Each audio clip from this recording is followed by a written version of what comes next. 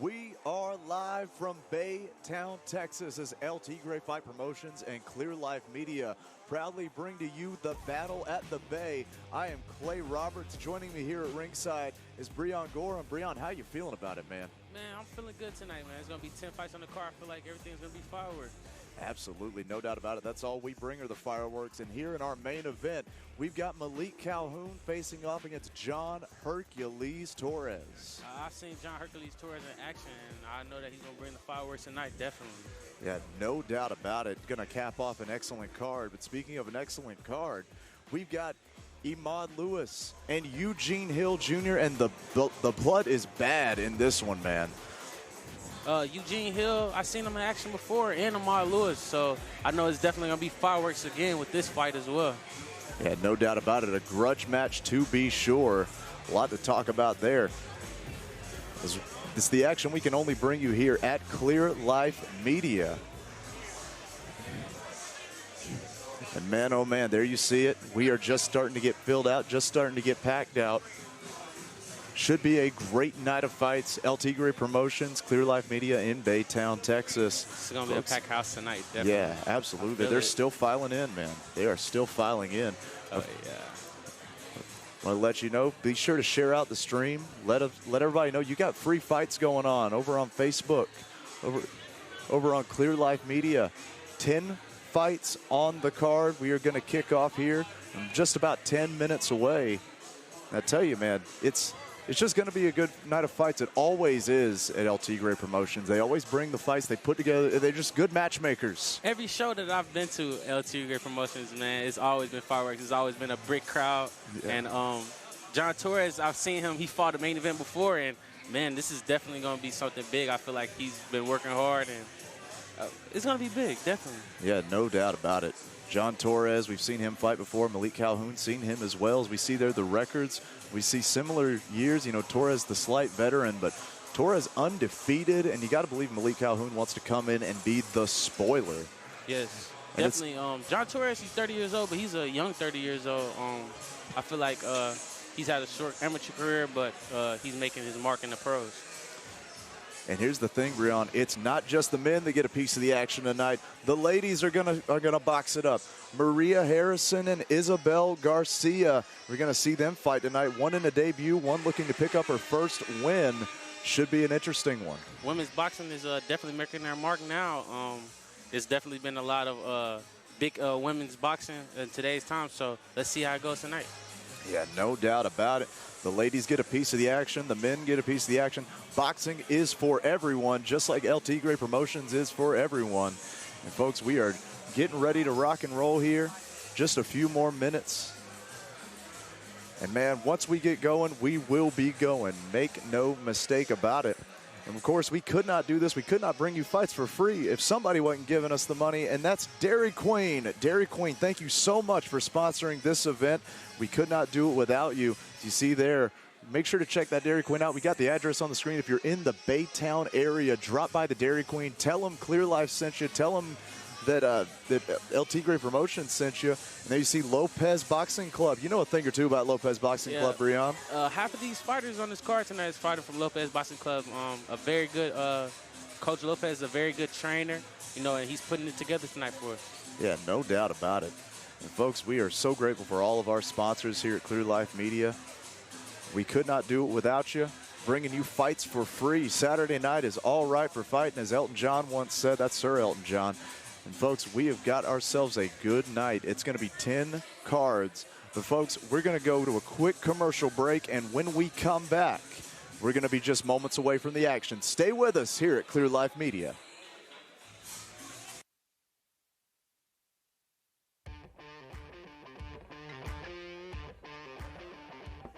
Another round.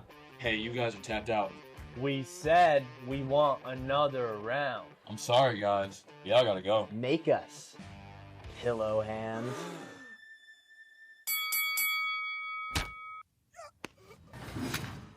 Injuries happen. Sometimes it's your fault. And sometimes it's not. So if you're involved in a car accident, slip and fall, or work injury, and it's not your fault, you need a lawyer who will fight every round for you. So call Lone Star Injury Attorneys, proud sponsor of Elevate FC and everything Houston.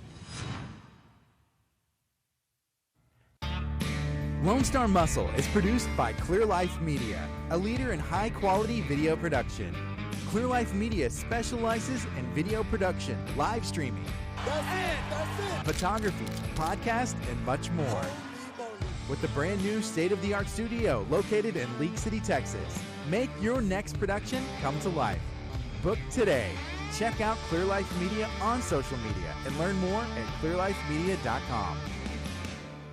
They're still the coolest cars on the planet. Every day, Vinny and the award-winning team in Muscle Cars of Texas restore and rebuild classic muscle cars. It doesn't get any better than this. Catch Lone Star Muscle Saturdays on the CW. Build your tomorrow. Welcome back, folks, to Battle at the Bay. I will be one of your hosts for this evening, Mr. Clay Roberts. Joining me, the man himself, Mr. Breon Gorham. Yeah. Yes, sir. I'll let you say it. Introduce yourself, man. For sure, man. It's going to be an electric night tonight. I feel it in the air just being here. I'm a part of Lopez Boxing Club myself, and I know that a lot of these guys are ready. Absolutely. Let's throw it up to the ring as we get ready for the playing of our national anthem.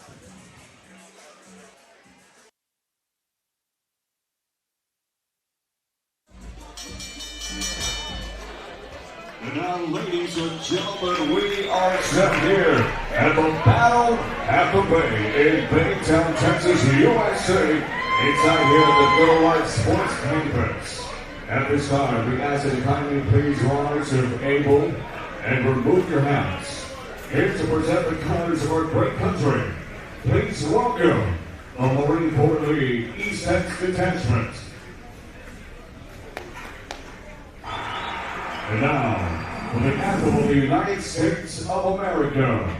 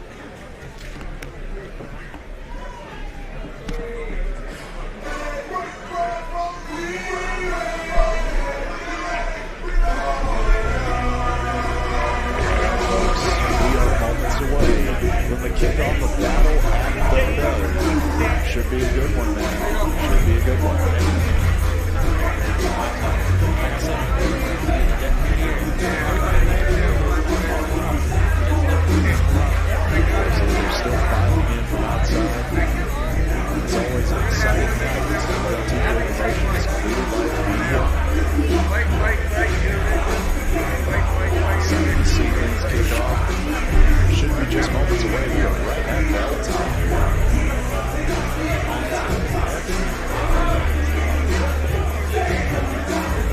Let's go around and get high in the ring. Maybe we can get things going.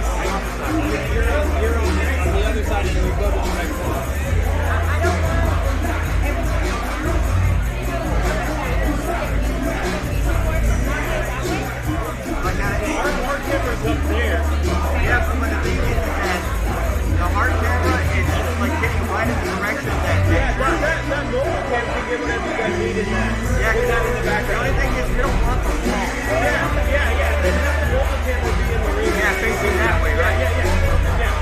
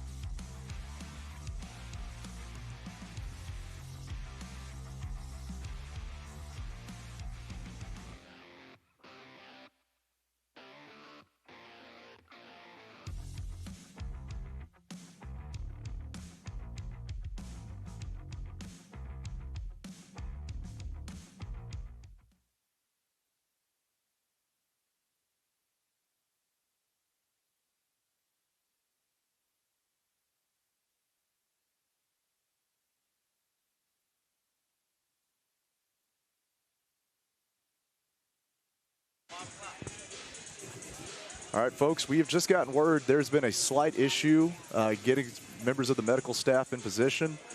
We got to make sure we have a doctor on site. Again, this is the sweet science, but it is a dangerous, dangerous sport.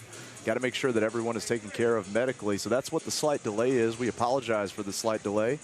However, we do appreciate you sticking with us. We just want to let you know, keep you informed, let you know what's going on, why we're just taking a little bit of a moment here to get things going. Once again, it's a health and safety issue. We just want to make sure we have doctors on site that can take care of the fighters. If, God forbid, worse comes to worse. It is boxing, folks. You're here for the violence, but we need repercussion, or we need systems in place to make sure that those repercussions don't reach their absolute worst. So we just want to, again, keep you informed. We will not keep you in the dark. And as soon as we're ready to rock and roll, we will let you know. Thank you so much for joining us. Clear Life Media, El Tigre Promotions, Battle at the Bay.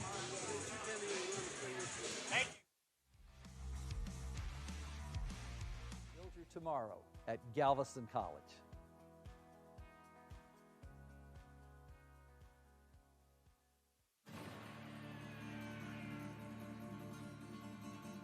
They are a beast all by themselves. They are so different than any of these other things that are on the road.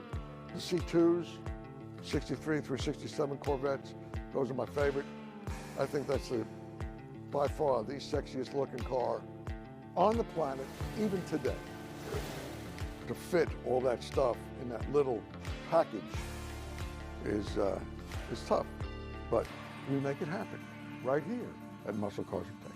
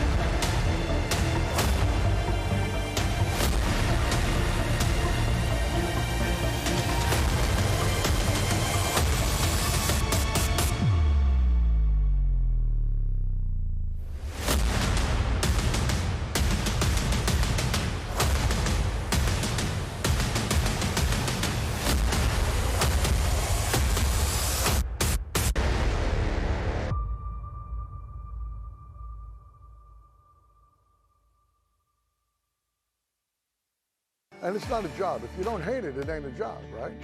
If you really like what you're doing, it's really not a job anymore. It's like I said, it's a calling. And I'm called to fix your car, so get them down here at Muscle Cars of Texas. Build your tomorrow at Galveston College.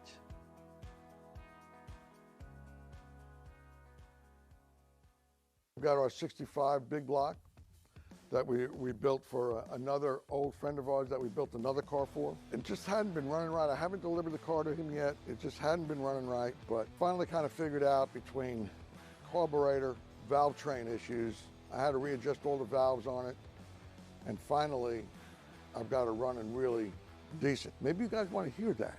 Wouldn't that be cool? Let's see if it's a crank. I mean, it's always the first time for everything, right? So let's see.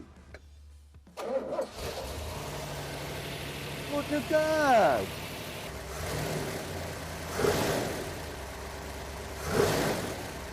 Now she sounds right and she's actually acting right. We do the best work. We want you to be happy with your vehicle right here at Muscle Cars of Texas. Build your tomorrow.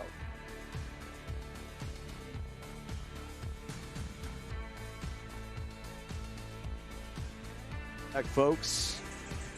to Battle at the Bay, brought to you by El Tigre Promotions and Clear Life Media. I am Clay Roberts. And I'm Breon Gorham. Yeah, Breon Gorham. I keep forgetting. I got to let you say your own name, brother.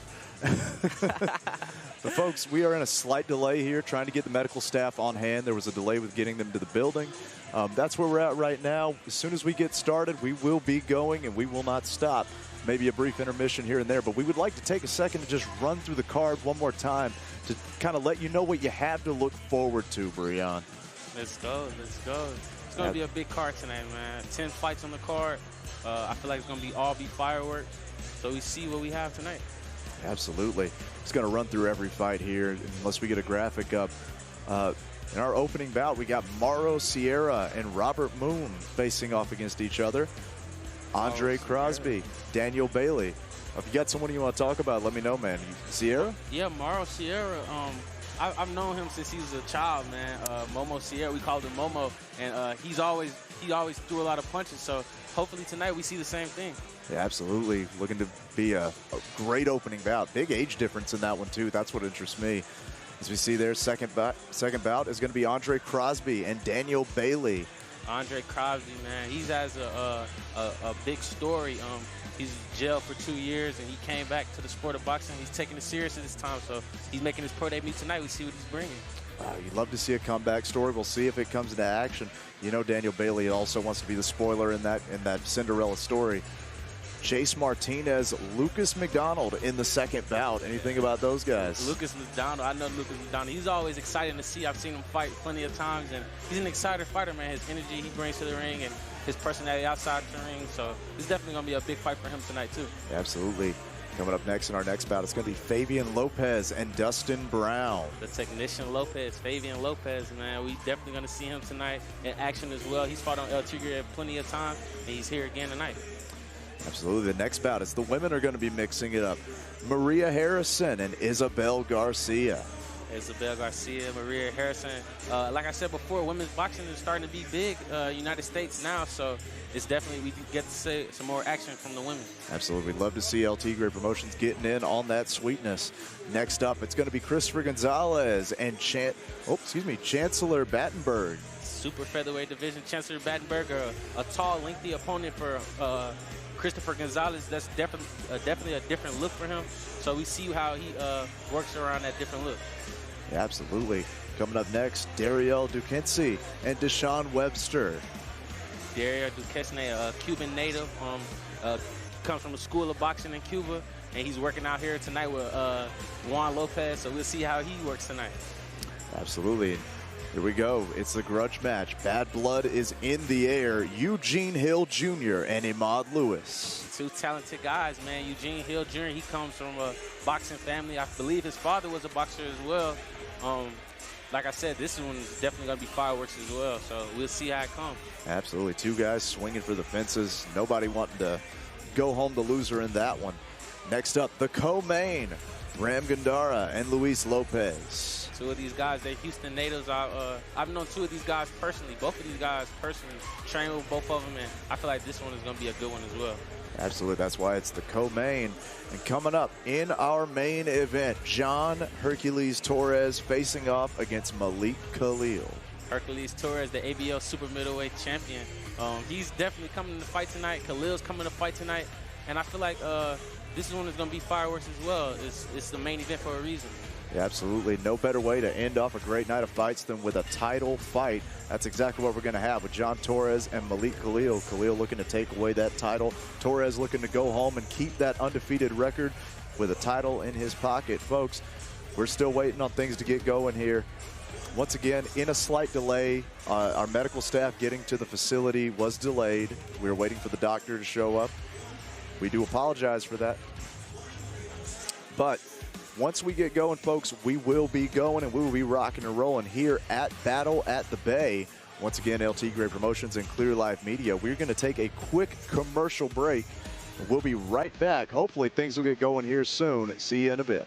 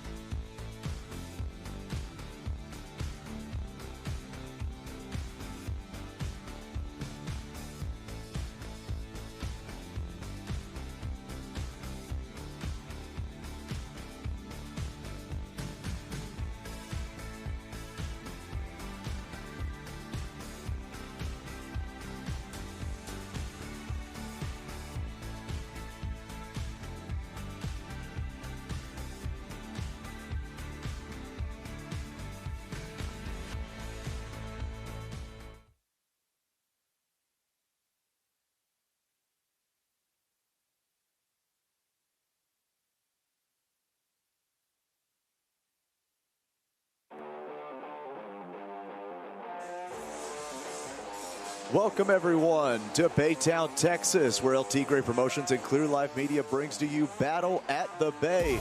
I am Mr. Clay Roberts, calling the action here this evening with Breon Gorm. That's right, Breon. We have got ourselves a great night of fights, 10 fights in total, starting a little bit late, but nothing wrong with that. As we see here, our main event, Malik Calhoun facing off against John Hercules Torres. Super middleweight for the ABO title, man. This is going to be a good one tonight. Yeah, no doubt about it. You know, speaking of good ones, we've also got ourselves a bit of a grudge match coming up. Eugene Hill Jr. and Imad Lewis looking to square off. Going to be fist flying, no doubt about that. Definitely fist flying, man. Eugene Hill's going to bring the firepower and Imad Lewis, so this one definitely going to be a good one. Absolutely. And folks, it's been a bit of a wait, but we are just about ready to kick things off here at Battle at the Bay. Let's throw it up to Jeremiah Gallegos in the ring as we get ready to kick things off.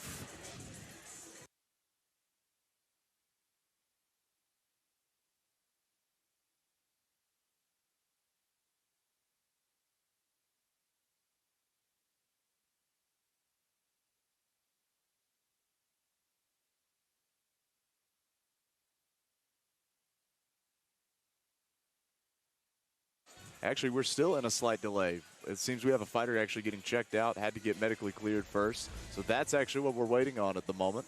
So all that pomp and circumstance, and we are still waiting. But that's okay, folks. We just want you to stay excited because we are excited here at Clear Life Media, here at El Tigre Promotions. Once again, I am Clay Roberts, calling the action here at ringside with Breon Gorham. It's going to be a good one, man. We just patiently waiting.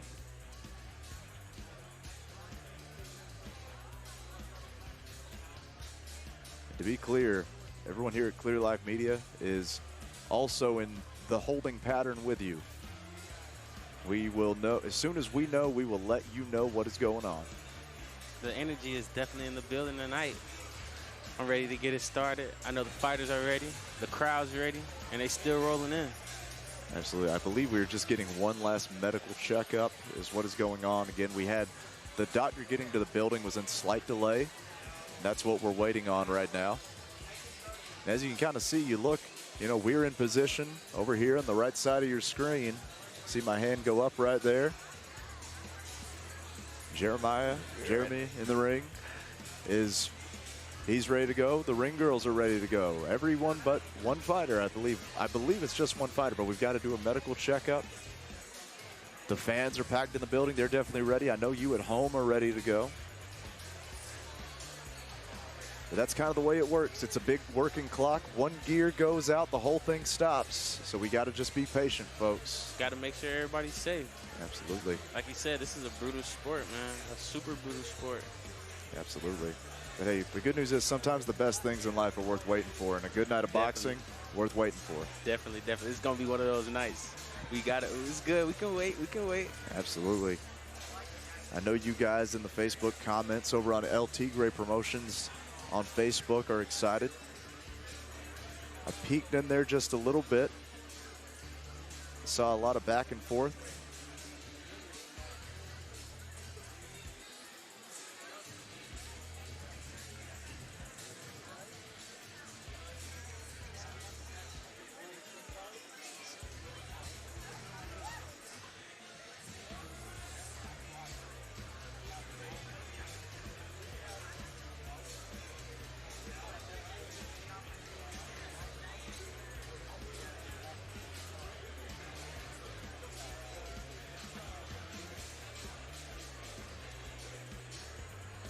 Thank you all so much again for joining us. I see you all. We got 82 people. Be sure to like and share out the stream. Let folks know they got free fights going on. They don't have to spend a dime tonight to see some action.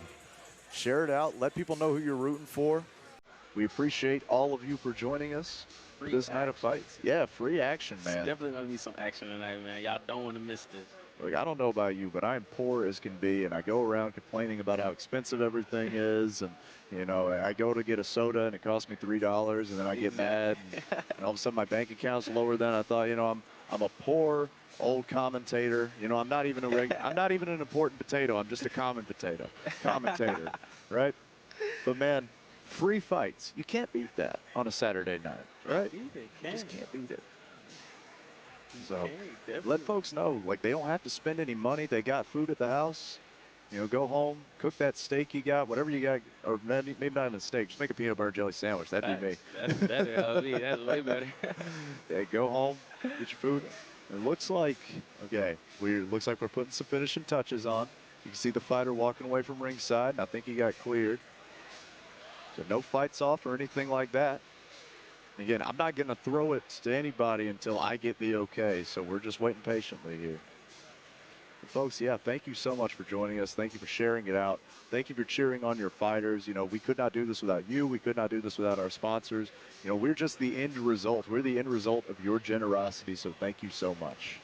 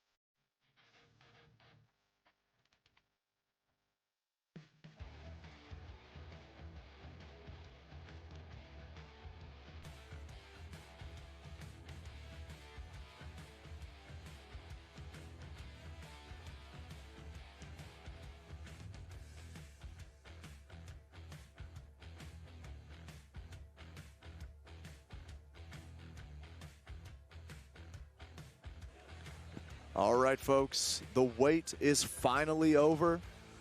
Let's get ready for our first bout as we throw it to Jeremy Gallegos.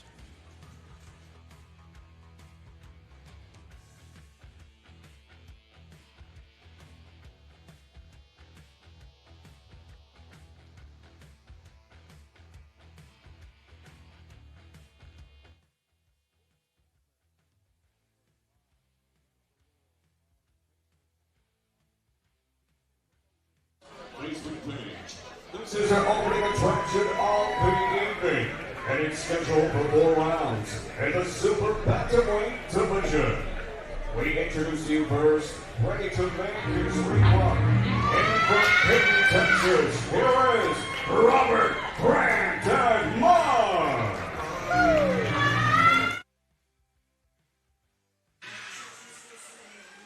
And there you see our first combatant of the evening, Robert Munn, making his way down. And folks, I want you to note the age. He is 37 years old. When we asked for a fun fact, he actually said he's a granddad. Young granddad right there. Older boxer, young dad. But, man, 37 years of age. And he's got, I don't know if he has a big fan base, but they are a loud vocal minority. You can hear him. You can't count anybody out in boxing, man. Boxing is a sport. Anything can happen. So, despite his age, he can come here and maybe have an upset. Who knows? Yeah, no doubt about it. I don't even know if I'd call it an upset. He's got 19 years of experience under his belt. Robert Munn, dancing, feeling good, making his way down to the ring. Folks, we are finally ready to go. It's actually his debut. He's been boxing, bit of a gym warrior. No fights under his belt professionally. Yeah, it's plenty of gym fighters, but when you step under the lights in the pros, it's a whole different ball game. No doubt about it.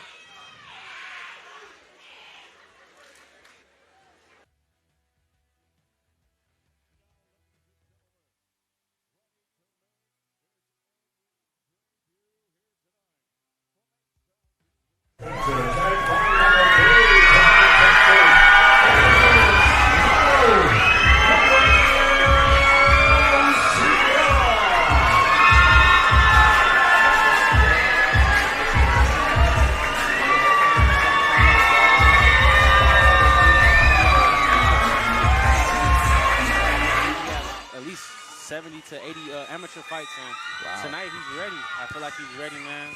His team looks ready. Yeah, and this building is ready. The roof blew off. No doubt he'll be the hometown favorite.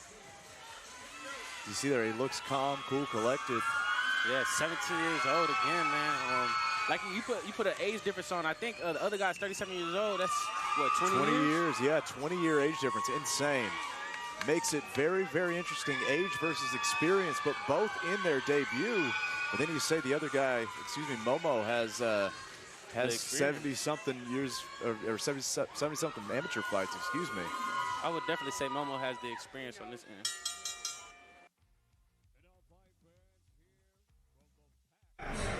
Go Live Sports Campus in Baytown, Texas. Streaming live on Facebook, powered by Clear Live Media. This is our battle at the Bay, opening attraction of the evening. And it's scheduled for 4 rounds in the Battenburg division.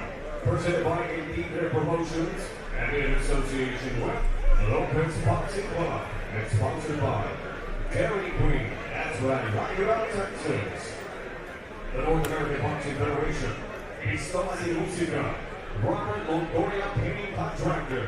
The American Boxing Organization, and their waiting hosts, J-Bar and Smokehouse and Barbecue.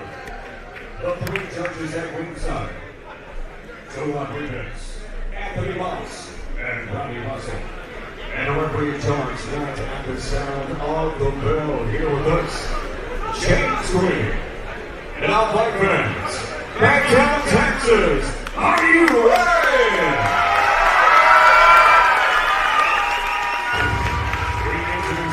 Tonight, right out of the blue corner, standing with Rodney Cox, Edward Sanchez, and Jesse Hernandez. Tonight wearing black with gold, they officially weighed in 119.2 pounds. Here this evening, ready to make his first appearance in the ring as a professional, fighting out of Katy, Texas, introducing to you, Robert Fuentes!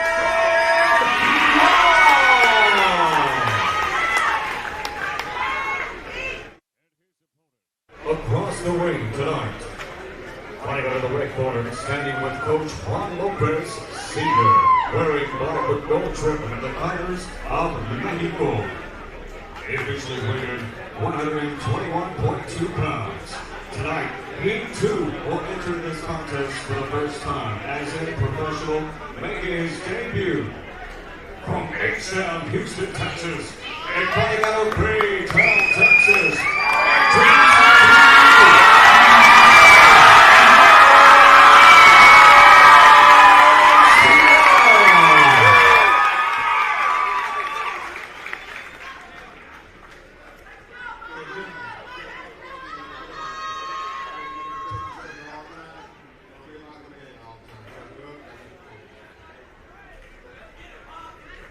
Referee James Green giving the instructions as we get ready for the first bout. And folks, this crowd is already energized. This is what we've been waiting for all this time, man. It's finally here. No doubt about it. Mauro Sierra, Robert Munn, ready to kick things off here at Battle at the Bay. Both men looking loose, looking relaxed. Here we go, round one. Yeah, let's go.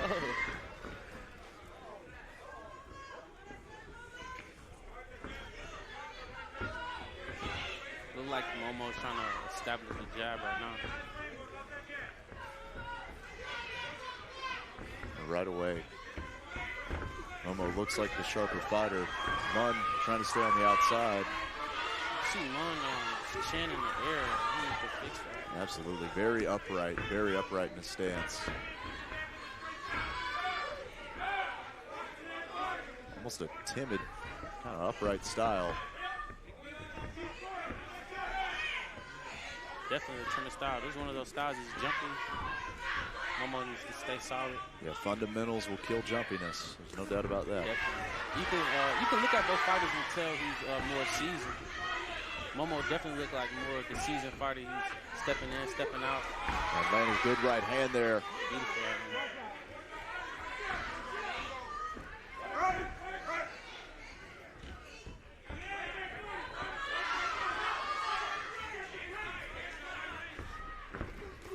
Beautiful right hand again. Over the top, his chin's in the air. Momo's chin's in the air. He's definitely there to get hit with that right hand. Yeah, no doubt.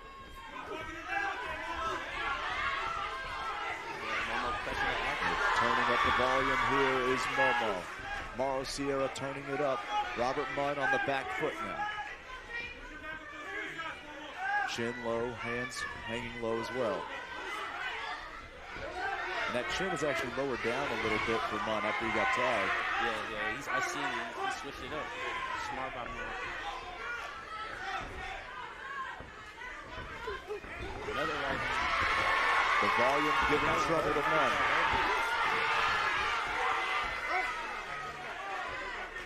The volume becoming a problem early with 1 minute left in the first round. I told you before, honestly, Momo was known for letting his hands go, throwing punches and bunches.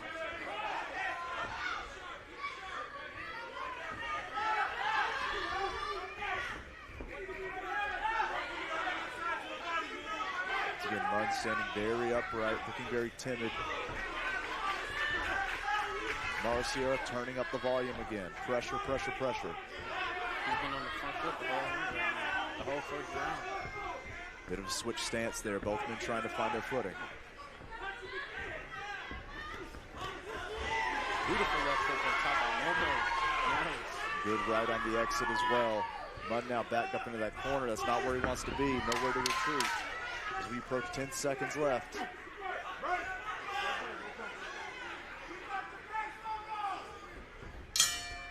Wild swing and a miss at the end of the round there by Munn. As we have started off with a flurry here. Definitely a flurry, man. Momo's comes to fight. Our guy, Robert Munn, looking real timid.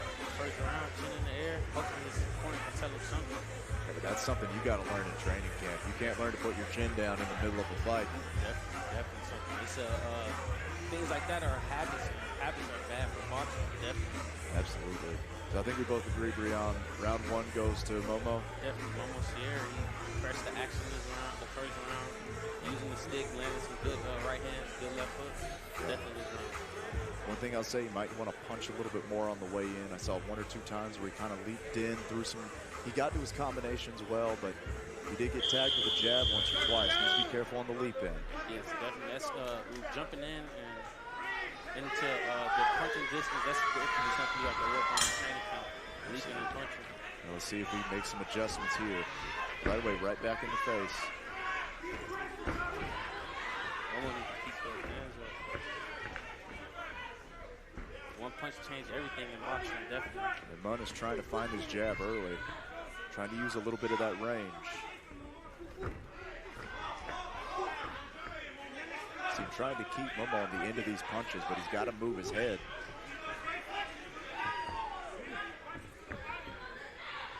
Definitely Munn's trying to keep him on the outside and use the jab.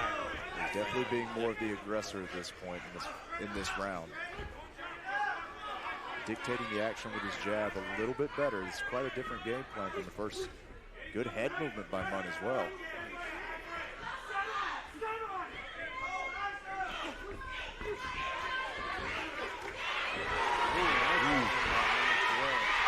Both trade.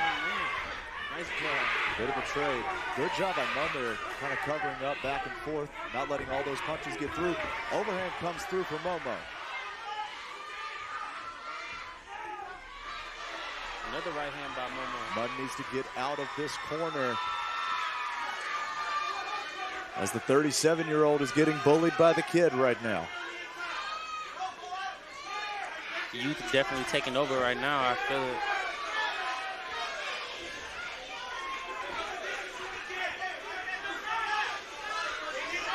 Munn once again crosses the feet up on the exit. Trying to find his jab, not a lot of power in it. Momo with pressure and volume. Momo is definitely putting a lot of pressure right now. I want to see how Robert Munn holds up as the next couple rounds come.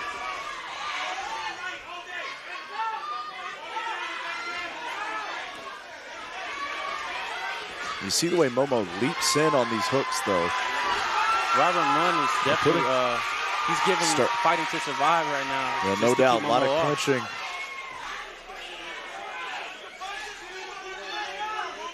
Big looping overhand. It's these punches that worry me, that big looping, leaping style. Momo's showing a lot of good things right now and of things he needs to work on as well. It's his first pro fight, 17 years old. A lot of growing, but he has a lot of I like that. as well. The jab to set up the straight, the 1-2.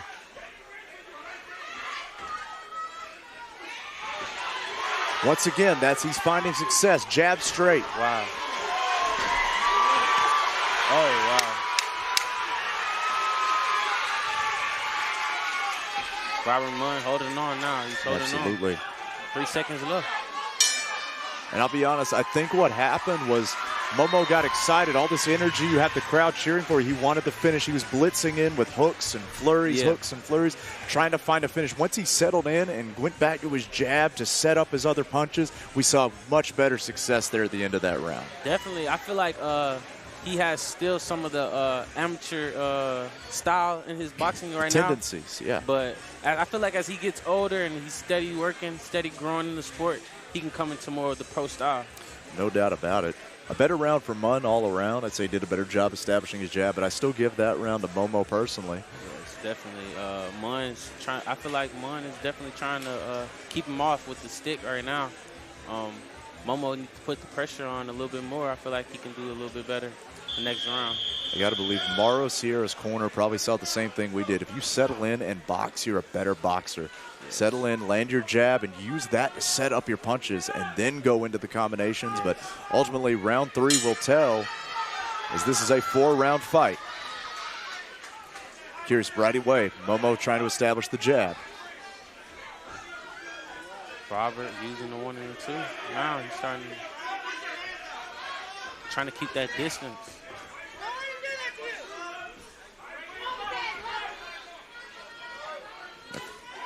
Oh, good trade there. Nice. And again, he's hurt. He's on the back foot. Momo looking to close the show. Walking down.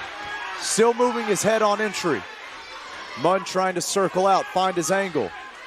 Just does not have the same power in the punches. Momo Sierra, I think they're going to stop it.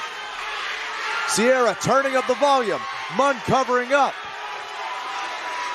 Volume, volume, volume for Mauro Sierra. He needs to show something. He needs to show something. And it's almost like Robert Munn is trying to load up for one big punch, but when he throws, his punches just do not have the power.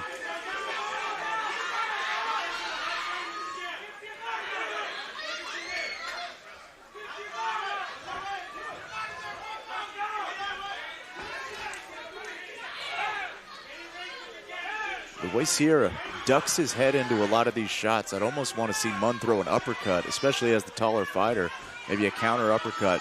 But right now, I think he's just trying to survive at this point. Yeah, definitely. He just took a big shot, and I feel like he's recovering now. And Momo's also recovering, too. He just threw a flurry of punches. Absolutely. Yeah, the corner of Sierra has to be careful. Make sure their man doesn't punch himself out. Good right hand again. Robert Munn needs to keep that left hand up. Momo is looking for that overhand. Good body shot there right here in front of us. Putting the volume on. It just seems Munn does not have the tools to keep Sierra off of him. Yeah, it's definitely a good right hand again. Beautiful right hand. It's definitely a experience gap. We can all see it. Down goes and Munn. Down goes Robert Munn. Gonna take a standing 8 count. Momo Sierra. This whole fight has been working up to that. That's it. That's the fight. Beautiful performance. Beautiful performance. He has he did a lot of good things this fight. Definitely his first pro fight, man. He has potential. Mauro Sierra coming away with the first victory of his young 17-year-old career. Congratulations, Momo. 17 years old, man. 17 years old. Still a lot of growing to do in the sport of boxing, man. Yeah, no doubt. I got confidence in his team that they'll move him in the correct way, the correct fights, and he can make a mark in the sport of boxing, definitely. So as you see there must be a winner, there must be a loser. Robert Munn could not pull it off. You see the disappointment in his face as he could not finish. But there you see, that's the corner. That's the winner. Definitely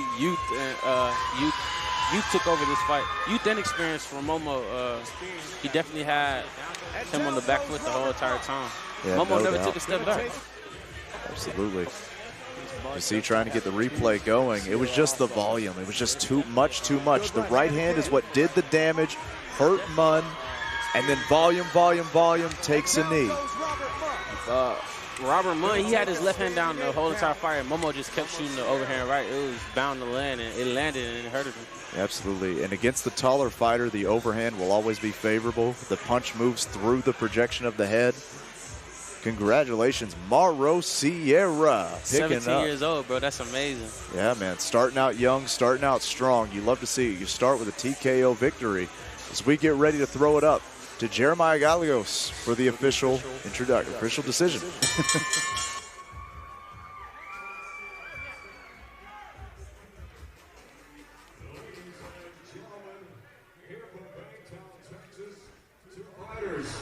Coming to the ring for the professional debut and definitely swapped it out. How about a huge round of applause for both of them here in Siberia.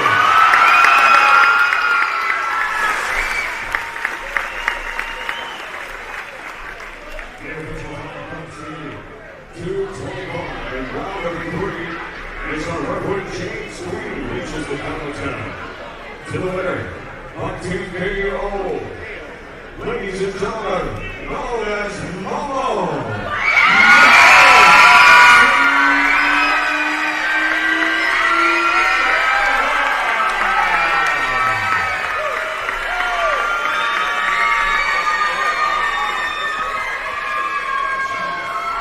Congratulations once again to Mauro Sierra picking up a victory in our first bout of the evening. Electrifying, man. He was definitely electrifying and exciting to see, man. Can't wait to see him come back and do it again. Yeah, no doubt about it. Much more to see out of that young man. Keep your eyes on him. Got a great fight team in his corner. Yes, definitely a great fight team. He's led by Juan Lopez. I feel like a legend in the sport of boxing. And he's only going to go up one. Absolutely. As we get the ring cleared and we can get this ball rolling, keep this ball rolling as we move on to the second fight of the evening.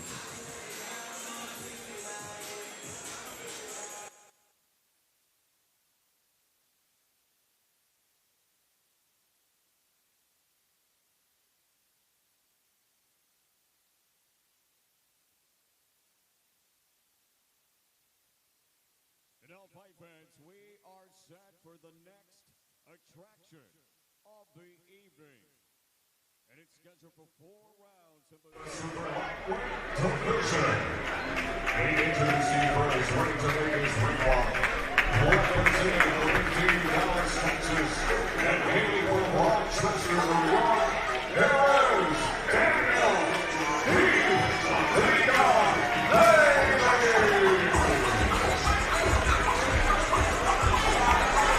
Daniel Keith Bailey.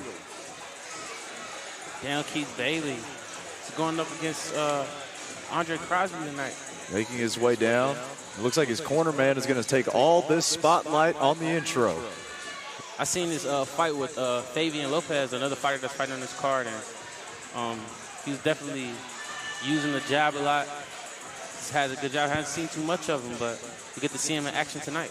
Yeah, no doubt about it. We actually don't have a lot of information on our card, so I can't give you any facts, but you just listen to Jeremiah. He'll tell you the records. He'll tell you everything you need to know. Daniel Keith Bailey, ready to rock and roll as the blue corner contestant stepping into the ring, getting ready to wait for his opponent.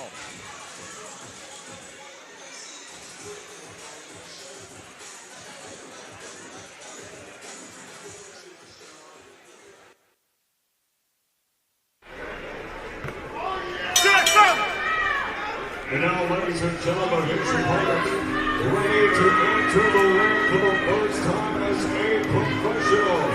And from the Springs in Houston, Texas, here is Anthem, the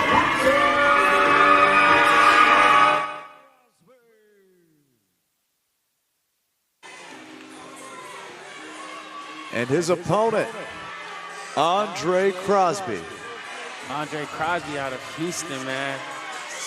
He changed his whole life around, flipped his whole story around, did 2 years in a penitentiary, came home, got serious about boxing, and now he's here making his pro debut. Only the sky's the limit for him, man. Love he put in a lot of work. It looked like he put in a lot of work. He's led by also Juan Lopez Boxing Academy. Absolutely making the debut here. 33 years old. 33 years old. 9 years training, man. I trained with this guy also for a long time, and I seen his seriousness about the sport of boxing now than it was years ago, and he's definitely a whole different person. Absolutely. You'd love to see, sort of a rags to riches story in a sense. That's what he's looking to do here tonight in this debut matchup. Daniel Bailey, no doubt, looking to be the spoiler. Crosby will be the crowd favorite, folks. You hear it there. As we throw it to Jeremiah Gallegos for the official introductions. We continue the action from Baytown, Texas. This contest is scheduled for 4 rounds of the super lightweight division. And it's sponsored by J-Bar M Smokehouse and Barbecue, and by Punch-Out Management. Our referee here in charge of the action tonight is referee Alex. Hello. We introduce you first, ladies and gentlemen, to my left, fighting on the blue corner, standing with Coach 2, wearing black with white, officially weighed at 139 pounds. This evening, he enters his contest for the 6-time SA professional, hailing from Rochester, New York, and representing and fighting out of the Big T, Dallas, Texas, here is Daniel Bailey.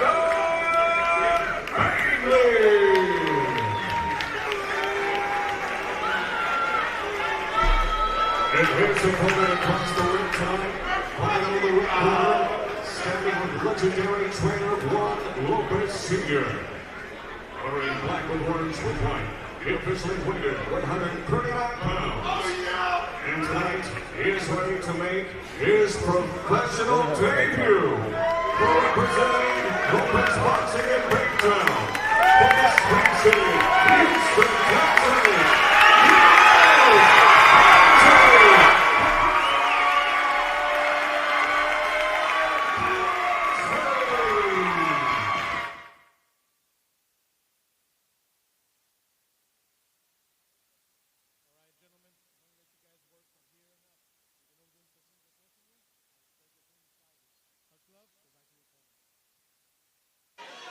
Alejandro Leon, the third man in the ring for this matchup. As we get ready, Daniel Bailey, Andre Crosby, ready to go. 4 rounds in the super lightweight division, man.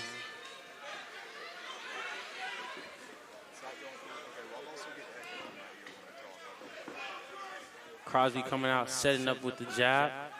He's putting a lot of pressure on, man. He's setting the pace. Daniel Keith playing the boxer role, moving on the back foot. Yeah, and Keith also the southpaw. He's going to have the advantage in the footwork. Especially if Crosby doesn't know how to play that game. Of cutting the ring off. Well, it's all about footwork. You see right now, though, Crosby is giving chase. He needs to find his angle. Giving chase, giving chase.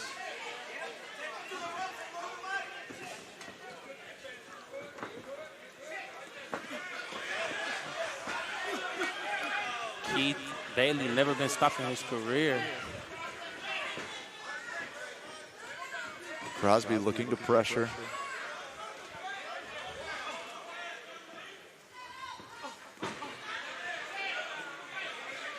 Bailey looking to find the angle, keep the outside foot.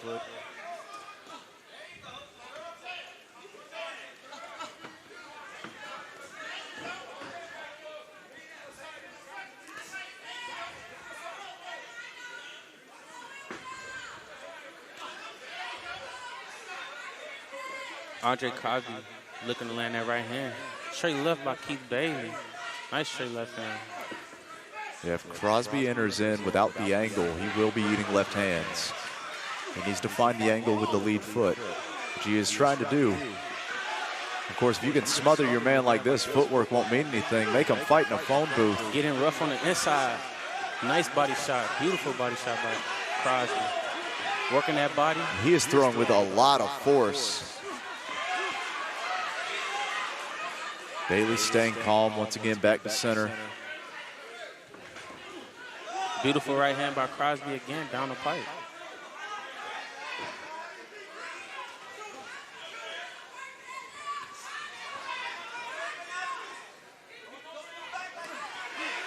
Keith Bailey is definitely looking real calm.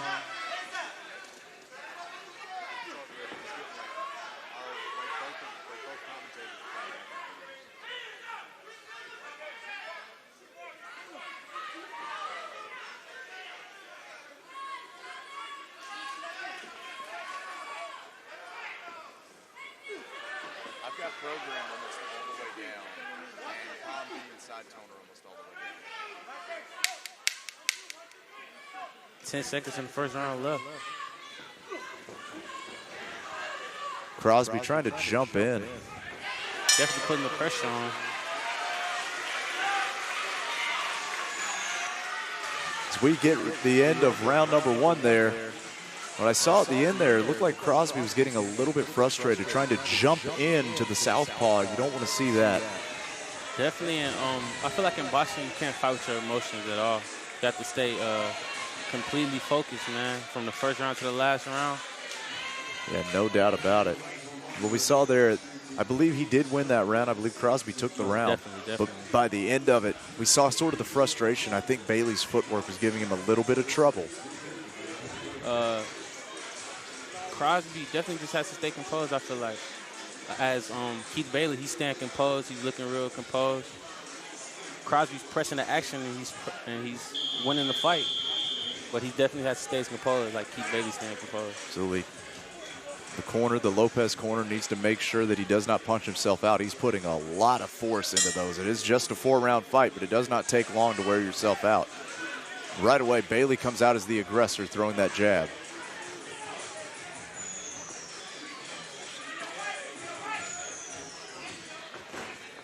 You see that the reaching from Crosby.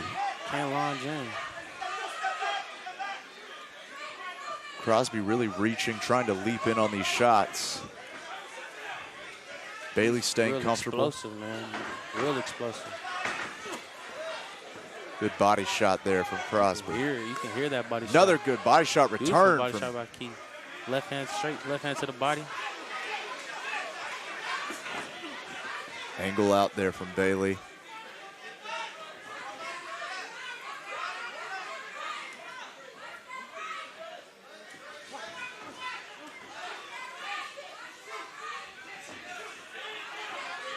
Another straight left hand downstairs for Bailey. Yeah, I believe Bailey has found the rhythm here. He's found his distance. Crosby again. He's trying to be the aggressor, but I don't know if the footwork, if the skill set is there. Time will tell. The calmness. Beautiful straight right hand by Crosby. On the way out, left straight right to the body.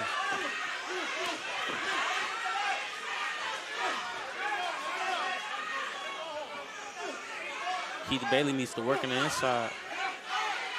He's just sitting there taking shots. Good right hand on the exit by Bailey. Good left again, and then Bailey's a right. Trying to press him. Uppercut by Crosby. Nice work.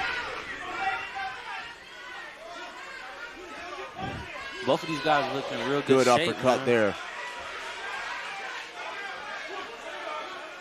And you're right, Bailey not having the success on the inside, needs to find his angle. He's having a lot of success with straight punches. He's letting Crosby fight in his distance. Crosby, the shorter fighter, the smaller reach. He's letting him get in the inside and work.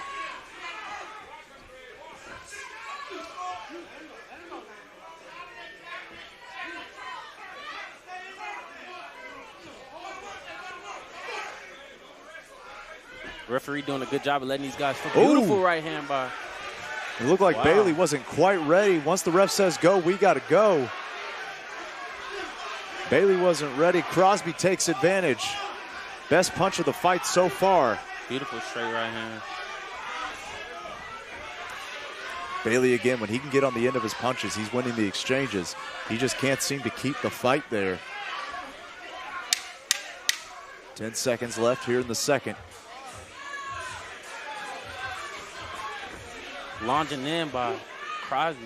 Yeah, he is hopping in on those. Once again, I believe round 2 goes to Crosby. No doubt landed the better punches.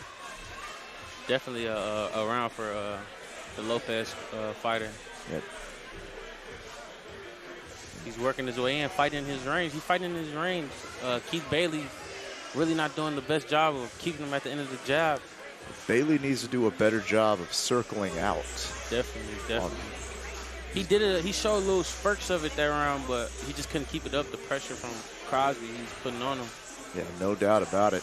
Especially with the way Crosby is charging straight in. Like a bull, straight Absolutely. charging. You don't stand in front of a bull. You move to the side. You got to move laterally. Exactly. No doubt. Let's see what Keith Bailey corner tells him. What adjustment they can make, because this is definitely Crosby's fight. So far, I got to believe you're down 2 rounds to 1, at least in the eyes of the judges. But it is, you've been in the fight. He has a snappy jab.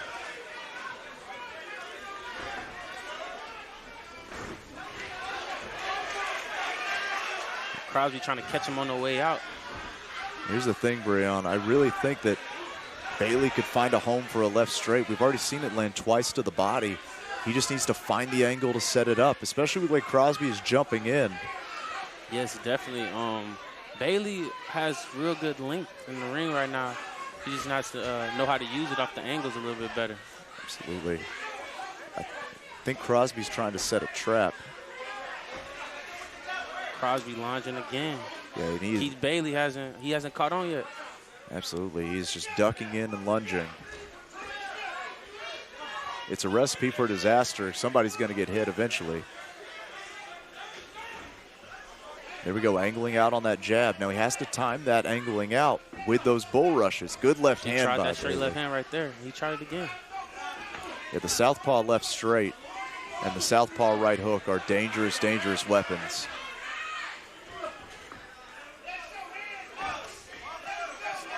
Good long jab. Bailey made that switch over to the right hand to land that jab to the body. See the way Crosby's backing up. He's done this before, but I believe it's a step back just to do a lunge forward. Good left hand by Bailey. Hand down the pipe. Bailey now winning the exchanges as Crosby moves in.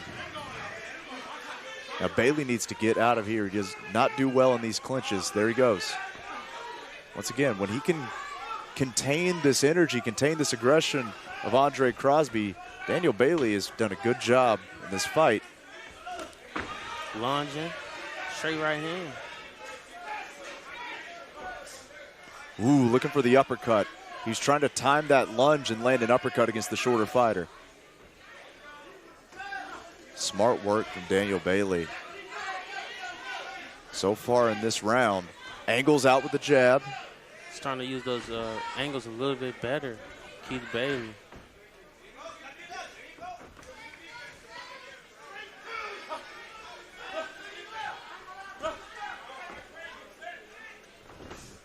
Oof.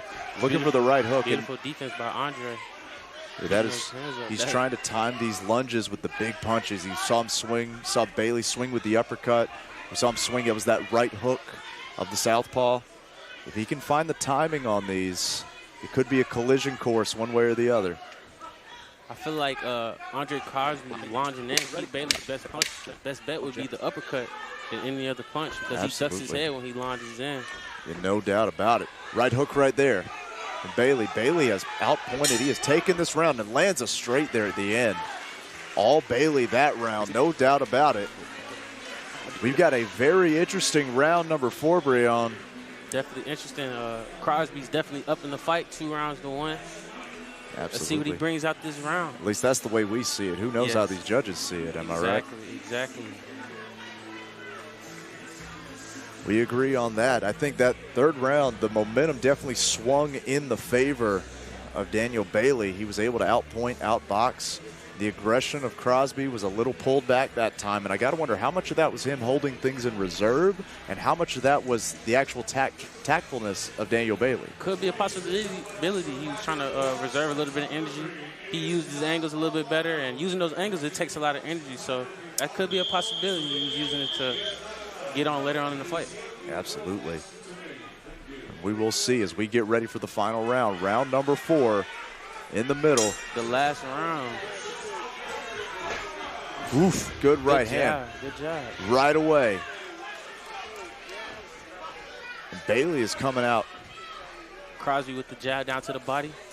Looking to meet that aggression. The right hook lands. Glances off the top of the head of Crosby.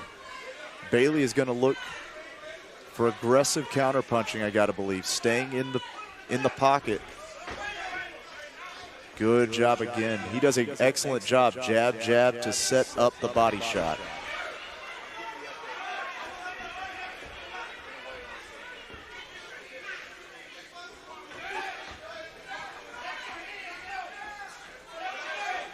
Battle of the jabs right now. Both fighters trying to establish that distance. Crosby firing off. Crosby's work is definitely inside. He never needs to get inside to stay at the outside from Keith Bailey's jab because Keith Bailey only had success on the outside. Absolutely. The problem is he has to close that distance, and Bailey's landed some good shots. Good right hook. By Keith Bailey, beautiful. And again, we're seeing the charging straight in. Stay at the outside from Keith Bailey's jab because Keith Bailey only had success on the outside. Absolutely. Crosby on the assault. The problem is he has to close that Trying to close that distance. Bailey having none of it. Good right hook. Bailey's in good position to angle out here. If Crosby lunges, it could be a bad situation. Crosby looking a little square, man. Just a little square.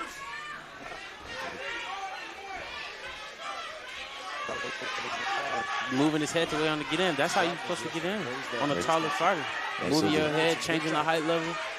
Trying to move in, trying to swing for the fences. Bailey staying calm, keeping it right at the end of that jab. Right again. He tried it again.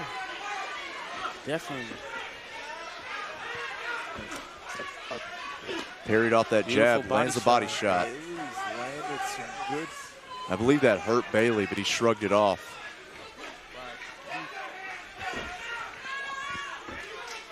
You want more of that against the taller fighter. Get in and land the body shot if you can.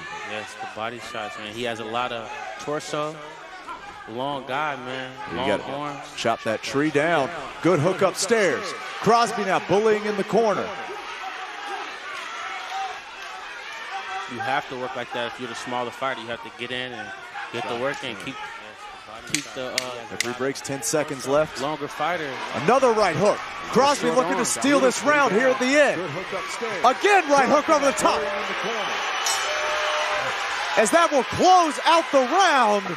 Beautiful fight. Beautiful finish by Andre Crosby, man. Crosby absolutely finishes strong. We saw the heart. You called it the Cinderella story from, rags to riches. I believe he stole the show there at the very end. A very close fight. Awesome but I think Crosby pulled it off. Yeah, no doubt. I have it 3-1. As we get ready, let's see some of the highlights of that fight. Like I said before, man, being the smaller fighter, you have to work your way counter in. right hook from Bailey. That was a beautiful counter right hook, only because he was on the outside. Keith Bailey had great success when he kept him on the outside, but in the inside, it was all Crosby. See Crosby charging the aggressor. This is the close of that 4th round. As Crosby decided he just wanted it more, and I think that's what got it for him. Aggression, aggression, right hand over the top, wobbles Bailey. Right there, man. A lot of energy. As folks, we get ready as we are going to throw it up to Jeremiah Gallegos for the official decision.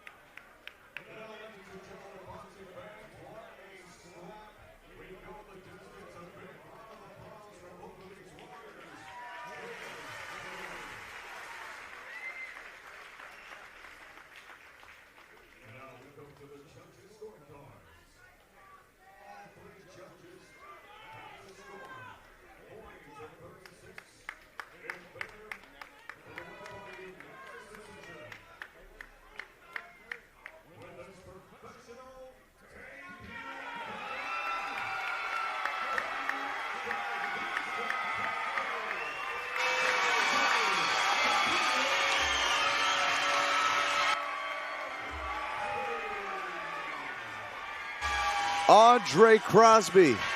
Andre Crosby picking up the first win of his career. 4-round decision, man. Beautiful aggression and performance of Andre Crosby. No doubt. It was the aggressor versus the boxer, and the aggressor takes this one away.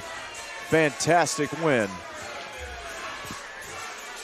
You love to see it.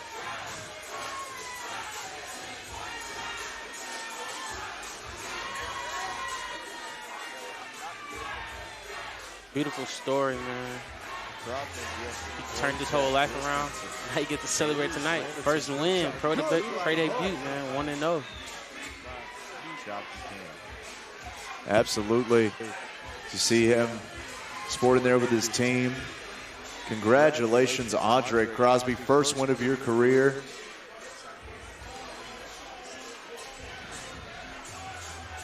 Awesome, awesome fight for that young man. As we get ready to move on to our 3rd bout of the evening.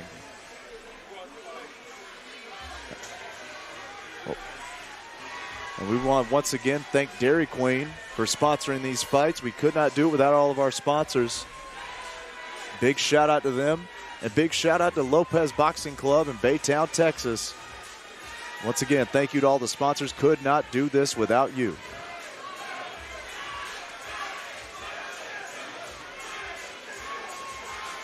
Let's throw it up to Jeremiah now for the official announcements for our 3rd bout of the evening.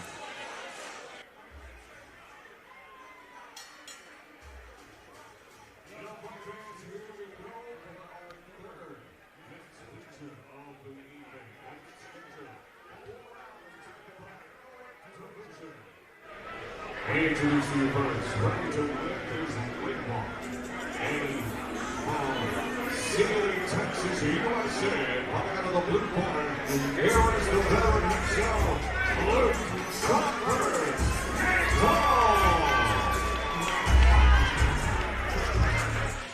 Luke McDonald, exciting fighter, man. He comes with a lot of energy every fight I see him. You know, with the cowboy hat coming out, you can see it in his eyes. He looks ready, intense, man. Yeah, no doubt about it. We love a character in our sports, and anyone with a cowboy hat got to be double tough, especially in Texas. Definitely, man, definitely. Making his way down, Lucas McDonald, ready to roll. He has a 1-12 record, according to my books. 1-12, definitely 1-12 record. But man, like I said before, you can't overlook anybody in boxing. One punch change everything, and anything is possible in the sport. Yeah, no doubt about that. As we get ready to meet his dance partner.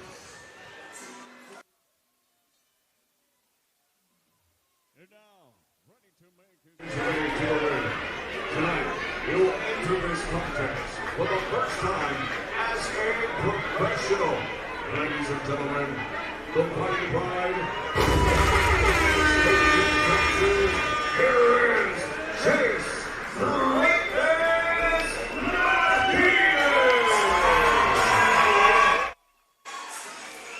Chase Martinez making his debut here. Haven't seen too much of Chase Martinez, man. I seen him in the back earlier, man. He's cut up, bro. He's real cut up. Ready for this fight, ready for his pro debut.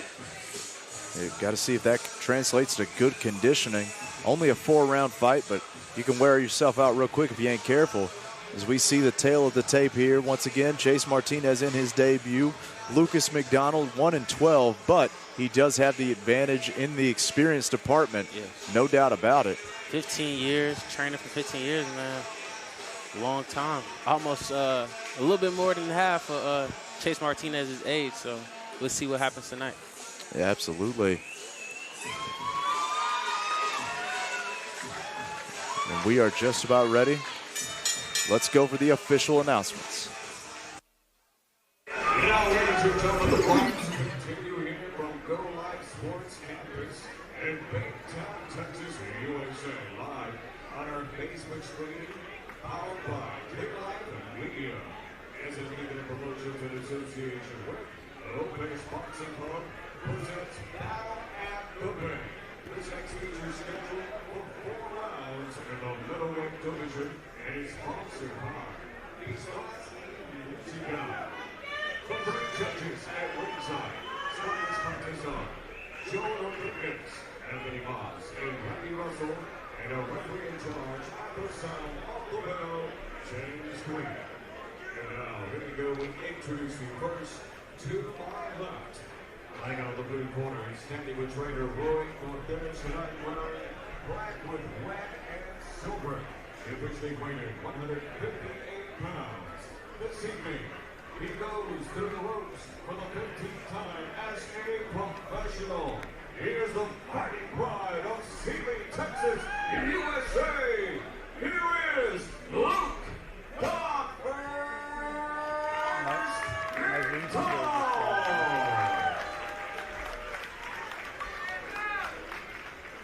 And his opponent tonight, across the ring, fighting out of the right corner, standing with Carl Perry.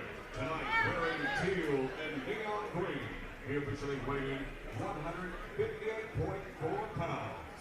Tonight, his future prospect is ready to shine here in the ring for his much anticipated debut. He is the 2023 Houston Golden Gloves champion and formerly nationally ranked at number 11. Ladies and gentlemen, we introduce to you the Fighting Pride of Bryan College Station. Here is the one, the only, Chase Martinez.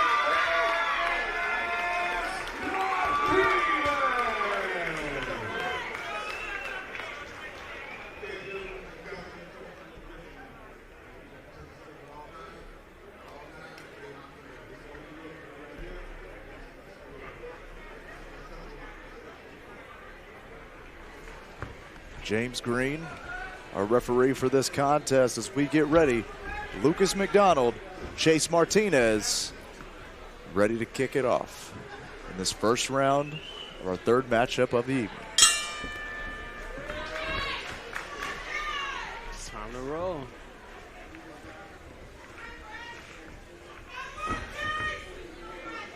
I think I noticed right away, McDonald very flat-footed. Heels very flat, and he's going to pay for it. Takes a couple jabs there from Martinez. Flat-footed. Maybe he's planning on the shot tonight. Good body shot from Martinez. He used the jab to set it up.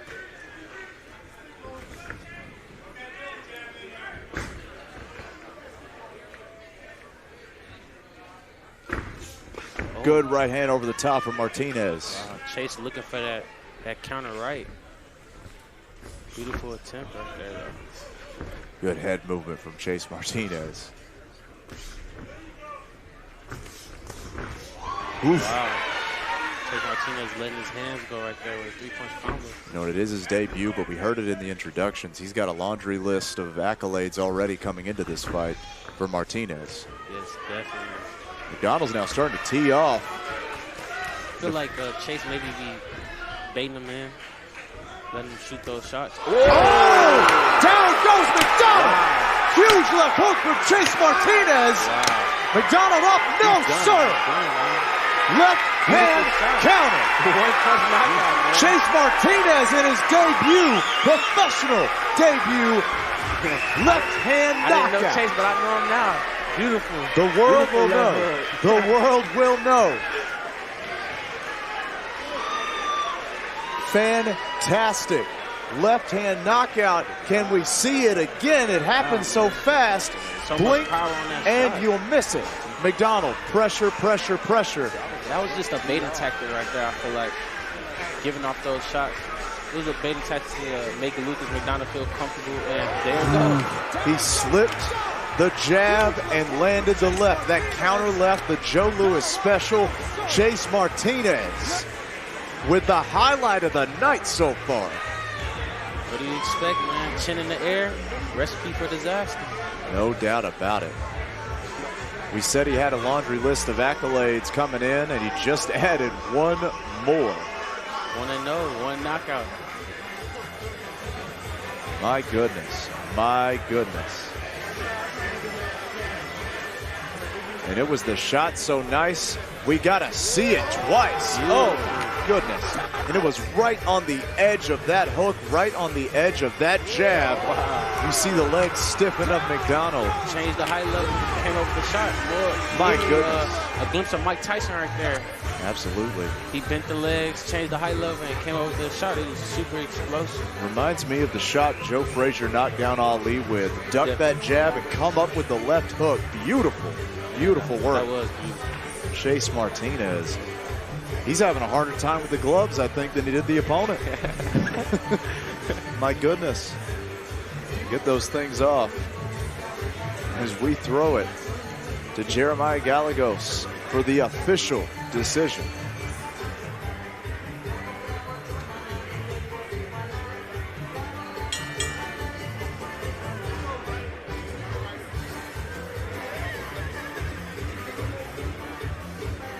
And now, ladies and gentlemen, here from the Gonzalez Sports Campus in Baytown, Texas, the end comes to you at 1:25 as a referee James Green puts a wave to the contest to the winner by KO victory with his first professional victory. The fighting pride of Bryan, Texas, Chase Green.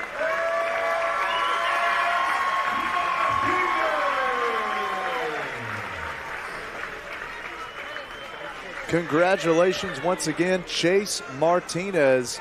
Young career, fast start. Yeah, man. He showed a lot of power this fight, man.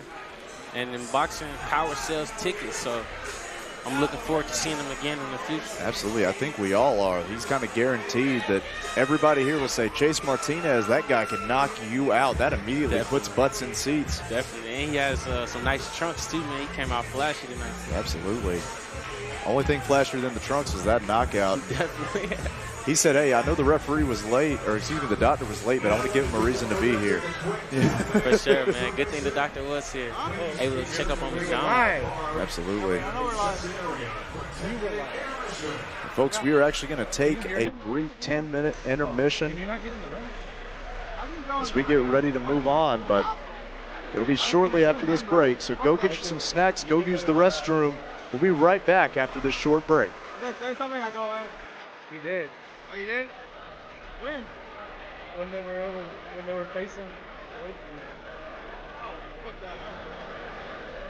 I go next time, man.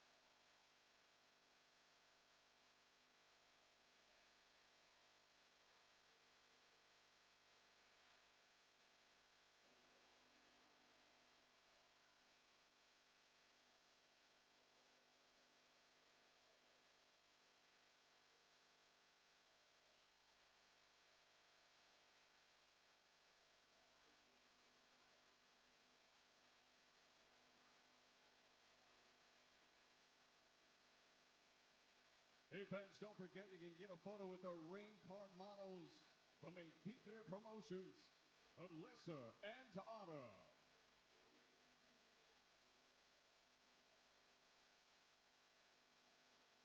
Once again, our beautiful rain car models are walking around here in the venue. If you want a photo with them, this is your chance. Alyssa and Autumn here for the photos just for you.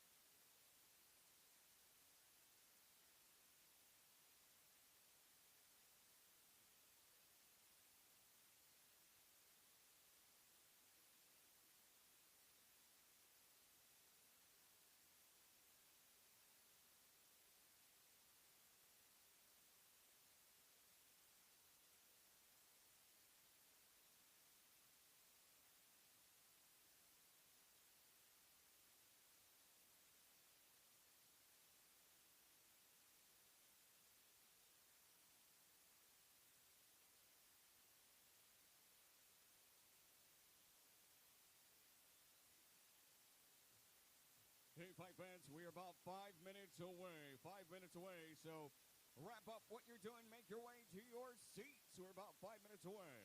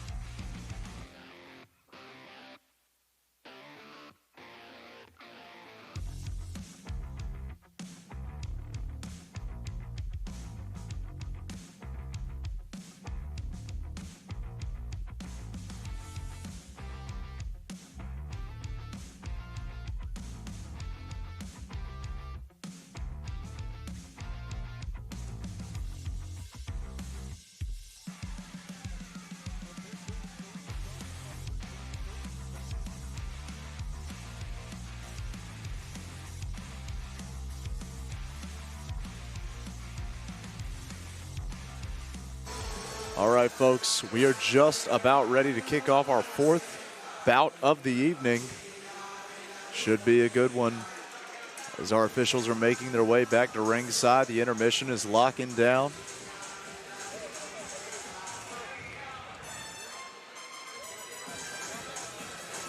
Get ready to start it up again, man.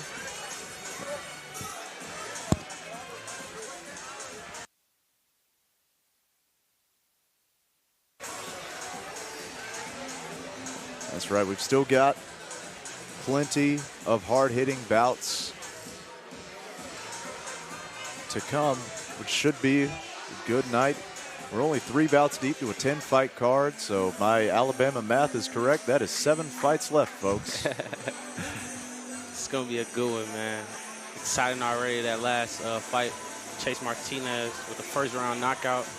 Beautiful knockout with the left hook, man. And no doubt, first-round KO, finishing Lucas McDonald. That's already up. If you missed it, it's already up on Clear Life Media's Instagram page.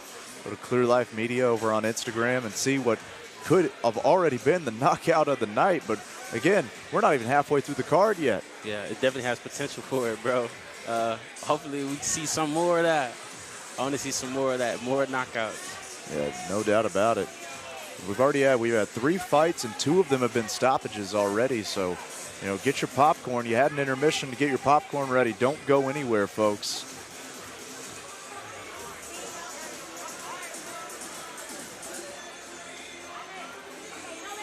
As we await, once again, judges getting settled, ringside officials getting settled in. They had to take the intermission as well.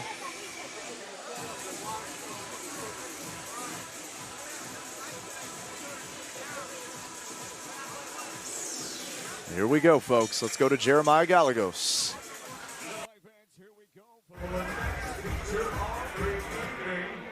It's scheduled for 4 rounds in the lightweight division. We introduce to you first, ladies and gentlemen, out of the blue corner, representing the Ivory Coast, here is Dustin Afro-King Kong. Wow!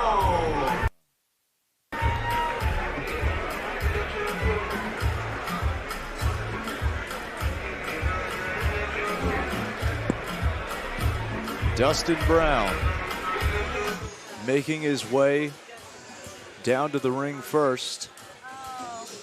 We get ready to kick off our 4th bout of the evening. We are all waiting patiently for Dustin Brown. It's Dustin Brown's night, man. I guess he can take his time. Well, I'll go home. He can take his time.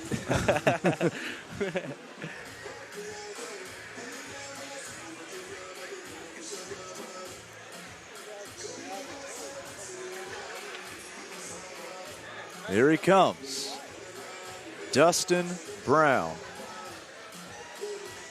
Music sounds like he's come from some type of African descent, maybe Nigerian. I believe he is. I saw people in the comment section over on El Tigre Promotions Facebook page saying all of Africa is with you. So good call on that one, Breon. Yeah, for sure. Dustin looking real ready. Representing a continent. There's got to be a lot of weight on your shoulders, but he looks like he's in shape to carry it. Yeah, man. I know that boxing in Africa is starting to be real big, too.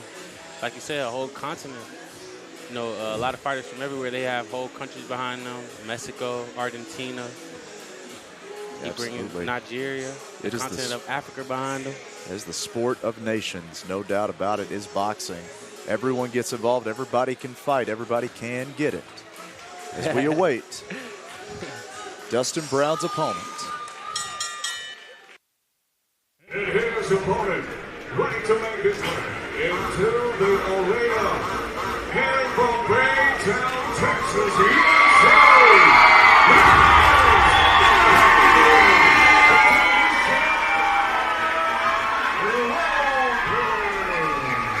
The technician, man. He's been here before. I believe this is his 9th pro fight. He's coming in ready, man. Yeah, Fabian Lopez making his way down, full of energy. He is the hometown boy from right here in Baytown. Baytown, Texas. He comes from a background of fighters. I believe his dad trained with Juan Lopez. So it's basically like he grew into the sport, was born into the sport. And he's here just taking up the legacy. No doubt about it. As we see here, the tail of the tape, Fabian Lopez will have a height advantage, experience advantage, and he is 8-0. But Dustin Brown, 2-1, going to look to come out and hopefully put the first loss in that O right there. Put the first loss over in that column. But obviously, Fabian Lopez, the technician, not wanting any of that, so should be an interesting bout. We'll see what happens. Definitely interesting.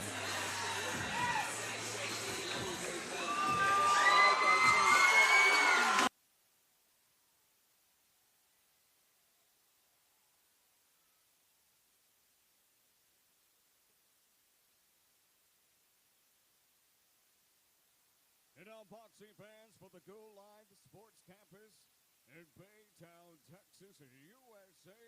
El Tigre Promotions and Lopez Boxing Club brings you Battle at the Bay, our next scheduled bout of the evening, and it's scheduled for 6 rounds in the lightweight division. Sponsored by Dairy Queen in Baytown, Texas. That's what I like about Texas. The 3 judges at ringside scoring this contest are Joe Rodriguez, Anthony Moss, and Randy Russell. And a referee in charge of the action at the sound of the bell, Alex Leon. We introduce to you first, ladies and gentlemen, to my left, and fighting out of the blue corner, standing with James Presley, wearing white tonight. He officially weighted 135.4 pounds. His record, 3 bouts, 2 victories, and only 1 blemish. Coming to us from Charlotte, North Carolina, and representing the Ivory Coast, here is Dustin Hackba King Kong Brown.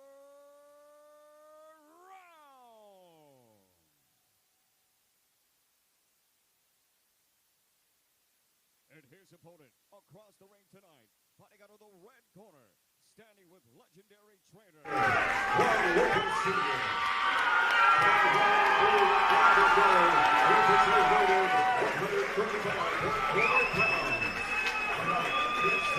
His contest, flawless, 8 bouts, 8 victories, with 2 wins by royal knockout and no defeats. He is undefeated, and he is also the pride of Baytown, Texas, USA.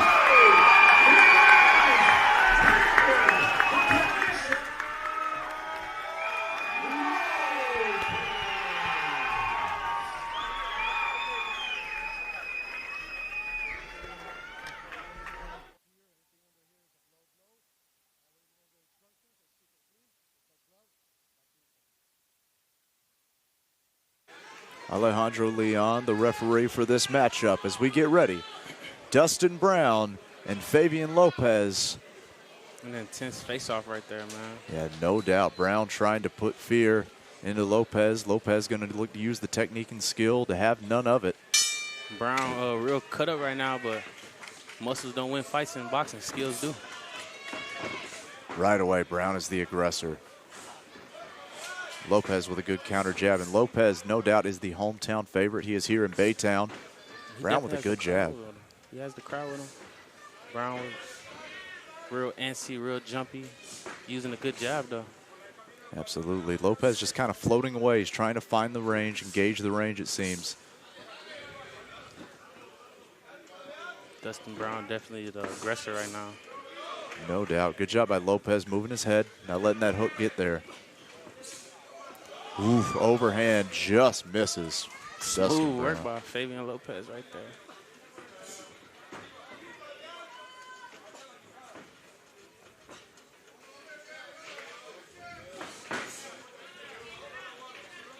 Battle of the jabs right now.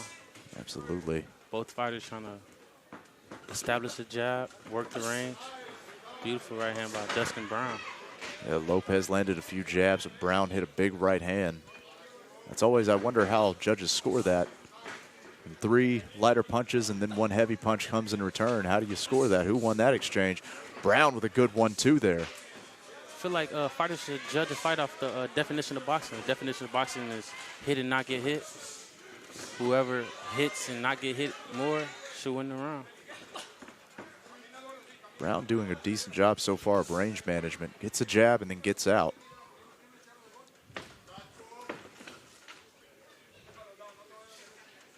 He needs to be careful to not overextend, though. He is the shorter fighter. Definitely. Good left hook there by Brown.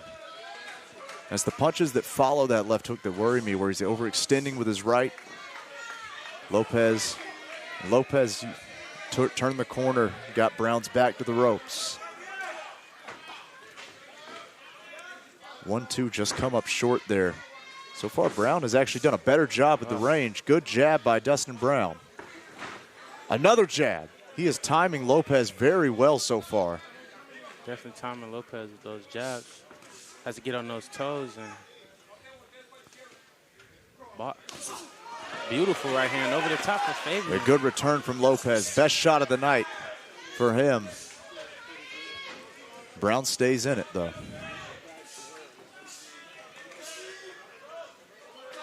Brown now trying to bully Lopez against the ropes. Oof. Dustin Brown looking like the stronger fighter of the two right now. No doubt his timing has been excellent so far in round number 1. Again, good left on the exit.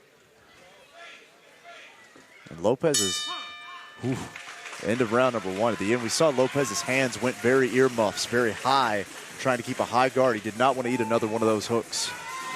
Dustin established his jab that round.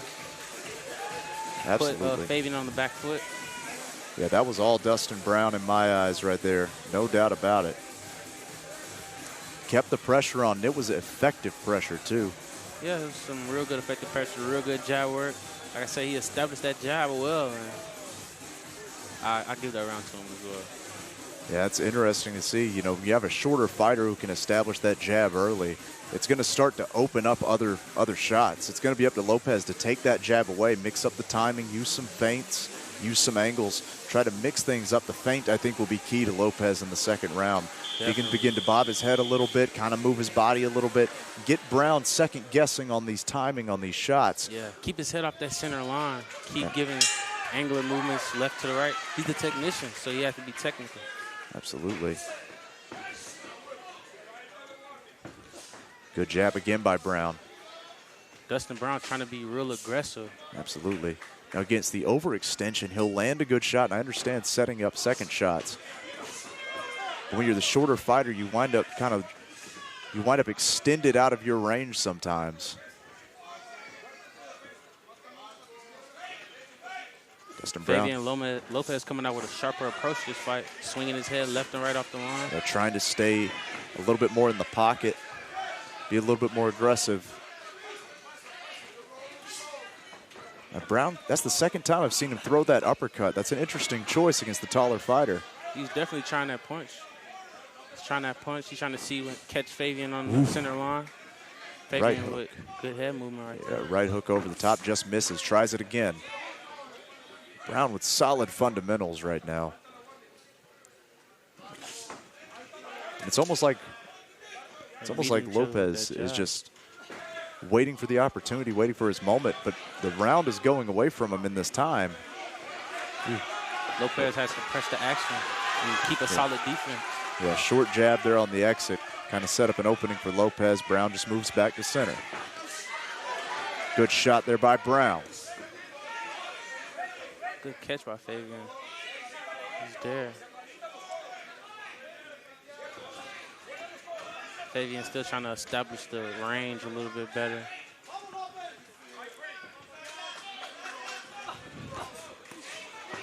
I got to wonder if almost the power of Brown has made Lopez timid. I can see it. He looks like a physically strong fighter, man. He's throwing the punches with a lot of aggression.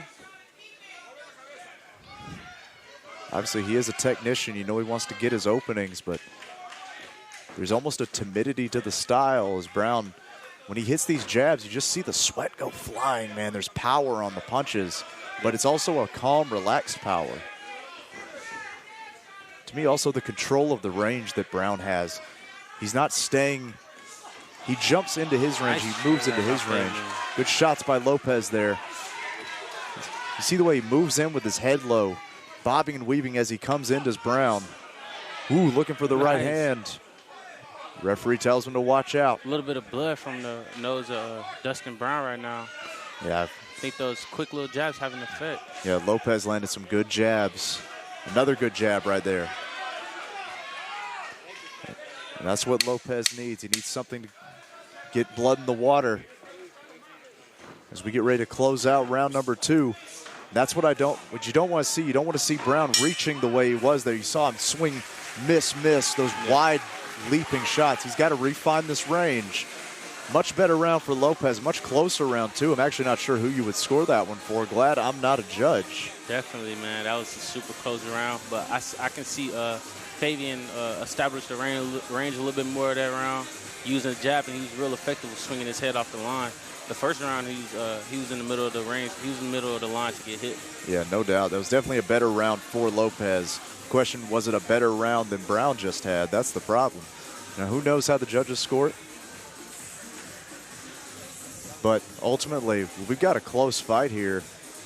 This is a 6-round bout, folks, so we've got a minute to go, so buckle in.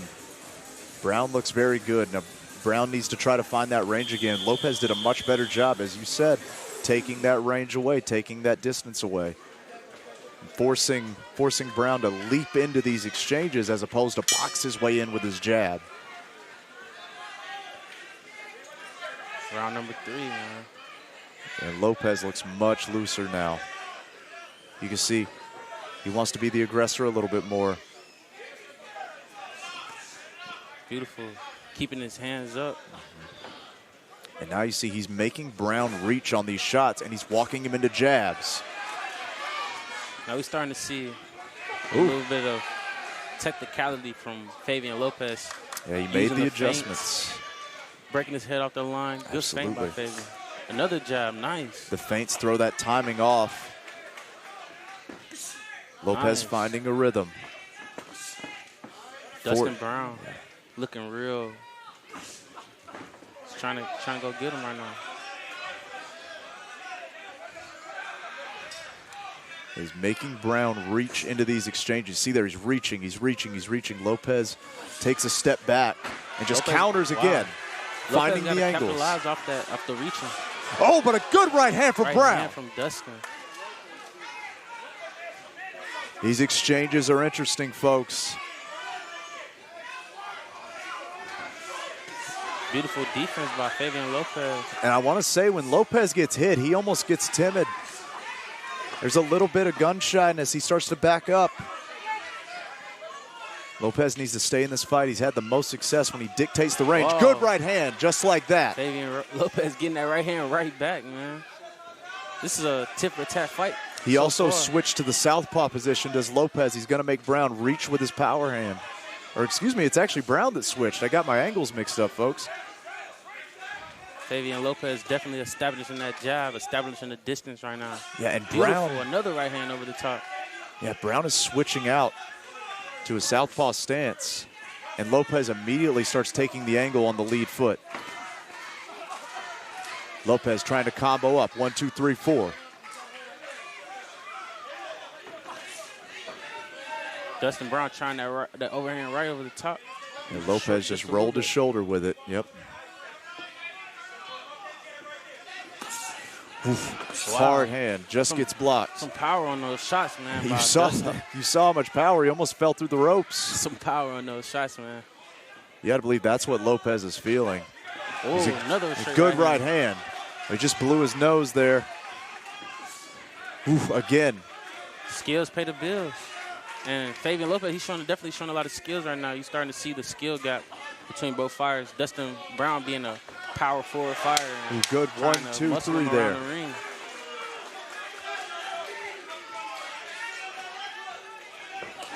Wow. Good right hand from Fabian Lopez. Right, beautiful.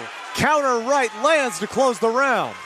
That's definitely Fabian's round right there. He put the separation between both of the guys that round. Yeah, no doubt about it. Brown landed some good shots as well, but I believe many more landed for Lopez. Definitely. Lopez, from round 1 to round 3, has turned the tide of this fight with technique and skill. They call him the technician. We're seeing it here. We are just over the halfway mark on this bout as we are now in round number 4. Dustin Brown, man, he still looks in this fight, though. Absolutely. Real strong guy, bro. He looks real physically big, real strong. You can hear the shots when he throws them, too. So and he's putting a lot in. Yeah, his corner. I believe the corner Brown needs to tell him to find your angles better, move in smarter, and don't throw those looping wide shots. It's not about trying to get to the knockout. Use your first 1 or 2 to get that distance and then find your knockout. Exactly. Sometimes the knockouts will never come when you got guys like Fabian Lopez who's on the toes, who's moving, and he has a good solid defense too. Knockouts won't come all the time. Actually, I believe this will be the final round is what we just heard. I have 6 on my scorecard, but now we're being told it's only a 4-rounder. If that's the case, this is a close fight. It is a very close fight. Brown right away back in the pocket. You see the way Lopez moves one way just to move back the other. Good right hand by Brown. Right hand over the top. Right, Brown, left he's trying again. to look for it. And this has been the aggressor's fight. Whoever is on their lead foot has managed to take the round.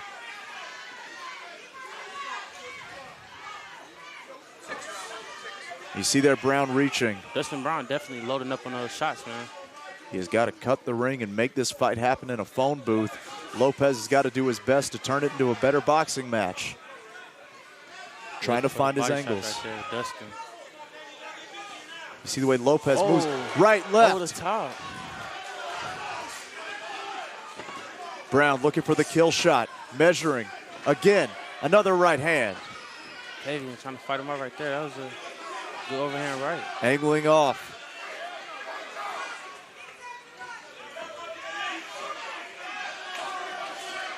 Left hand by Brown. And Brown falls again. He is looking with murderous intent here. Tries that uppercut again. He's definitely looking for the knockout right now. He is walking down Lopez. Lopez on the back foot. Lopez just trying to tie up. Fabian needs to get back on that jab. Staying solid with the hands up like he was in the third round. More of that type of action. No doubt. Right now, he's just having a hard time keeping Brown off of him. Brown is attacking. Good swing again. Brown fighting with determination. Lopez using technique. He's loading up right now, man. Dustin Brown loading up. He's looking for that knockout.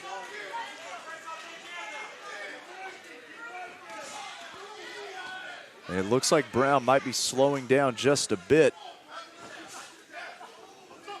Time for Lopez to capitalize off of him slowing down.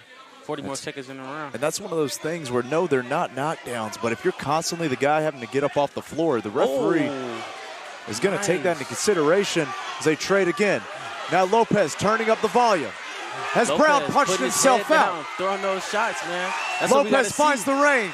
Brown with a counter left. Got to hold his ground against this guy. This guy's, he's feeling confident because he's the stronger fighter.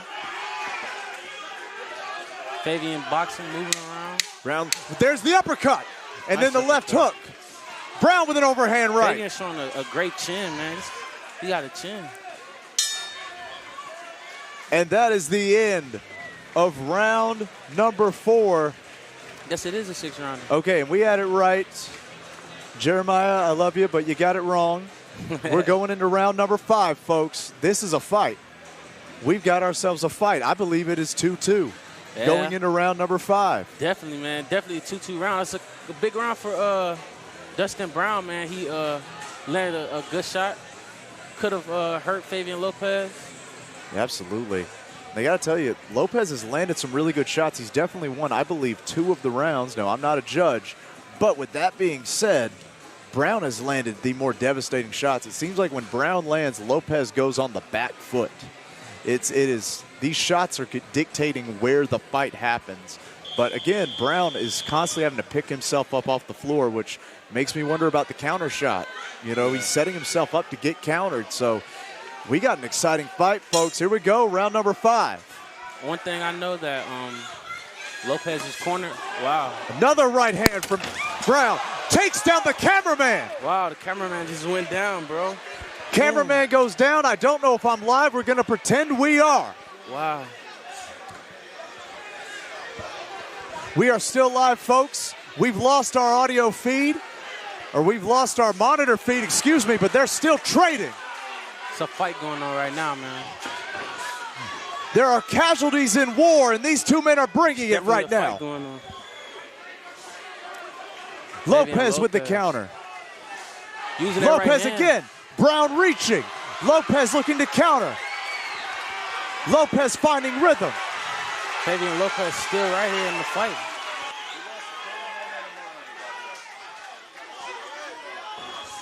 Dustin on the stalking Lopez right now. Lopez on the back foot, boxing well. Lopez looking calm. Brown loading up again.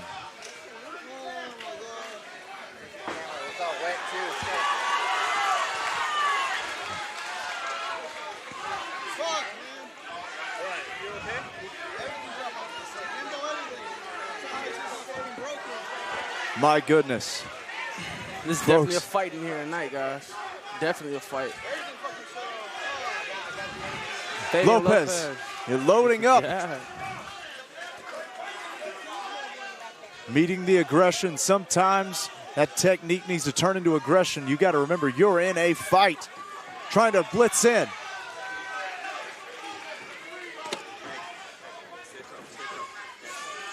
Fabian moving his head. Brown being patient, not throwing too many wild shots there. Lopez trying to find the jab. Good 1-2 from Lopez. Brown on the out. Hits on the out. Both of these fighters in shape, man. Yeah, good. No doubt. A lot of active work going on right now. Yeah, this is an incredible fight so far. You see Lopez starting to shell up, right there. but hits the jab on the exit.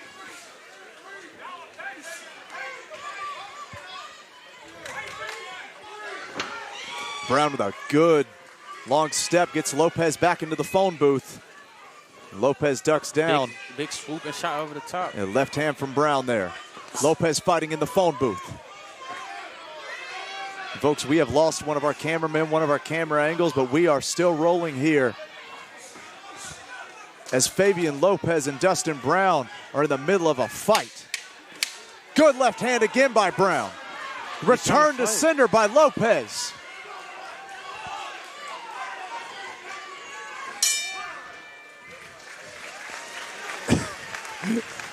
I tell you what, Breon, we got to fight. Yeah, bro, it's definitely a fight, man. It took our cameraman out, bro. I hope he's all right. He took a hard fall, man. He did, and this is concrete below us, folks. My goodness. Oh, my goodness. So he was able to get up, though, and walk. So we've lost one of our cameramen. We're going into round 6. My goodness, how do you score this one? I'm glad I'm not a judge. Man, I tell you what. Me neither. You never know what the judges are looking for. A lot of judges are looking for different things in a fighter. Absolutely. That's why they're trained to look for specific things usually, but you just never know. You just never know. But either way, man, I tell you what, I'm glad we're going to round 6 because we get to see it. Yeah, man. We here, right here ringside. Last round. Both of these fighters showing a lot of heart, man. A lot of determination. Here we go. We see who wanted more. Right away, Lopez looking to be the aggressor. Brown fires back with the hook.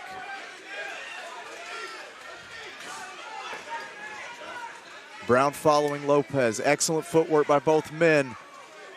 Brown gets the fight back into the corner. Lopez looking to angle out. Good shot by Brown. And Brown is talking. The histrionics begin. Brown talking. Fabian got to stay composed.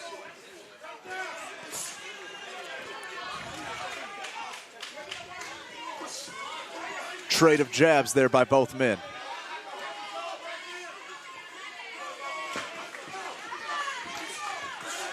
Lopez lands. Sweat comes flying all over the announcer's side. Trading. Brown is talking. Almost has a slip there. It's been a trend for Brown all night.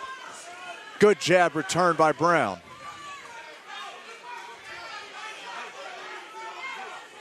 And Brown is constantly talking, trying to goad Lopez into this boxing match. He's definitely trying to learn, man.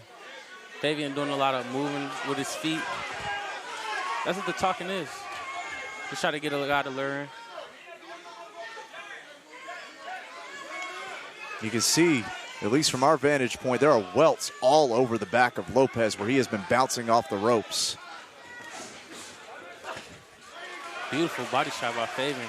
Switched over to southpaw, he landed that shot. You saw it. Brown actually did a good job parrying that jab of Lopez, reach across with his right. Now I'm curious if Lopez could use that parry to set up his left hook. Let's see if he can. There it is!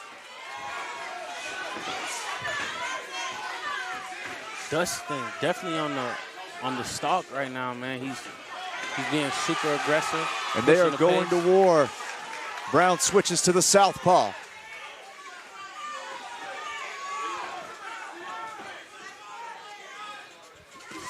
Good left hand! Down Down goes Lopez. Lopez down with that shot, man. Wow. Brown has been looking for power all night, and he might have just taken this fight with that knockdown.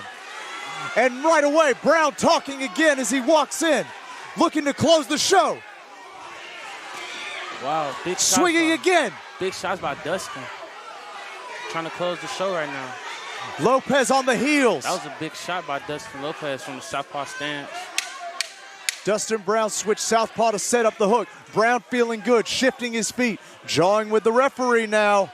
Jawing with the referee now. You do not want to lose that point that you got from the knockdown as we are at the end.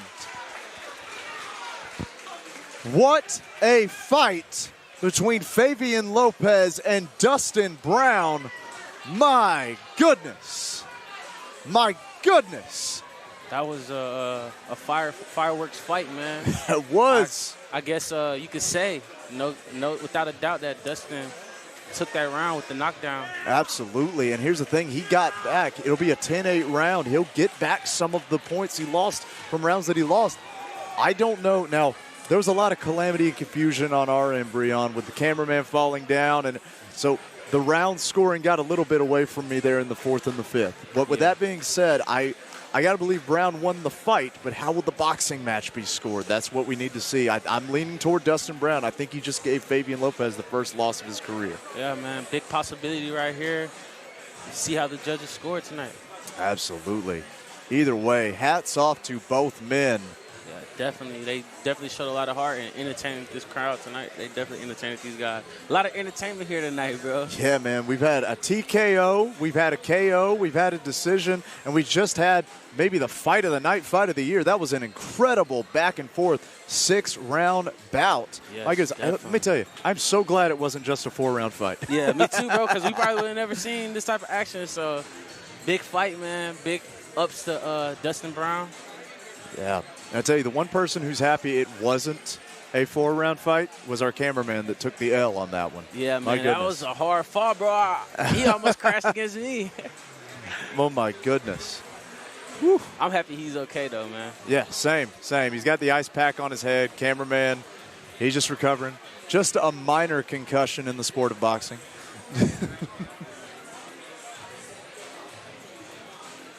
As we are waiting patiently, they got to tally these scorecards up.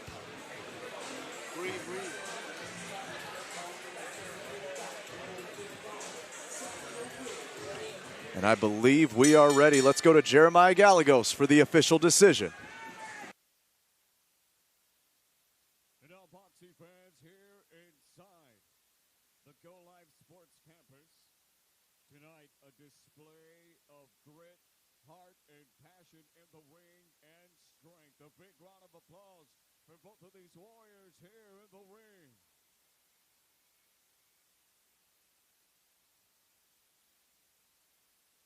And now we go to the judges' scorecards. Here are the totals.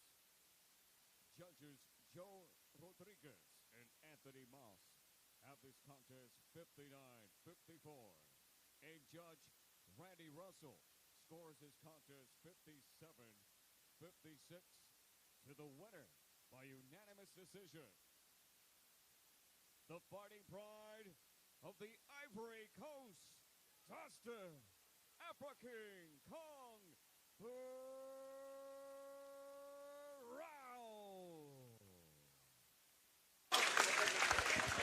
Dustin Brown picks up the victory, and he has hushed this crowd. Silence in the Baytown from Dustin Brown.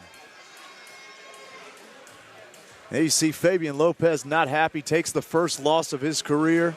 Yeah, man. Sad to see it. You know, these are my brothers. I see these guys train every day. Fabian Lopez from Lopez Boxing Club. I see my brother train every day, so it hurts to see him take a loss. Yeah, no doubt about it. Very personal connection, but congratulations, Dustin Brown.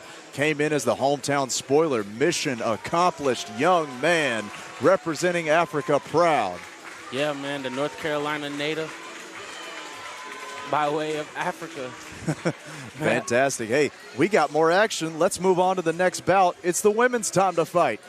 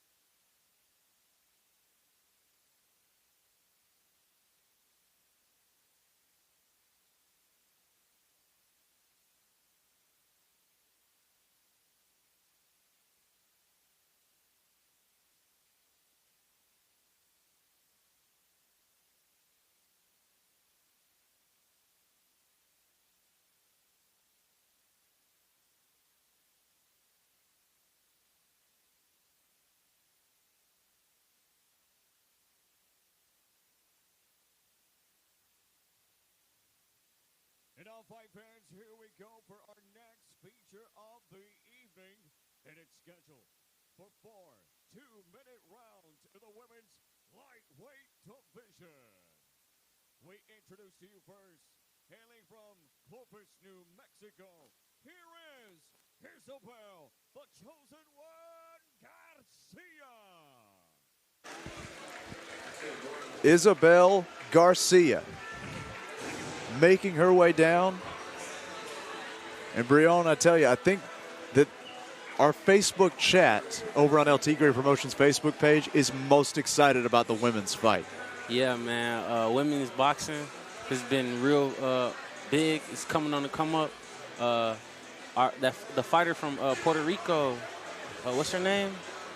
Maria Harrison, is that the one you're talking about? Or is it Isabel Garcia? No, our girl. What's her name? She fights with Jake Paul.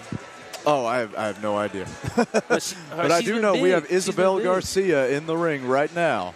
She's putting a note on for women's boxing, and we get to see some women's boxing on there. And now, ladies and gentlemen, tonight, she will enter this contest for the first time as a professional. Here to make her debut, the fighting pride of Hitchcock, Texas. Here is Maria Boogie Woman Harrison. And her opponent, the red corner participant, Maria Harrison. Making her way down. Maria Harrison, her pro debut. It's coming out to the Michael Myers music, man, making it scary for her opponent right now. Hopefully we see something fantastic, bro. Yeah, absolutely. Folks, some of our timing might be a little off. We lost our monitor again the previous fight. Cameraman went down, pulled a bunch of cables. It happens. That was the. You guys are going to see the tail of the tape, however. Isabel Garcia, 5'5". Maria Harrison, 5'4". This is Maria Harrison's debut. Isabel Garcia is 0-1-1, looking to pick up the first win of her career. Boogie Woman, man. Came out to the Michael Myers music.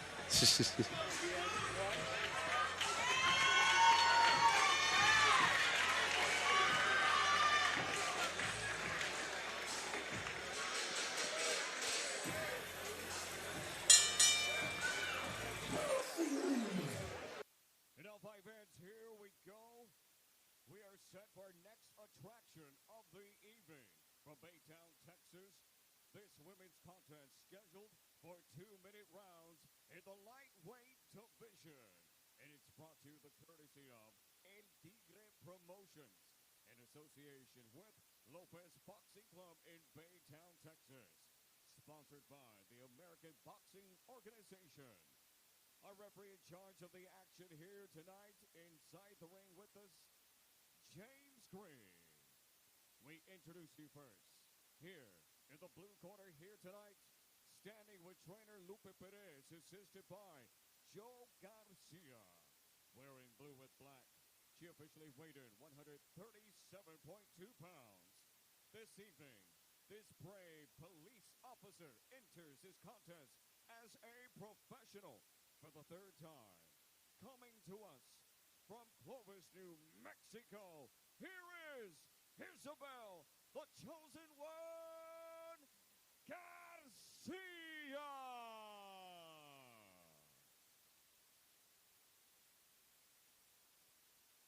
And across the ring stands her opponent tonight.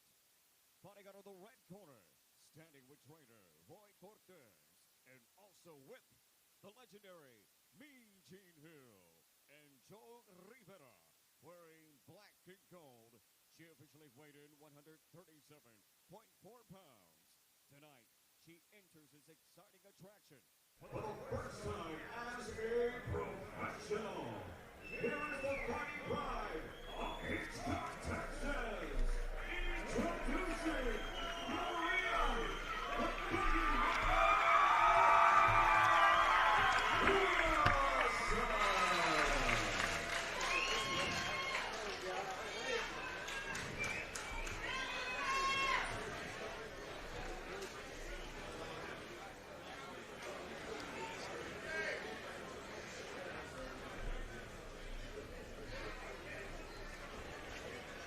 Try to get some women's boxing, man. It's time to fight. Absolutely. Maria Harrison, Isabel Garcia. Maria Harrison making her pro debut tonight, getting her feet wet in the pros. Absolutely. I normally say the third man in the ring. It'll be the only man in the ring, Mr. James Green. Right away, Harrison looking to be the aggressor. Garcia returning with a flurry.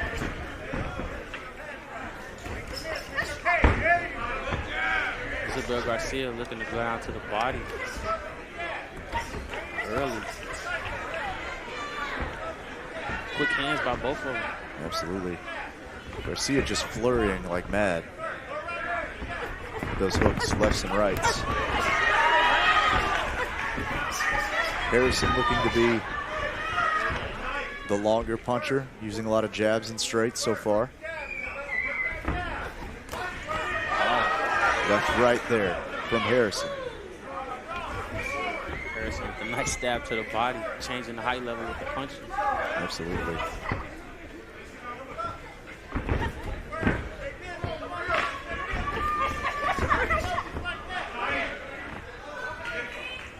Garcia, when she flurries, she almost moves her head down and swings the arms side to side, Yeah, as opposed to chin tuck. Yeah. Keeping that chin tuck.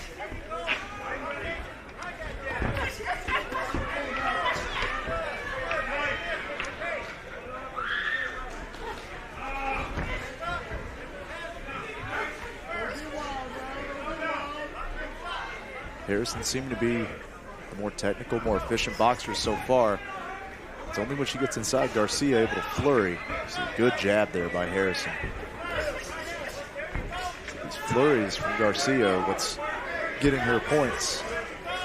Every time Harrison throws one shot, Isabel comes back with 3-4 shots.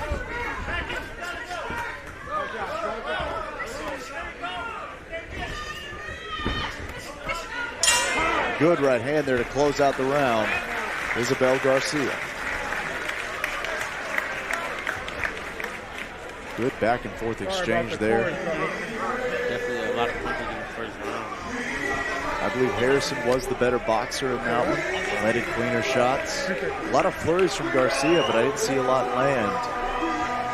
Definitely see how these judges are. Yeah, that's what we wait on. Isabel letting her hands go, and Harrison shooting the shots with conviction.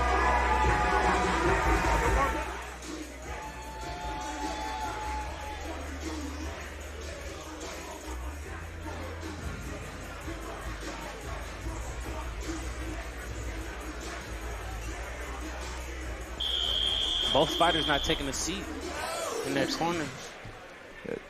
Having a show of aggression there, perhaps. I think I'd that's say, you're not going to sit down, I'm not going to sit down, right? Yeah, it's a mental thing.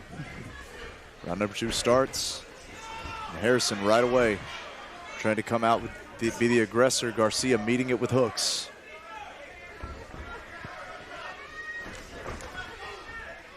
Garcia with the body work again. Harrison establishing the jab, working the jab. That is where she's having the most success. Trying to move her head. Looking for a hook there, comes up just short. And they're not hard shots at all by Garcia. They're just pitter-patter shots. Doesn't look like she's putting a lot into them, just trying to rack up points. Harrison thought better of that shot. Yeah. Wow. A little bit more. Yeah, a little bit more into that for Garcia.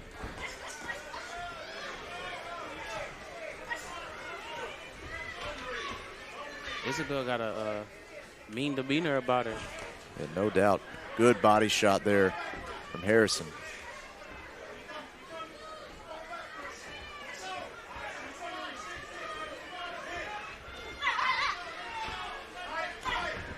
Quick flurry of shots right there by Garcia.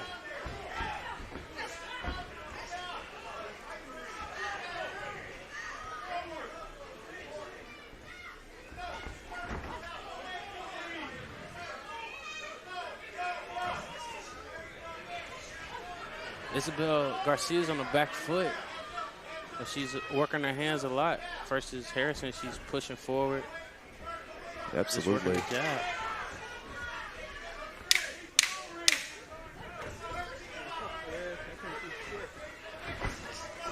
Good shots there from Garcia. Probably the cleanest shots for her of the night, but wow, good Harrison gets her back. Good uppercut on the way in. Caught her on the way in. She had a chin tuck, but she still couldn't get away from that shot. Yeah, the best trade of that round happened within the last 10 seconds. And these have been very back and forth rounds, the first two. I believe if I'm reading my scorecard right, it'll be 4 2-minute rounds. Is that what I'm seeing here? 4 2-minute rounds. Yeah.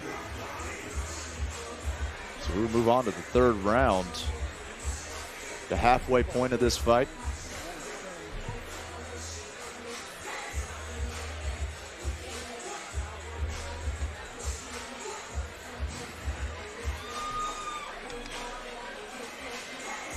And I almost wonder, and I do not know on this, so someone will have to let me know. When you have the 2-minute rounds, maybe you aren't allowed the stool, because I didn't even see them bring the stool in the ring.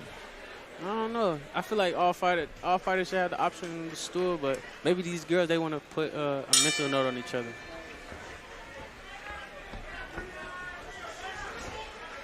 Oh. Harrison comes in again. Garcia hits the flurry. Garcia trying to turn it up here. These girls definitely flurrying, man.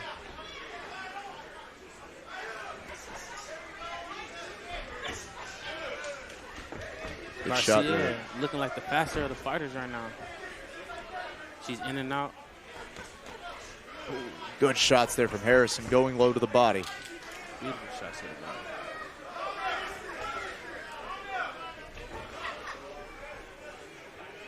And she's trying to get Garcia's hands to lower, probably to set up a hook to the head. You look at where the elbows lower down for Garcia. They move down to the ribs. Yeah, Harrison definitely digging to that body right now.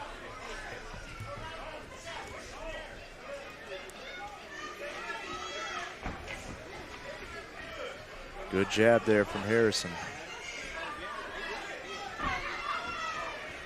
Again, Garcia flurries, but they're wide flurries.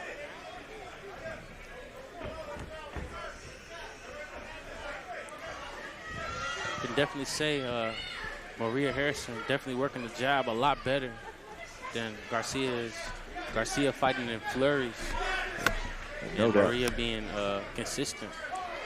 Yeah, Harrison found a good shot to the body there, another good hook. In that exchange just a moment ago. Good left hook Nice by left. Harrison. Then a right. Another body shot. She started to find success, has Harrison. That left hook upstairs just set the tone right there. She's got Garcia on the back foot. The body opens the head.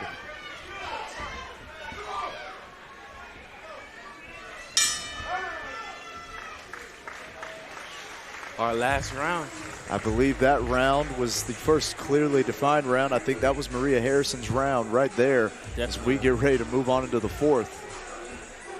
Our last round coming up, and I feel like Maria has to pick it up just a tad bit more aggression has she put in that round right there. I feel like Garcia is slowing down too. Yeah, it was the body shots, because those will wear you out. You know, obviously, I think that put the brakes on Isabel, caused her to slow down just a bit, and then that also opened up the head. Maria landed cleaner headshots in that one. Yeah, definitely. She landed that left hook and followed it up with a right hand over the top. Especially if Garcia is going to throw those wide looping hooks, then she's moving her elbows away from her body, and that's going to open the body up more. So I expect to see Harrison knuckle down in this round. Garcia needs to make some game plan adjustments as opposed to just the wide hook flurries that she's been throwing. Yes, definitely.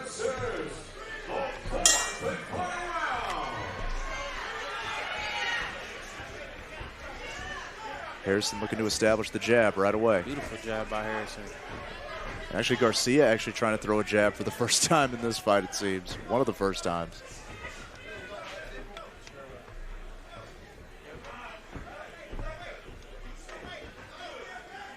That jab brings the hands up so the body opens. Whoa, wow. Maria now teeing off. Garcia lands on the exit. Harrison trying to keep her occupied with that jab and put her combination together behind the jab, like you should. Good double, triple jab there from Harrison. Good right hook by Harrison. Oh, nice overhand right by Garcia. Maria now turning up the volume. And it's a different volume than Garcia was using. It's deliberate. These punches are straight. These punches are used to set up other punches. It's not just wild flurries. Again, the flurry from Garcia. She's getting her flurries off, but Maria Harrison is being real consistent with the work. Absolutely. Behind the jab and the body work. I really want to see how the good left hook by Garcia. Wow. I believe Maria's been the cleaner puncher in this. Another right hand lands. Wow. And then a left from Harrison. Garcia is definitely trying to come on this last round. Yeah, no doubt. I believe Harrison has been the better boxer by far, but Garcia has landed more punches. Oh, nice right hand. Body shots by Garcia. Maria Harrison. She's steady working, still working. Garcia flurries again. Harrison stumbles back. Beautiful fight. Back and forth fight between these two women. The ladies brought the thunder here in our 5th fight of the night. And I tell you what, Breon, I'm very happy I'm not a judge. Yeah, man. That fight was, I mean, it's all about what the judges want to see. You have some judges who like boxing. You like some judges who like a fighter who throws a lot of punches. It's a possibility we could see a draw. It is possible. It depends on how you score the rounds. For me personally, I think Maria Harrison took it. It was the later rounds where she began to find success low to the body to set up the head, vice versa. But at the same time, as that was happening, Garcia was also able to land punches and land hard punches. Yes, so definitely. How do you score it? Well, thankfully, we don't have to figure it out. The judges will tell us. But either way, someone's not going to be happy about it. I know that much. Definitely, man. Definitely. One side must win, one side must lose. As we await the official decision. Yeah.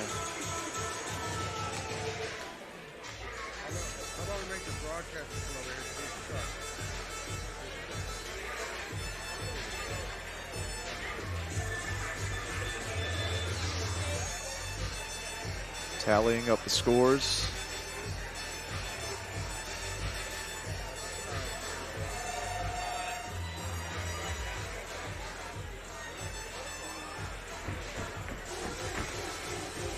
Good show of sportsmanship by both ladies crossing the ring.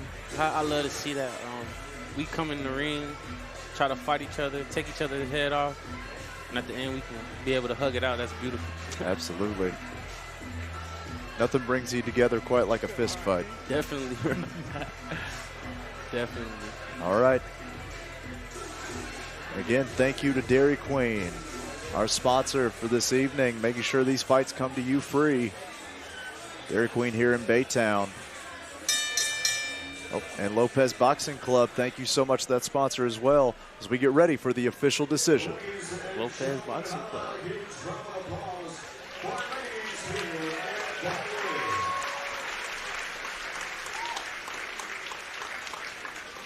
And now we go to the judges' scorecards. Here are the totals. Judge Randy Russell scores this contest 39-37 for Maria Harrison.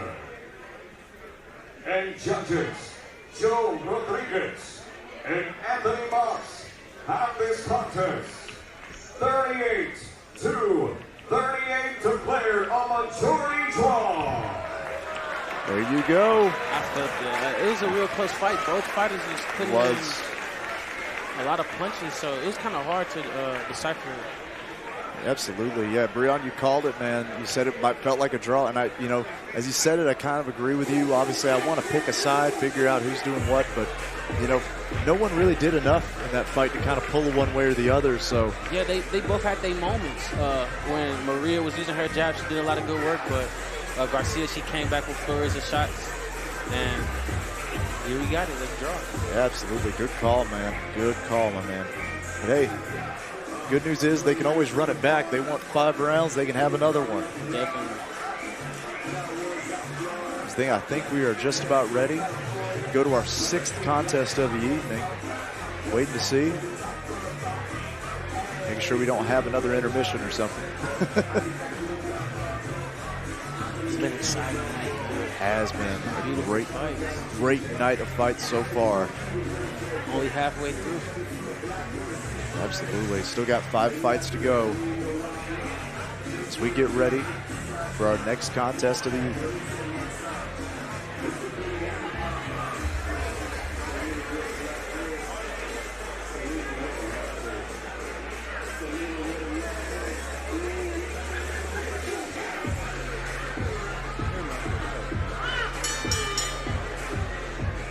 Now, my fans, here we go for our next feature of the evening.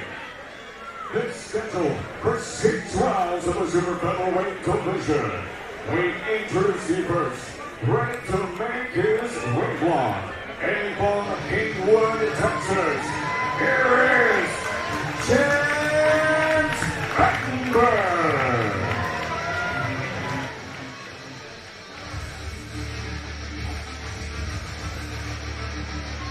Chance Battenburg making his way down to the ring to kick off our 6th fight of the evening as the lights dim. And the 25-year-old 4-4 Battenburg looks to come and break 500, get in the win column one more time for the 5th time in his career. 4-4, man. These guys with those type of records, you never know what to expect. No doubt about it.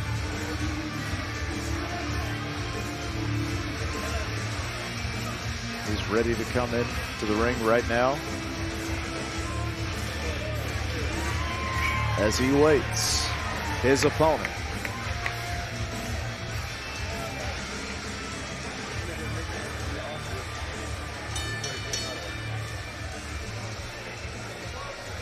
Now, ladies and gentlemen, ready to enter the arena. Fighting out of North Side, Houston, Texas, here's the undefeated Christopher Gonzalez Jr. Christopher Gonzalez, fighting out of Lopez Boxing Club in Baytown, Texas. You know, man, he's a real special kid. Been boxing the majority of his life.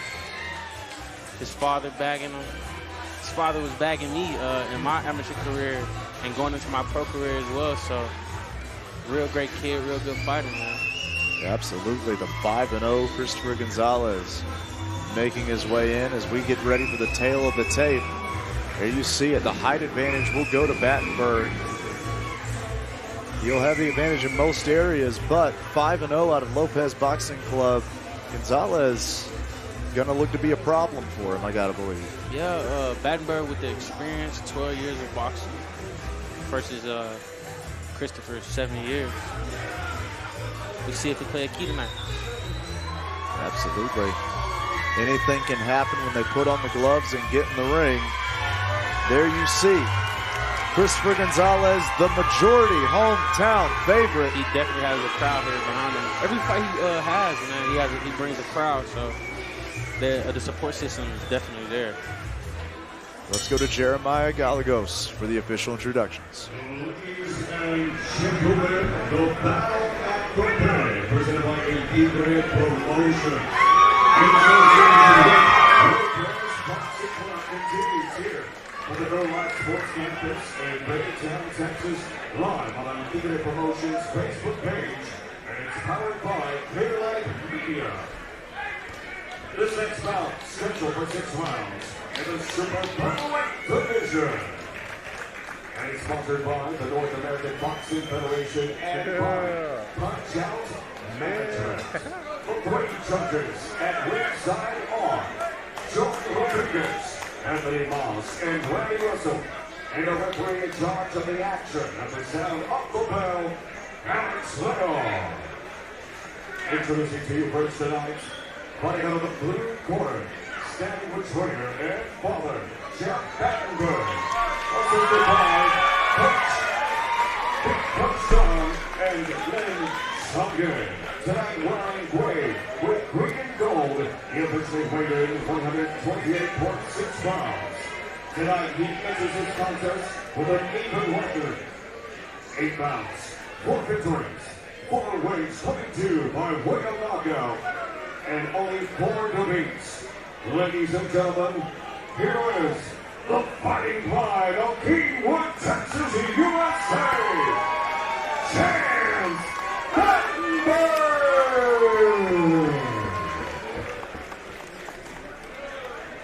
And across the ring stands his opponent tonight, fighting out of the right corner, standing with trainer Juan Lopez, assisted by Gonzalez. Tonight wearing red with gold and white, here's the big winner of 32.2 pounds. Tonight representing Lopez Boxing in Baytown, Texas, he comes in undefeated. 5 pounds, 5 victories, 4 wins, 22 by way of knockout, and no defeats, representing Northside Houston, Texas,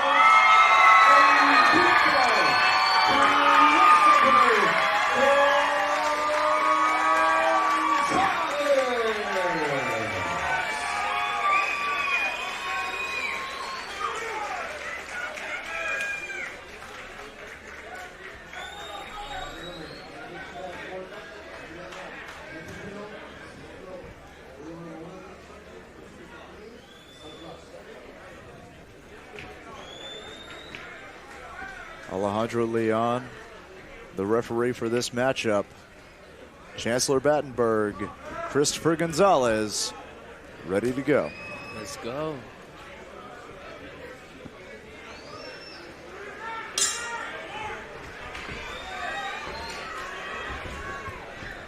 Right away, Battenburg looking to establish his jab.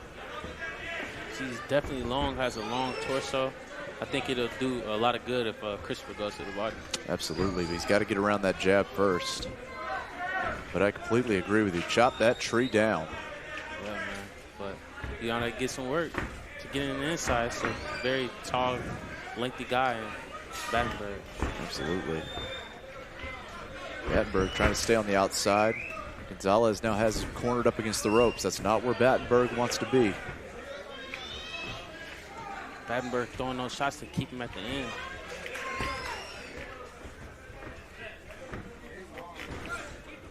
Battenburg tried to go low there. Christopher looking real composed. Ooh, nice check. Left hook right there by Chris.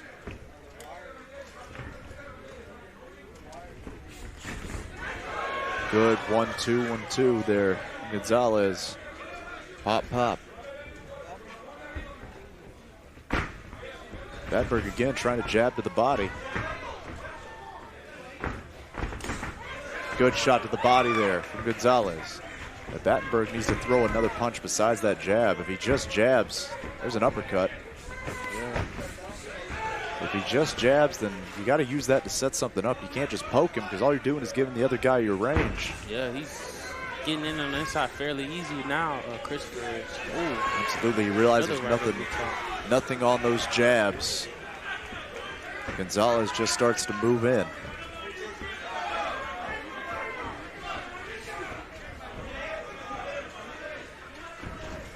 Battenburg reaching with the right and swinging the left. Ooh, good right hand. Gonzalez just has more pop on these punches. Again, overhand right. Christopher definitely looking to counter the jab over Battenburg. He's steady shooting the same shot, the jab. Absolutely. Just because Battenburg puts that hand out there and just kind of leaves it there for just a little bit too long, he's asking for the counter, asking for the shot from Gonzalez. Good right hand. Gonzalez meets it with a left. Good trade by both men. Another jab from Battenburg. Chance to using a good jab, man. Using it to capitalize off that jab. Absolutely.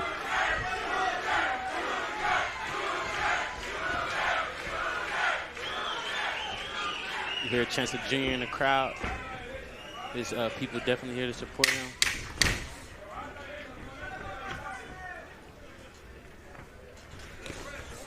Good right, a good left followed by a right there from Gonzalez to close the round. Head movement at the end, too. Absolutely. Very close round. Probably going to give it to Gonzalez just for the cleaner punches, but Battenburg landed a lot of those jabs. I just don't think he used it to set anything up. As we see here, some of your replays. He was definitely using that jab more in a way to keep Gonzalez off of it. Absolutely. Jab, jab, jab. And here we go to close the round. Countered that jab with a left and a right. Battenburg tried to get back in it, but swing and a miss. Battenburg not sitting down in between his rounds. And now we know it's a choice this time. Definitely a choice. It's the mental game, man. You got to play the mental game in boxing, too. Yeah, but how good will the middle game be if your other guy's rested up? Exactly. You know, you got to be smart. So he must be feeling pretty good about himself, but he doesn't seem to be getting to Chris at all. I'm sure that Lopez corner is going to say we'd rather our guy be rested than try to intimidate somebody. Good left hook there by Battenburg. Trying to reach out that jab and just use it to extend over. Oh. He just reaches so much on these punches. He has the longer reach, yes, but he stays out there for so long. Yeah, man, give Chris a lot of time to come over the top, and Chris is quick with that. Just like that. Right hand slipped over the top from Gonzalez. It's almost like he's trying to push with those punches to kind of keep that distance, and Gonzalez just snaps that punch in and out. Yes, quick with the trigger. Like even that body shot, it landed hard, but the hand was there for 2-3 seconds. Maybe not that long, but a half second, you know.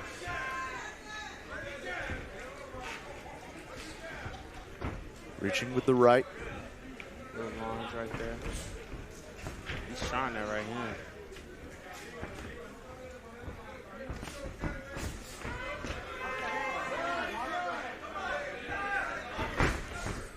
Good jab from Gonzalez. Gonzalez trying to go to the body, trying to loop around that elbow. Or excuse me, Battenburg trying to loop around that elbow. Ooh, nice uppercut by Chris. Short uppercut as Battenburg threw his body shot, the left to the body. Good left hand there from Gonzalez. Battenburg was beginning to mix up his angles a little bit with the punches. Fake the hook to swing out the jab. Beautiful body shot, right hand to the body. Sweeping shot to the body by Chris. Gonzalez is starting to close the distance now.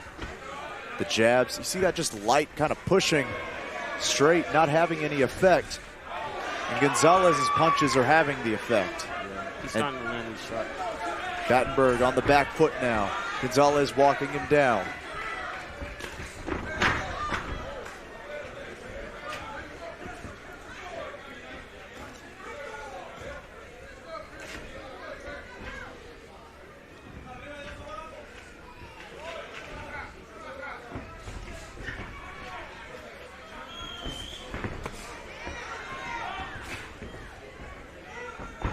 Gonzalez definitely the aggressor right now. Absolutely. Pushing the pace. Battenburg trying to find his moment. Gonzalez doing the same, looking to counter. They're trading here. The problem is Gonzalez just a little bit snappier, a little bit quicker on most of these exchanges. Just like that.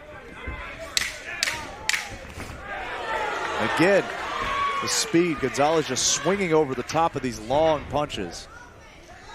Chancellor definitely a rangy opponent now for Chris. Absolutely. Battenburg trying to keep the distance, but I think the punching speed is the difference. The punching speed and the angles. Gonzalez, I have him up 2 rounds personally. Yeah, me too. I got him up 2. You know, Chancellor is using the jab. He's just not able to land the clean shot. Absolutely. He's just kind of been pitter-pattering away. He might have actually landed more punches just with that jab, but at the end of the day, Gonzalez's punches, you're seeing they're snapping the head back, they're moving, they're dictating where the fight happens. They're more effective in that regard. And this is, by the way, folks, this is a 6-round fight. So we got a long way to go I believe personally Battenburg needs to make the adjustments. I think he has found his jab. There's just not a lot of stink on it, if you will. It's the third round, man. It's about that time to start making the adjustments. You know, it's a tough thing. How do you fix hand speed when you're just outmatched? You see just the snappiness of Gonzalez's punches. Good jab right there by Chancellor.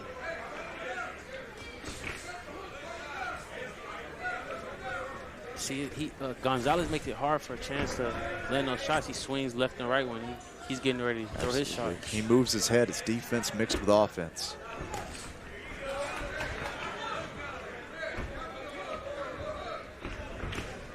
Good body shot from Battenburg.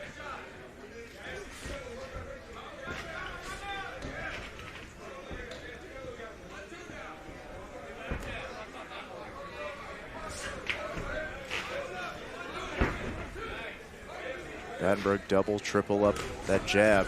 The trade to the body. The problem is when Gonzalez doesn't go away, he lands about 2 to 3 more harder shots.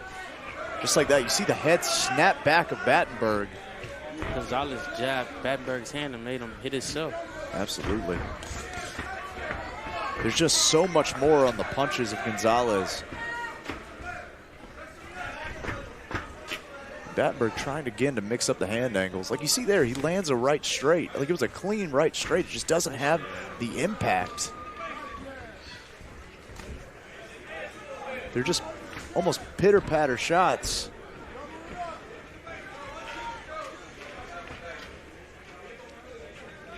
Gotta have those thunder on those shots to make Chris respect you. Chris is walking in. Absolutely. Like right there is a doubled up, tripled up the jab to land a right straight. And these are points. These are scoring you, points in the judge's scorecard. It definitely is.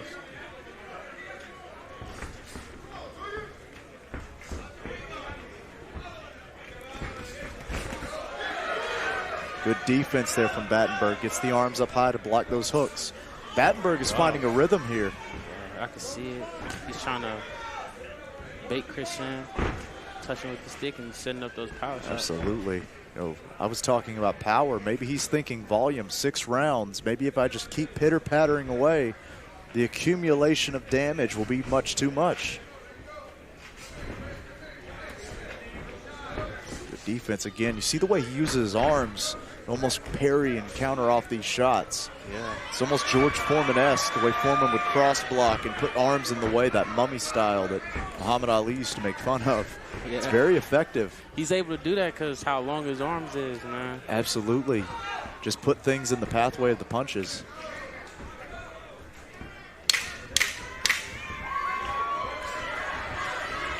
Those Lucas shots going over. Good shot there from Battenburg. Another right hand by Battenburg.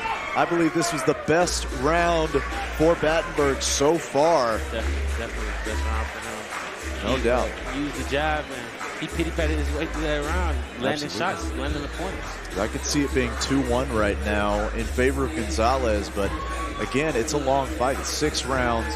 The tide begins to turn early.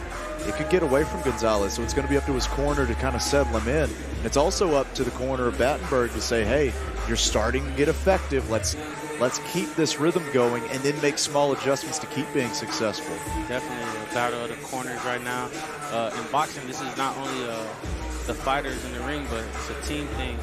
You have your team to calm you and tell you the directions for the fight. So absolutely.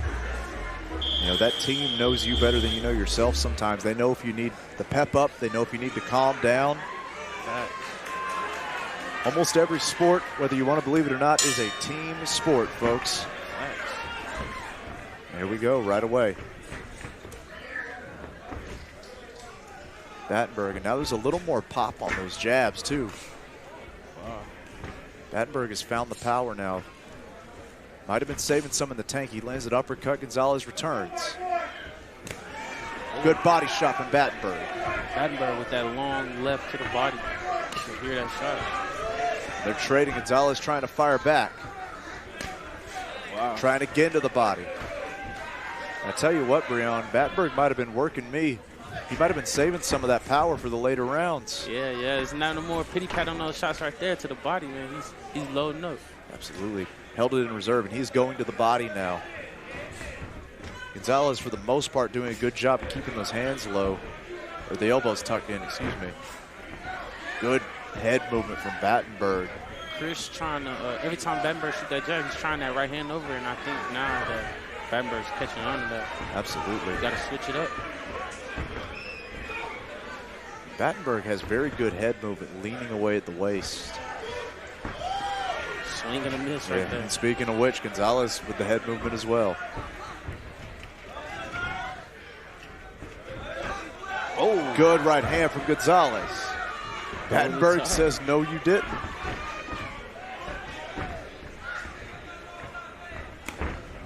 Again, fishing for the body. Gonzalez returns. Another left hook over the top of Gonzalez. Oof, good hand there, Gonzalez.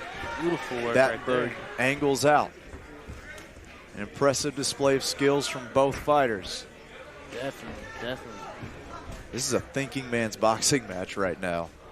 Yeah, the longer fighter versus the shorter fighter. The hooks versus the straight punches, you know, Exactly. it's very interesting. He tries again. And that's what the judge needs to be trained to see, because Battenburg got arms up for all of those shots. Yeah. There was no landing there.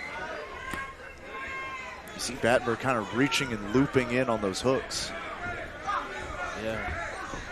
Chris being an aggressor.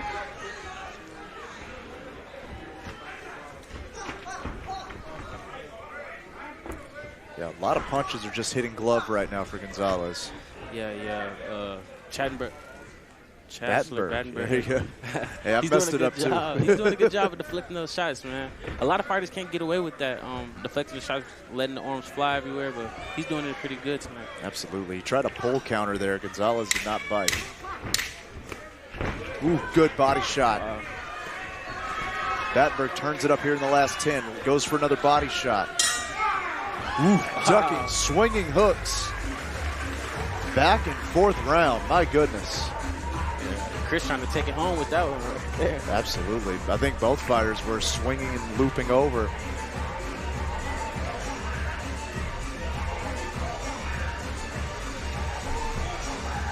You see there, the corner of Battenburg actually trying to get him just to breathe, relax, calm down. I don't know how you score that one. That was a closer round than the third. Good thing we ain't got to score, man. Hey, man, that's what I believe. I leave that up to the professionals. I think Battenburg is doing a good job fighting on the outer range. But once Chris gets in, he does a lot of good body work. And then that left hook and the right hand is landing real smooth for Junior, too. And Battenburg also doing a good job of that reaching right, hooking around the back of that elbow as well. We saw him land that multiple times. That might have been what stole the round. We'll have to see. Good jab right away for Battenburg. He's coming in straight now. You see him kind of mixing up the shots, right, left, right.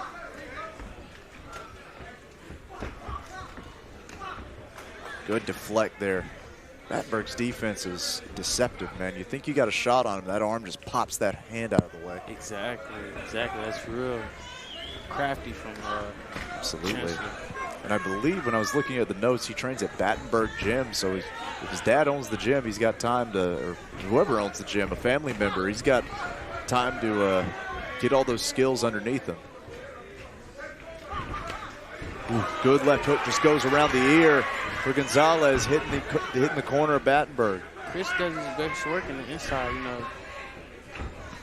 He's the shorter fighter, so he has to get in the inside. Absolutely. He just has to solve the puzzle of getting through those arms of Battenburg.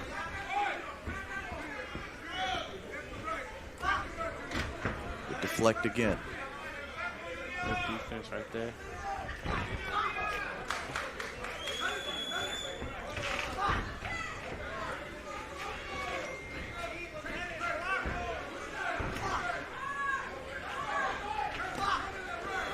Good body shot from Battenburg on the exit. Another jab.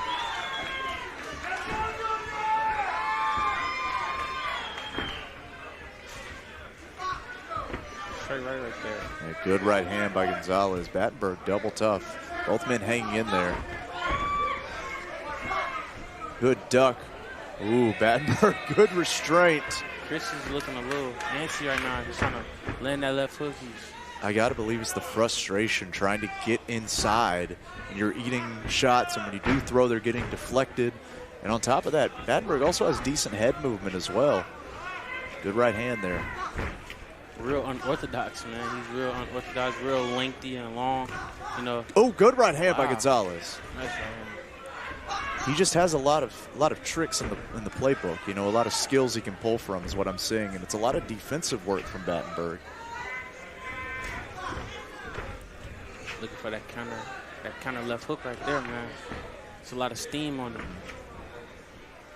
Battenburg also has these little feints he's using. Trying to see where Gonzalez guards. Oh, nice right hand right there by Chris.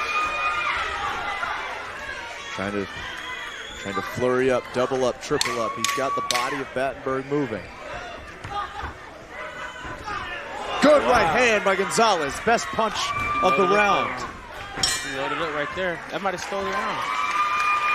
Maybe so. I think I might give that one to Battenburg. He landed way too many punches early on. It was one shot at the end. Battenburg stayed in the fight. I might give that one to him. Now, I have lost total count of how I've scored this fight because I don't get paid to do it. So we will just say it's a close one, and we're going to round 6. Yeah, Battenburg, he's definitely trying to make it close, man. Yeah. He's keeping them at a range, and Chris is trying to figure out the closest, getting in on the inside. You said it yourself. He started to do a little bit of lunging and leaping there at the end, too. That frustrating puzzle of when I throw from far out, I'm hitting glove and arm and everything else. And when I get in close, he's moving his head and bobbing and weaving and wrapping me up. And it's how do you solve that defensive puzzle? And Chris needs to go to the longest thing on him, and that's the body. He has a long torso. He needs to take his time, stay solid with his defense, and go to the body a little bit more. Absolutely. Well, we're going to find out how they settle their issue.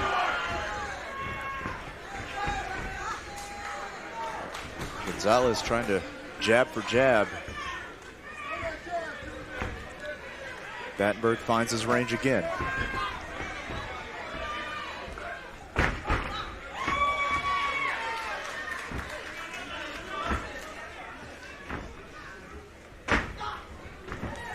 Good head movement again. Battenburg is just very defensively sound. He just doesn't seem to have the power or the speed on the offensive end. He's a smart boxer, though, from what I'm seeing. He's using that. He knows how to use his range. So they're just reaching in with that jab, waiting. You see, they're clever. He moves out because he doesn't want to get stuck with his back against the ropes. Chris with the big swing and a miss again. Absolutely. He has to set it up, go downstairs. And Gonzalez, win or lose, is going to learn a lot from this fight because these misses are things that a better offensive fighter or a faster offensive fighter, someone more power, would take advantage of. Yeah. It's not every day that you see a super featherweight that's 6'1" either. So absolutely. It's a unique skill set, but you learn that way.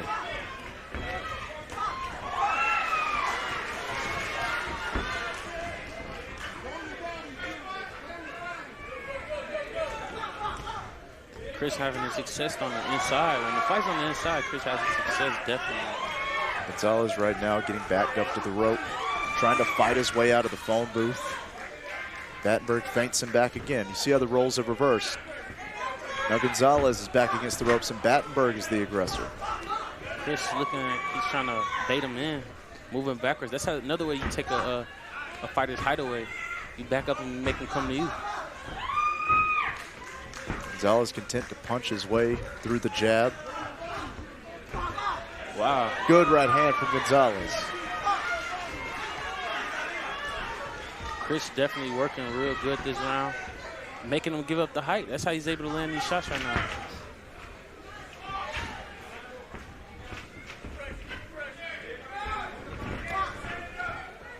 Left hook.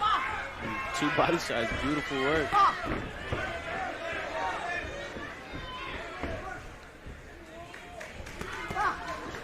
Long looping right hand, trying to make him think he was going high just to swing low. Real clever by Battenburg, man. clever guy. Absolutely. He's a very smart fighter. Doubling, tripling up on the shots there. It's a good body shot right there. Right hand again. Battenburg, they're going to swing away with 10 seconds left in the fight. They fighting right now. It's a fight. Beautiful, beautiful finish. Finish with some pizzazz, man. Fantastic fight there to close it out. Christopher Gonzalez, Chancellor Battenburg, as we await the judges' decision. They go to the judges, folks. I think I got to give it to Gonzalez. I think he took, I had him for at least, I want to say 3 of the rounds, and I think probably another one of those slipped away from Battenburg, especially the early going. Yeah. So we see our official replay here. Yeah, man. Chris trying to figure out that long puzzle. I think he figured it out later on in the fight. You know, Battenburg maybe got a little tiny lapse. Chris was able to get in there, and he landed his good shots on the inside. Yeah, that was some round 1 highlights. Round 4 here.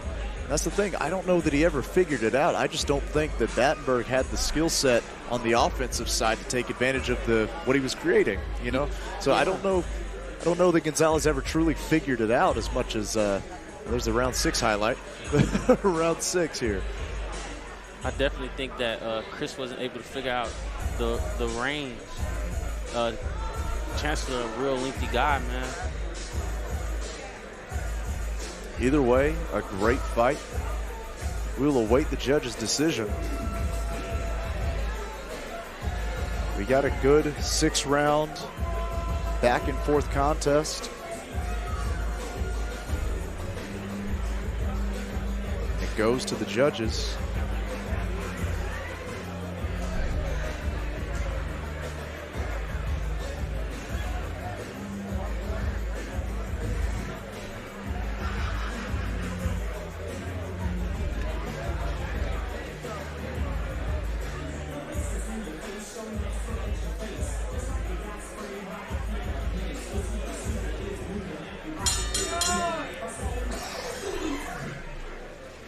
And now, ladies and gentlemen, here from Baytown, Texas, we go the distance. A big round of applause for these 2 sluggers in the ring.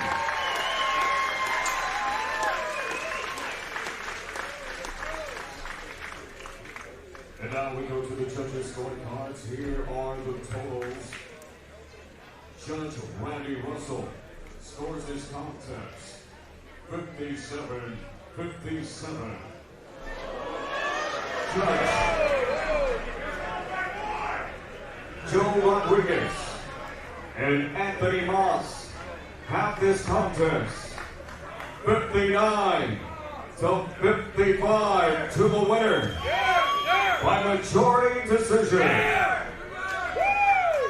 And he is still undefeated.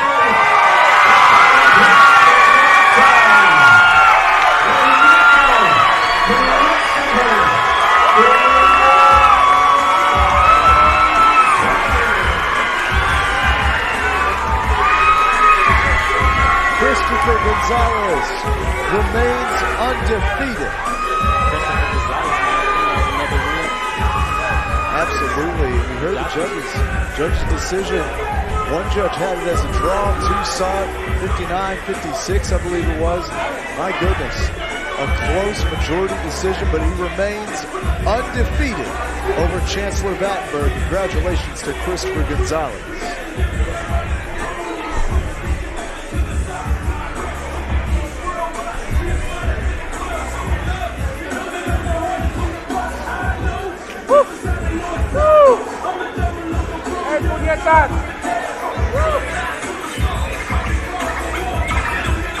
Folks, we are getting down to it now.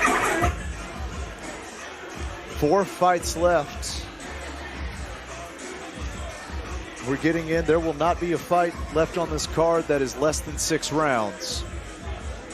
As we get ready for the 7th bout of the evening, as we await Jeremiah Gallegos for the official introductions.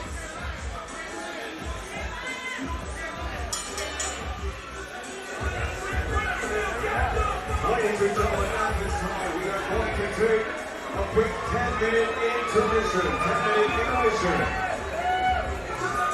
Actually, we will take a 10-minute intermission with them. Maybe throw to a few commercials. thank some of our sponsors. Real quick, thank you so much to Dairy Queen of Baytown, Texas. Thank you so much for sponsoring this event. Could not do it without you. Go to Dairy Queen, get a Blizzard, tell them Clear Life and El Tigre Promotions sent you. And also thank you to the Lopez Boxing Club in Baytown, Texas. Thank you so much. They are all over this card. We could not do it without you. And folks, we are going to take that brief 10-minute intermission with them. We'll be right back after a quick commercial break.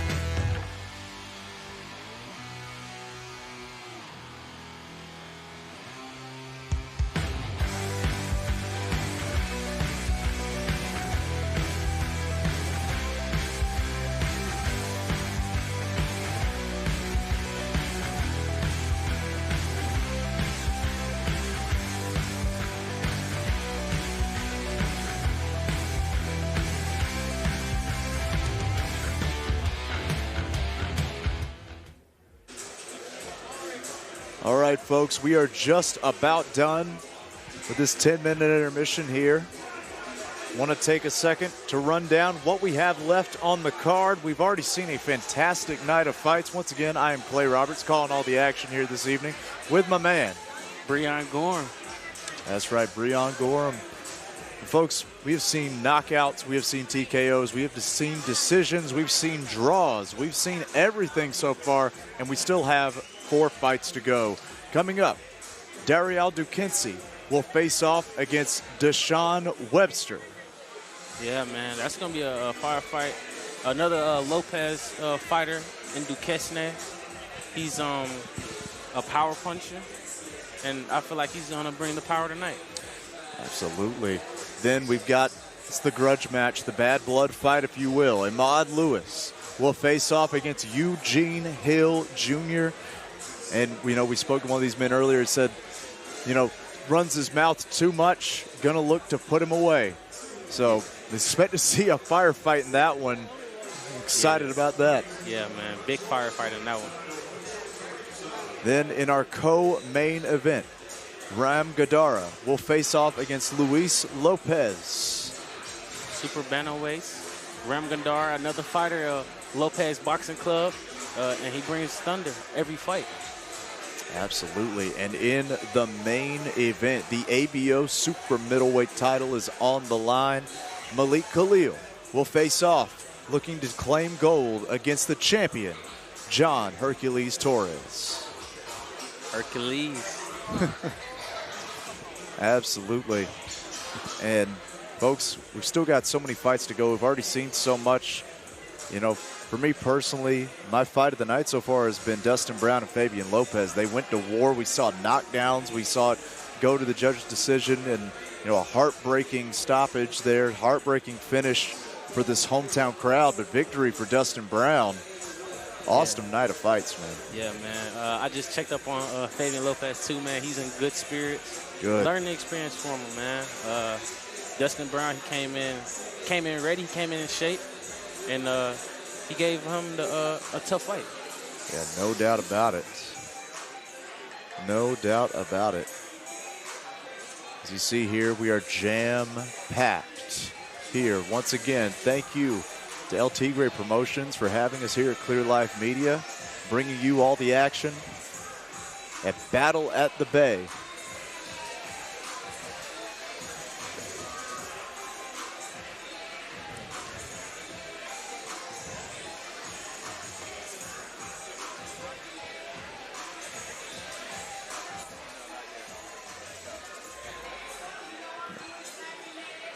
We are still waiting. I believe we have to get some of our officials still back at ringside. Yeah, the line is long for the popcorn and the beer, and even longer for the bathroom. So yeah, definitely. We're just waiting. Hope all of you at home are enjoying the fights. Be sure to check in with us.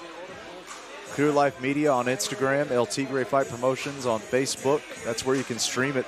Share the stream out. If you see a knockout, you see a highlight that you love, share it with somebody. Let them know. And see, my fight of the night so far has been Dustin Brown and Fabian Lopez. But knockout of the night, no doubt, was Chase Martinez. Oh, yeah, man. And look at this. I hear the bell. I think we're about ready to go. Throw it up to Jeremiah Gallegos. The action continues here from Baytown, Texas, in USA. This next contest is scheduled for 8 rounds in the cruiserweight division. We introduce to you first, ladies and gentlemen, hailing from Kansas City, Missouri, here is Deshawn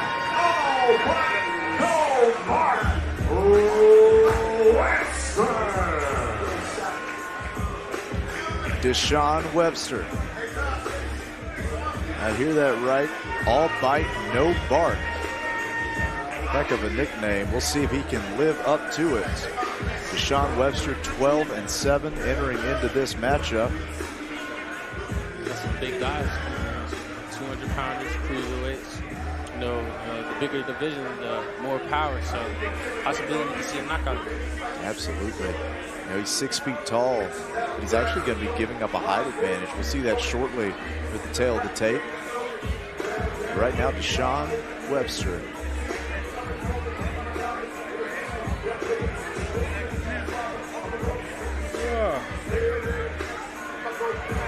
He's making his way down to the ring. You can see him there in the right corner on your screen.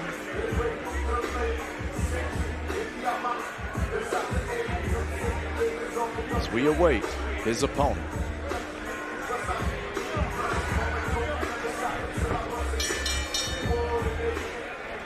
And now, ladies and gentlemen, ready to make his way into the ring, representando Pinar del Rio Cupa, here is Dariel and Lucero Duesne. Now, I can't put the flavor on it quite like Jeremiah can. But Dariel Duesne.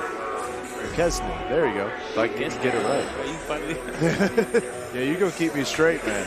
I'm terrible with names. I don't know why they pay me to do this. But that being said, Dariel Duesne, native of Cuba, fighter of Lopez Boxing Club. You know, my time fighting in Mexico, I used to fight him on the same card. On the card to Mexico. Coach always believed that he had potential, so he got him out here to the United States. Took him under the trainers. And now he's a whole different fighter now. You love to see it, the international flavor being brought here to Baytown. He is a big boy, 6'5". As we mentioned it earlier, Deshawn Webster, 6 feet tall. He will be looking up for, I'm sure, one of the few times in his career to a 6'5", 10-plus year experienced fighter. You see there, these are two vets, 12-7, 10-1.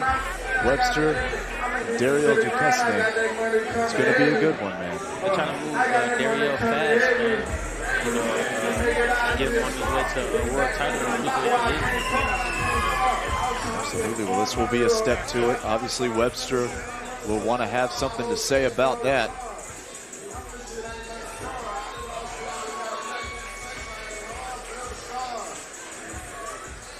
We're just about ready to go with our 7th bout of the evening. Let's throw it up to Jeremiah.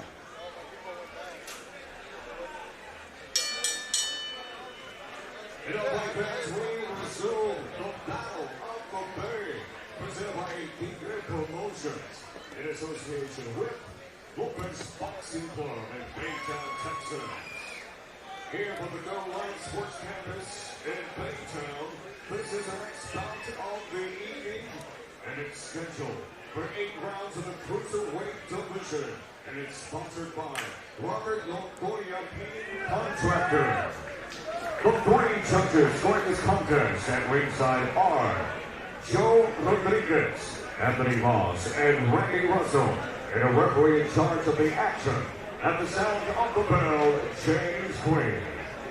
Introducing to you first tonight, fighting out of the blue corner, standing with trainer Lawrence Abdullah. Tonight wearing blue with white, he officially weighed in 202 pounds. Tonight, this former WBC World Light Heavyweight title challenger comes in with a record of 22 bouts, 12 victories, with 6 wins by way of knockout, and 7 defeats and 3 draws. And from Kansas City, Missouri, introducing to you, Deshawn, all bite, no bark, Webster!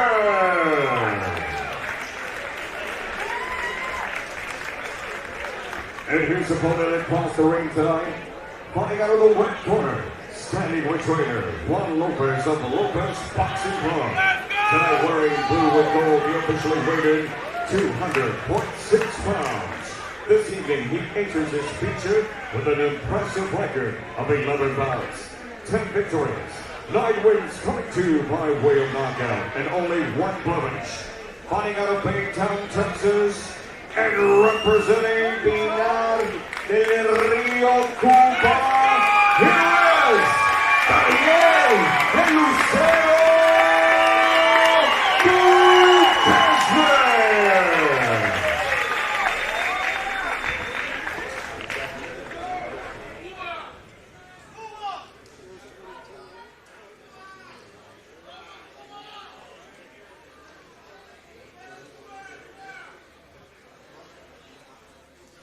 we see the glove touch. James Green will be the third man in the ring for this contest.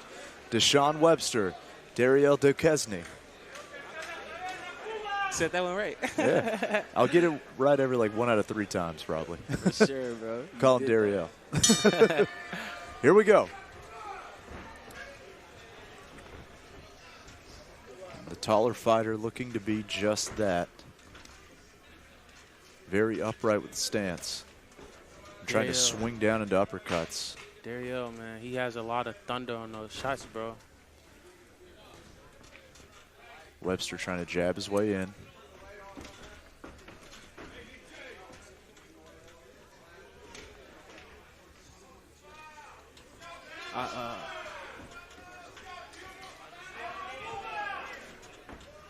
Deshawn Webster, title challenger, man.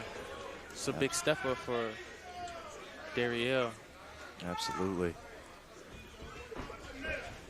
See Webster just trying to establish his jab on the inside. Good jab to the body there from Webster. Duesne with a lot of power in that punch.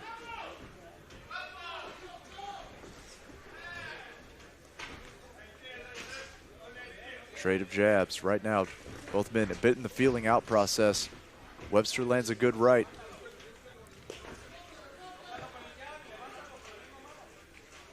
A jab downstairs for Webster. Nice angle from Cuba.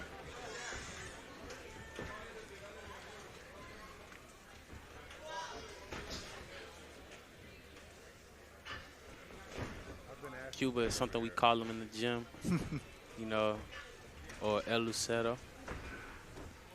I thought you were just saying he angled all the way out from Cuba. Could have worked either way. Both men now still trying to, in the feeling out process. With the bigger guys, you got to be careful because there's a lot of power on every punch. That's the beautiful thing about the heavier divisions. Everybody's dangerous. Absolutely. One little mistake can be lights out. Duesne trying to find the angle. Let's jab into that left hook, that lead hook. Ooh, that good body shot. Got Webster to lean down a bit. Webster tries to return fire. You can hear the snap of leather. I believe it was nothing but glove. Oof. Big swing and a miss from Duesne. Dariel using that jab. Every jab is a stiff jab from Dariel.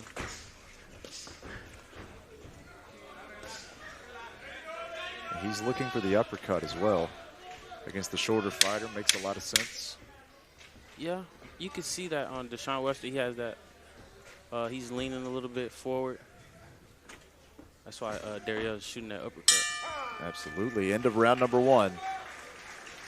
Very close fight. Close round. Not sure if anyone really landed enough to establish themselves in any kind of way.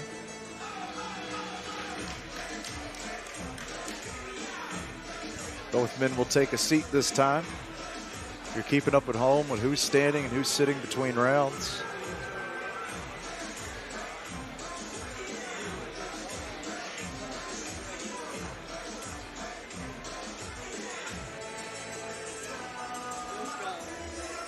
See Dariel Duesne, and there we see Deshawn Webster. Both men landing really nothing of any purpose or meaning. It's been very much a feeling out process so far as we get ready to move into round number 2. Dariel Duesne is a big guy, bro. 6'5". He'll fill in as a great heavyweight, too. Most likely so.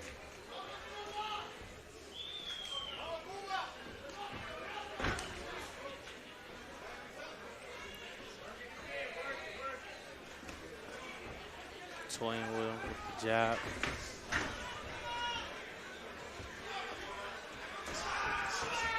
And there we see Duesne trying to get on the inside and swing those hard hooks.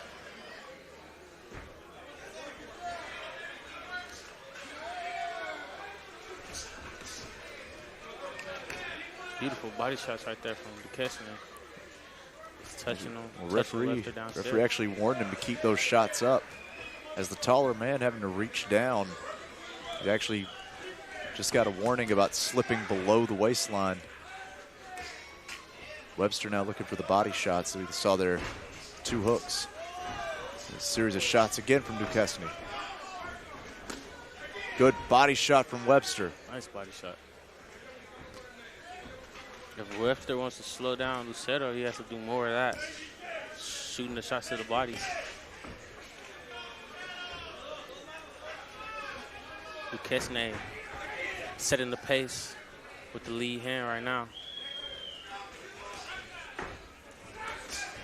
Swing and a miss. Returns with a body shot from Webster.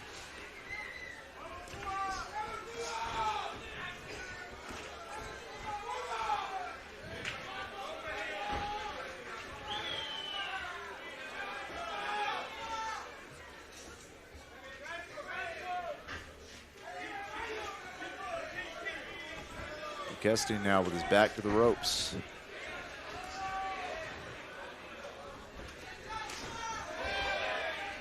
Duesne keeping him at a distance with the jab, shooting uppercut from far out.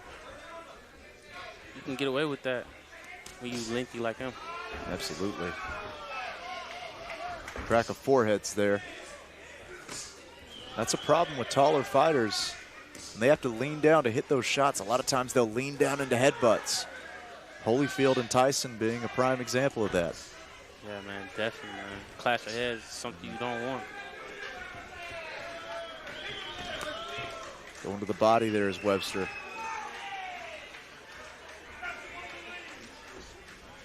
Trade of jabs. Straight right hand from Duesne. And now Duesne just finding a little bit more, a little bit cleaner shots here.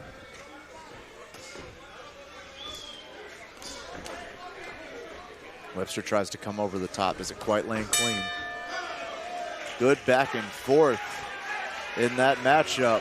Both men able to get a little bit of something. I just think Duesne might have got a little bit more. Yeah, man, Duesne setting the pace with the jab, working with the lead hand. He's able to shoot the shots that he wants to shoot because Webster's at the end of that stick. Absolutely, keeping your man at range. The advantage being 6'5", and for those of you at home that don't know, being taller also helps with your range. It's not just about how long your arms are. You don't believe me, go touch a wall right in front of you and then lift your arm about half a foot, and all of a sudden you can't touch the wall anymore. Height affects range, folks, so when you're the taller, longer-armed fighter, you've got a significant reach advantage, and we're seeing that with Duesne right now. I want to see Webster move his head a little bit more and go to the body. He had landed good body shots that round. Absolutely. Just want to see him let his hands go a little bit more. Maybe jab, counter out to the right body shot, right hook to the body. He's definitely there. Because he's been trying to find success with the body shot all night. So if he could get that jab out there, get his lead hand out, slip these jabs of Duesne, start trying to hit the body.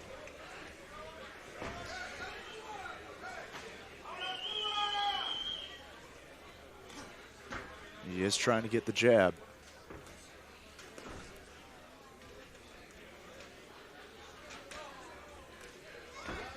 To his credit, Duesne is not making it easy. Throws the overhand.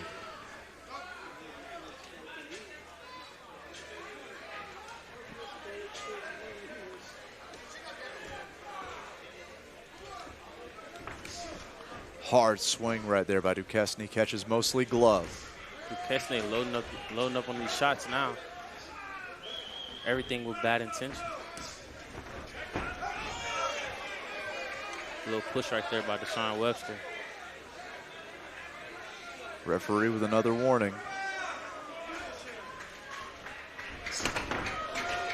You saw there, Webster went for the glove touch. Duesne went for the win. Protect yourself at all times.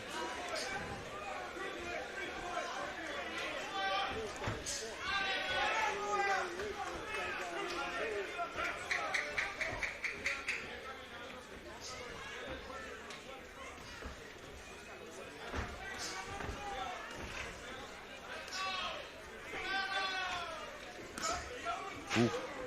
Hard. Southpaw right yeah. there. To try to throw that hook. Good body shot there from Webster.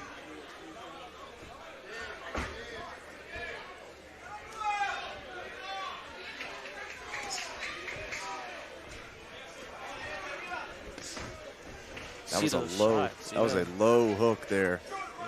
Shooting those shots down to the leg, out the referee's view. Yeah, absolutely. I won't call it intentional, but there is a craft to that. Definitely is. A lot of fighters have made careers doing things like that. Yeah. It's only dirty when the referee see it. Yeah, that's definitely a way to look at it. Webster tries to double up with the combo there.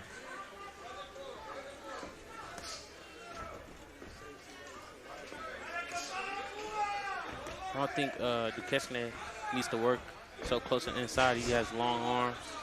Absolutely. More to middle range. Beautiful. Trying to trade here. Webster lands a nice jab. Duesne throwing over the top. Close back and forth round once again. I believe Duesne getting slightly more of it, but it is close, folks. Again, this is an 8-round fight. None of the fights on this card that are remaining on this card will be less than 6 rounds. This is an 8-round fight. So we are approaching the halfway mark here in this one.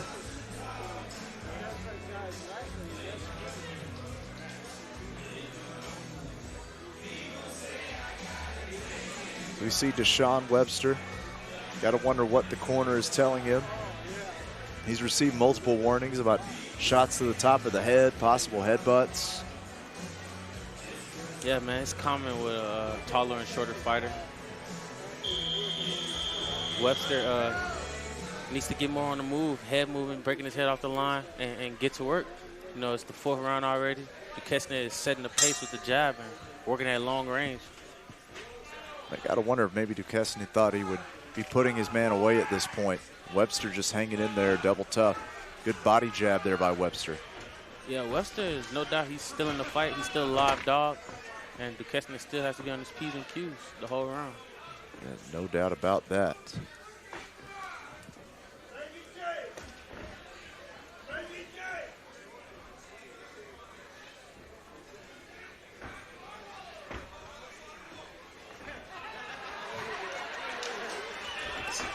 Wow. Thunder on those shots right there by Duesne. Absolutely. Body shot from Duesne. Duesne trying to find angles. Webster trying to find his jab. Duesne moves his head.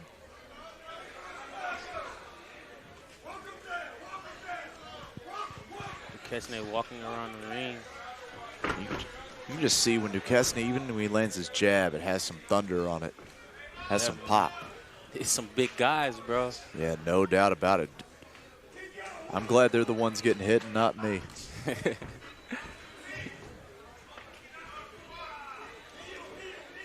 Webster trying to walk down. Tried to jump in with that uppercut. Didn't quite connect. Man, Lucerdo's a big guy, but he moves like a super middleweight. Absolutely. Quick on his feet. Good movement. On his toes. Nice head movement by Duesne. And both men trying to be patient, knowing that the other person has power.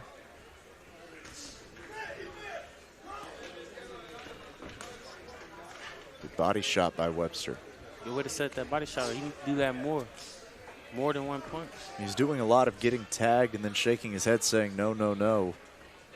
But the rounds are slipping away from you. It's the accumulation that'll catch you. Exactly. You know what they mean when they say no, no, no. It's yes, yes, yes. You Absolutely. No one's ever said that punch didn't hurt me when they didn't hurt them. Yeah, for sure. Good body shots there from Webster. Body shots again.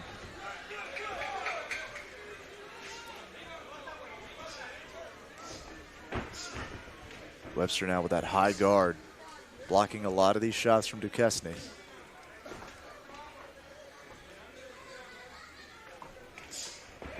Big swing and a miss from Duesne. Webster now against the ropes.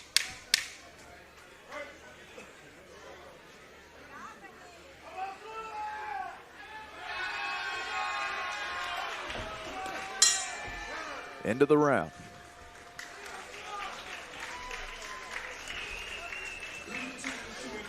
That was a closer round, I believe. I actually might give that one to Webster. It was a lot of back and forth. I believe the body shots, he wound up finding more body shots in that one. I think that's what pulled him away. It's a close fight either way, and especially close round. Yeah, man, definitely. That's an 8-round fight. We already halfway through. And fatigue can play a factor as the round go on for either fighter, so we'll see. Absolutely, and if Webster keeps landing body shots like that, that'll accumulate over time a lot. They pay dividends in the later rounds. The question is, how much is all that power from Duesne? Is it affecting Webster? See, Duesne already on his feet, ready to go. Round number 5 of an 8-round fight. Here we go. Round number 5. Duesne working the jab, coming out, establishing the jab like he's been doing. If it's not broke, don't fix it. Absolutely, don't break it. For sure, bro. Webster's still trying to stay in the face of Duesne, not let him move and find his range on the outside.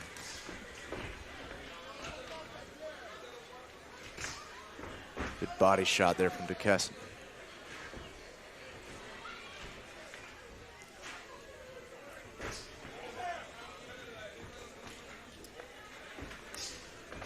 Webster doing a very good job of keeping his gloves up too. A lot of these jabs that we're seeing are getting popped off. Yeah, man. Even he was able to deflect a lot of the big right hands Duesne threw too. Very defensively sound from an earmuff position. Like even all of these are all hitting arm. Duesne working the one a lot, uppercutting off of it.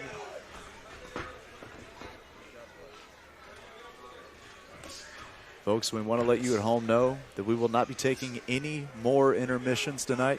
So hope you got your snacks ready. Hope you got everything ready to go. We're just going to be fighting from here on out. So we're in the middle of our 7th bout of the evening, 7 of 10. Deshawn Webster. Yep. Go ahead. He complained about a shot that was low just now. I saw that. We spotted a low one earlier. It's been a chippy fight, this one. Duesne is super tall, man, so he's shooting these shots down low, and it's a big possibility. A lot of times he can land below the belt. Absolutely, when you're punching down to an opponent. Decent body shot there, Duesne. Duesne putting the punches together now. Not a lot of them not landing clean, but the judges have something to look at. Absolutely. It doesn't matter. It's one of those things where, yes, they're not landing clean, but if Webster's not throwing anything back, then you're just the guy, you're just the loser of a whooping, getting hit over and over again. Duesne loading up too, man. Absolutely.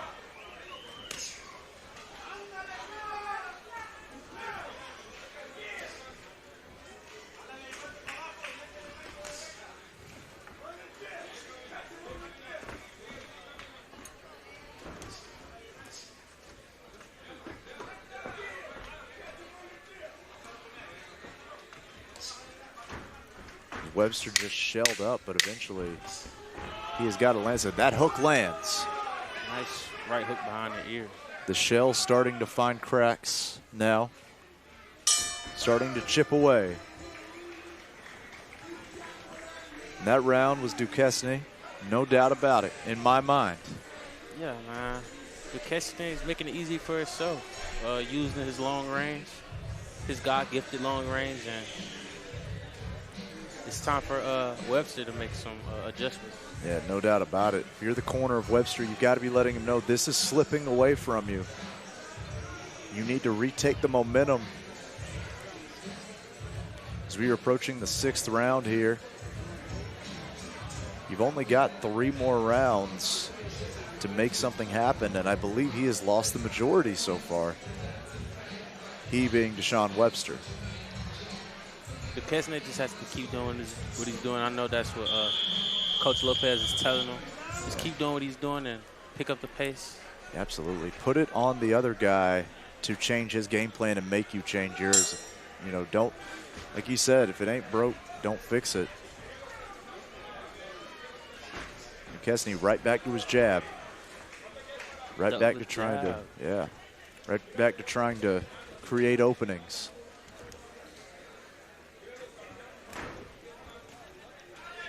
Webster tries to go low, eats a jab for his troubles.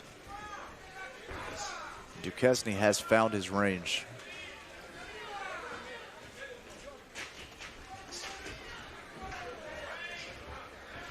Duesne looks relaxed. He's turning up the volume now. Duesne with that flickering jab. He's trying to find a range. I think he's looking for something big. Webster tries for the overhand right, comes up just short. Good body shot from Duesne. Webster tucked the elbow a little bit. Absolutely, and Webster acknowledged it as well. Gave him the head fakes, a good shot.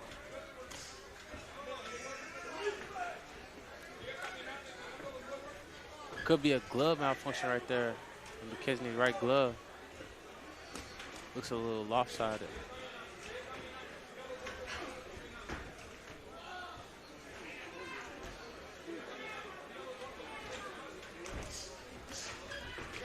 I see what you're talking about, that lump kind of developing on the end of the glove.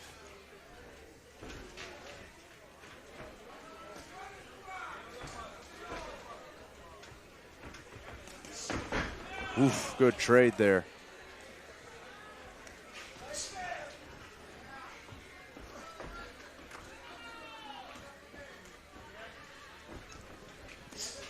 Oof.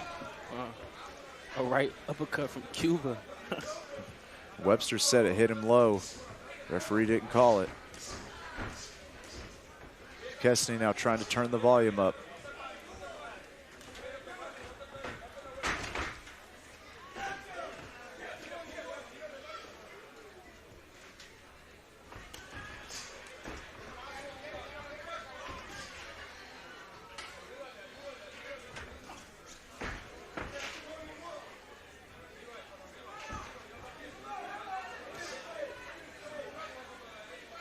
See Webster, this is indicative of the fight right here. Just shelling up, not moving, not doing anything, just waiting. Waiting for opportunities instead of creating opportunities. Exactly. Webster just can't compete right now with the length and the power of Duesne. He just keeps getting tagged. You're perceptively tagged and then saying, oh, I didn't get hit. You didn't hit me. Duesne turns it up again.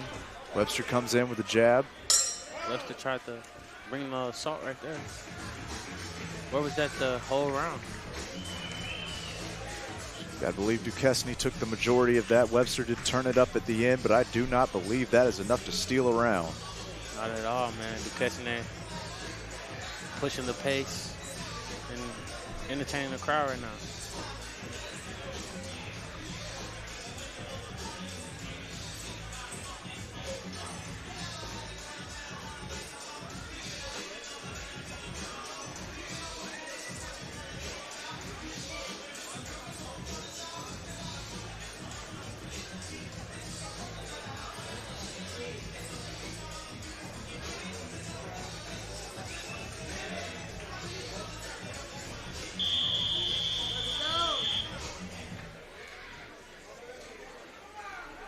Duesne looks fresh, ready to go. Webster comes out. Round number 7. An 8-round fight. Absolutely, we're in the closing half. These rounds seem to go past so fast, man. Absolutely. You got to imagine they go even faster when you're in there.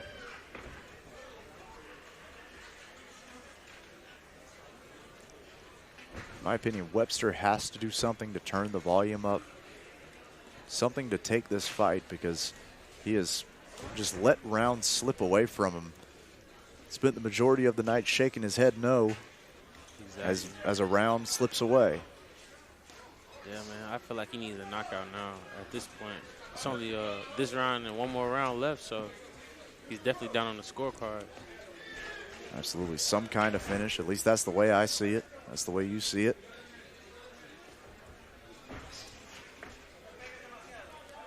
And Duesne not really doing anything spectacular. He's just using the basic boxing, working behind the jab, and putting his combinations together and not letting them hit him. Absolutely. In my opinion, Webster has just been too timid. And a lot of that is Duesne with the range and the volume, making it hard for him to really commit to anything. Good head movement right there by Duesne. Yeah, good angle and out, moving his head. We saw some success early on from Webster when he was the aggressor and got inside on the body, but most of these rounds, you see it right here. Jab, glance it off the glove. Jab, glance it off the glove. Duesne with some showmanship. Duesne having fun now. Absolutely. Nice Good body shot.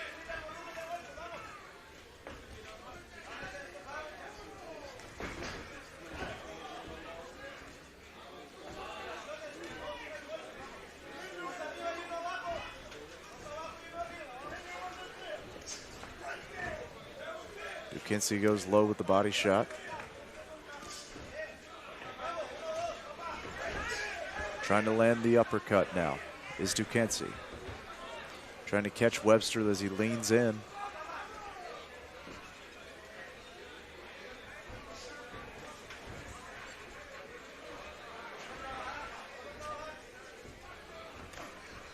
Straight right down the pipe for Webster. You got to believe it caught mostly glove there. Duesne wraps up, does not want to play on the inside. Ref gives another warning about using his forehead in that clinch. Duesne swinging hard there.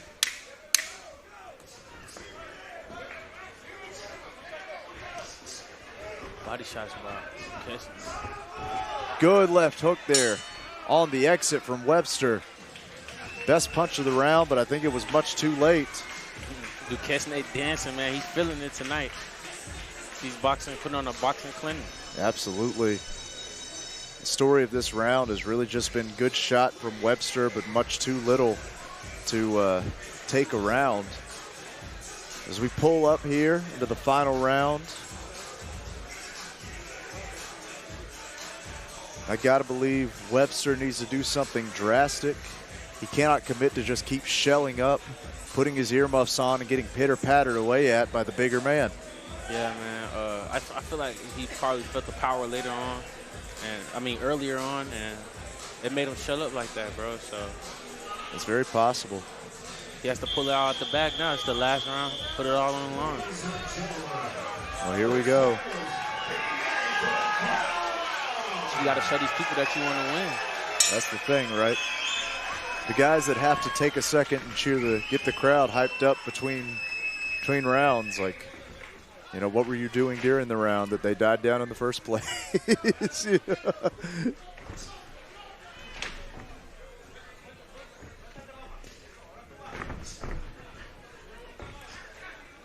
Got to believe for Webster, we need some action here. We need something trying to go to the body.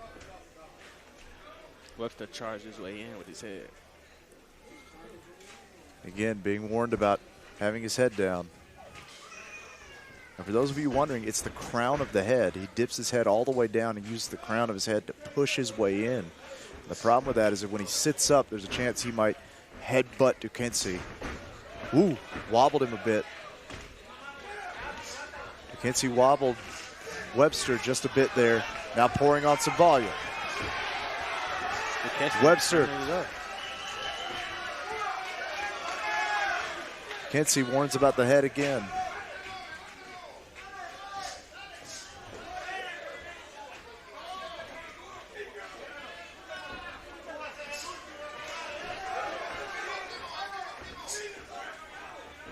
Nice stiff jab by Lucero.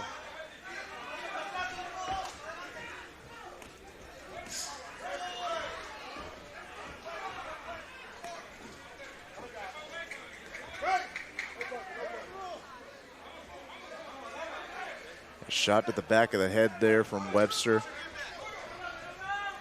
Referee James Green getting his work in for this fight. A lot of warnings. A lot of, hey, watch this.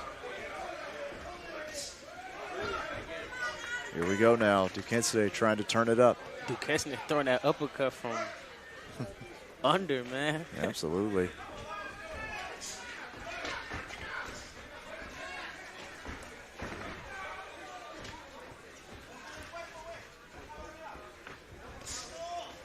Good body shot from Duesne. Webster trying to push the pace, but it seems like every time he tries to, the ref has to give him a warning. Good right hand there from Webster.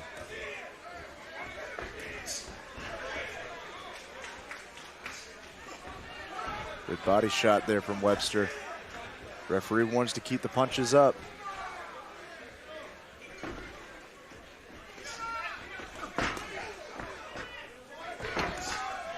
Wow. 17 seconds go in the last round, man. Duesne going to try to turn it up. I got to believe when they hear this ticker, they will turn the volume up. Most fighters do. Good left hand from Duesne. Good right hand again. Right hand at the end right there. Beautiful shot. A good cruiserweight matchup there from Deshawn Webster, Dariel Duesne, and I believe Duesne was just much too much for the former title contender in Webster. Yes, sir. He's moving up. We didn't see a knockout, but we seen a dominant performance in Duesne. I believe so as well. And we will wait for the judges to tally everything up.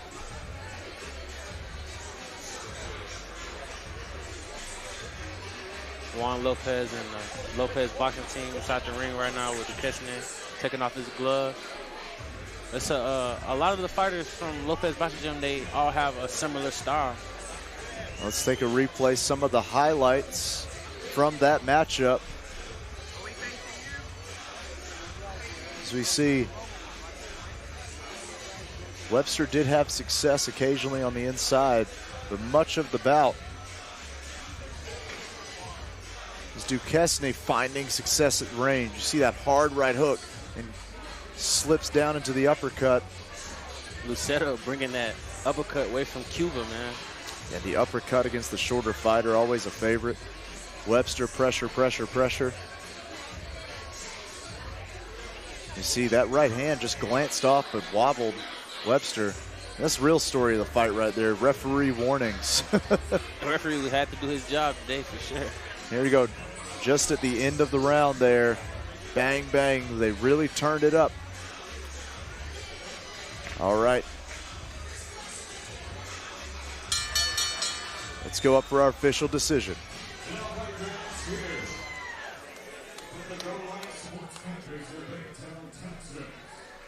How about a huge round of applause for these cruiserweights to end the ring? The gold contestants. And now we go to the judges' panels. All three judges scored this contest 80-72 in favor to the winner by unanimous decision. El orgullo de Pinar del Río.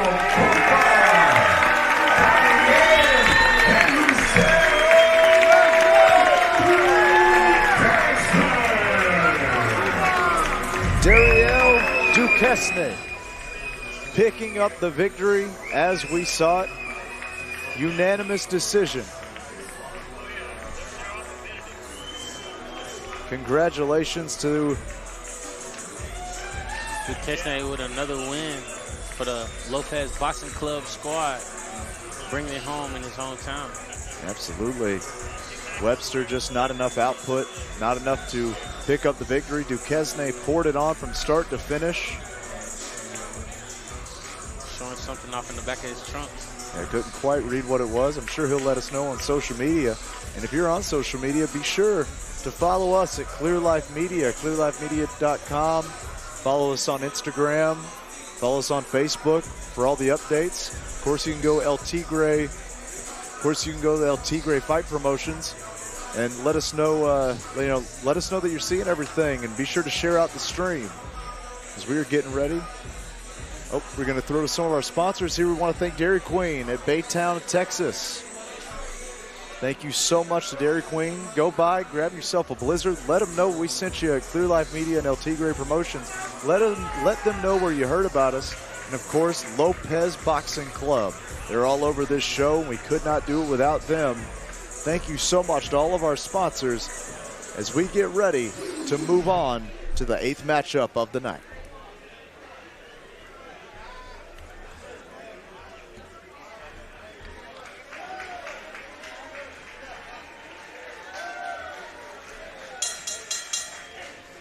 In our fighters, we are set for this heated rivalry in the ring of next. And it's a go for 6 rounds in the middleweight division. We introduce you first, ladies and gentlemen, from the Spring City, Houston, Texas. Here is Imad, the Grand Reaper.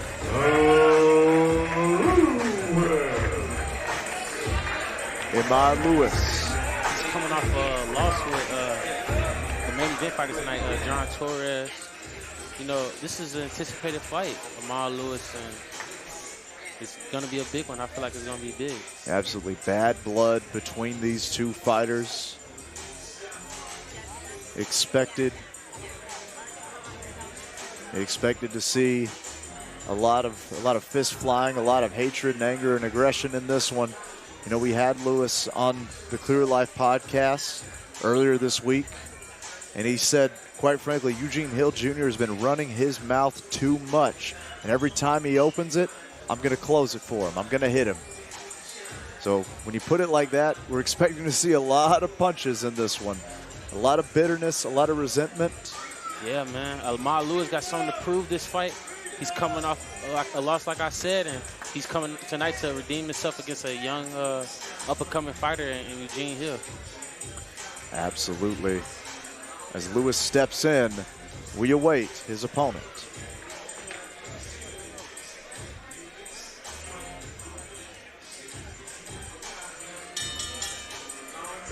In all white bands, ready to make his way into the arena. Introducing the Undefeated Warrior from Dickinson, Texas, USA, the Emperor, Eugene Hill Jr.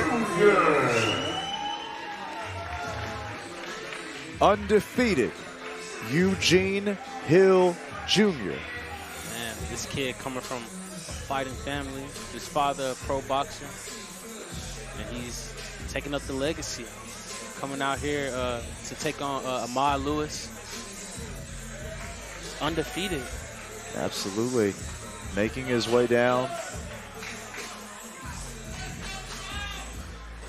Expected to be a throwdown.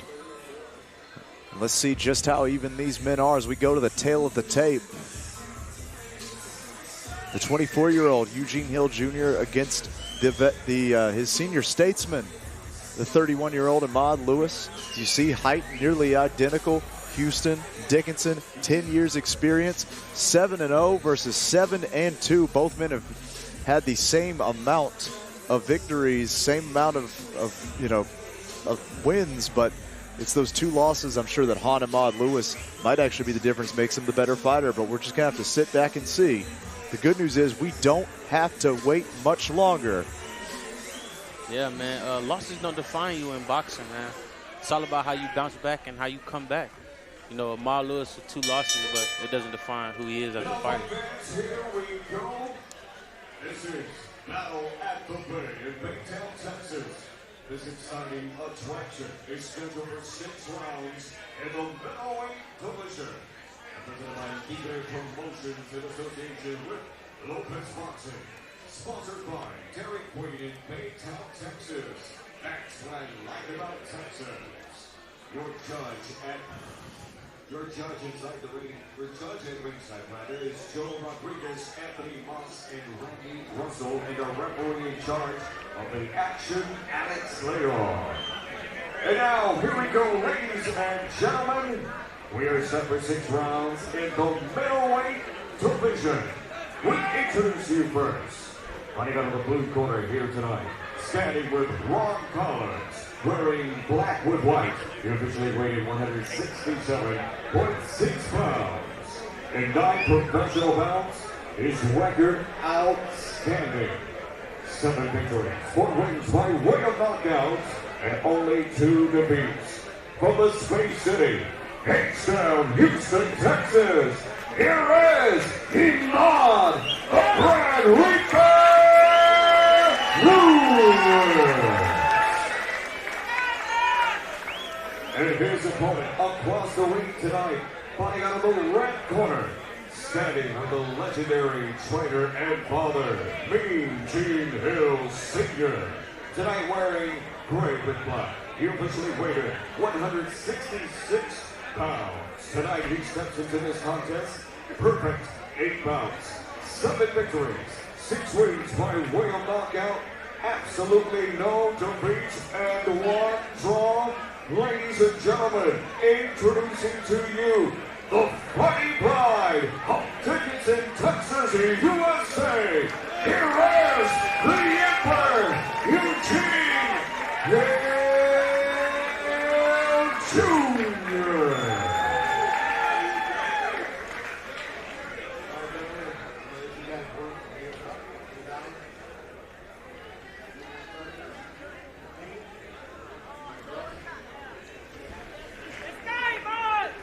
Alejandro Leon, the official in the ring for this one. We were calling this one early on today, bro. I said it was going to be fireworks. I still believe that. It's definitely going to be fireworks. A fighter looking to try to redeem himself, and a fighter looking to try to keep his legacy going. Absolutely. Here we go. The talk is over. It's time to fight.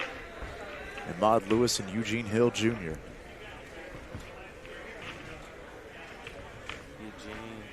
Looking to be the aggressor right now, and Imad keeping him at the end of that stick, trying to find that range.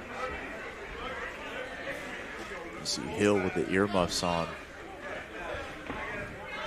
waiting for the moment. Imad Lewis' body looking way different.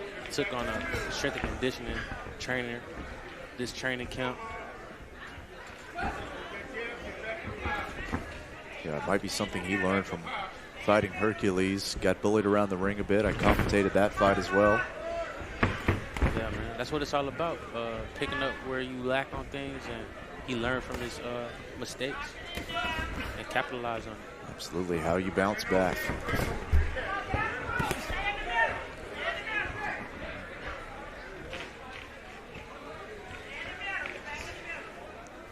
You see the timidity here. Hill looking to be explosive. Lewis on the back foot. Imad Lewis taking his time. Eugene Hill looking to get in, keeping a nice tight defense.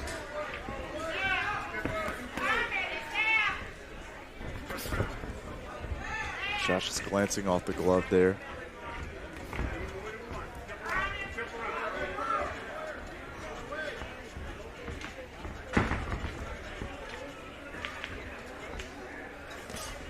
Good body shot there from Hill. Another body shot from Hill. Eugene looking to invest in the body early right now.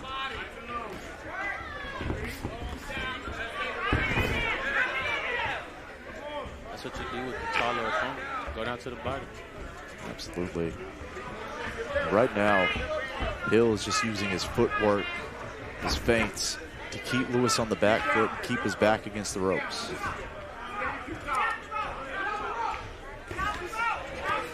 Good shots there from Hill.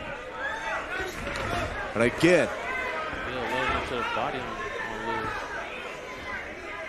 Deep in left hook as well.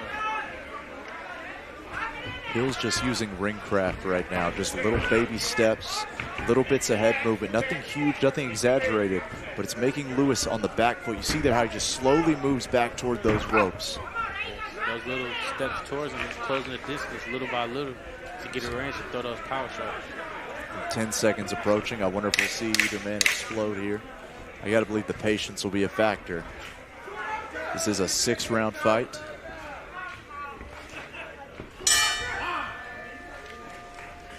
Not much in that round, but what was there belonged to Eugene Hill Jr. Definitely, I can agree on that. Lewis looking like he's trying to establish his pace and establish himself and see how Eugene's coming in the fight. Absolutely, he's got to throw something out there. It seems to me like there's timidity almost. I mean, Hill is swinging for the fences on a lot of these shots, so I got to think he's maybe biding his time and trying to pick his moment. Yeah, Lewis can definitely capitalize on the launch.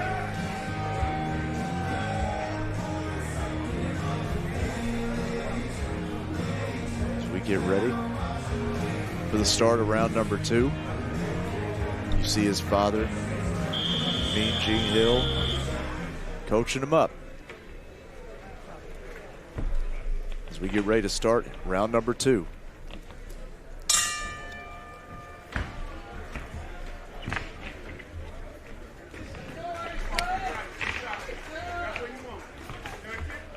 You see a bit more action from Lewis already.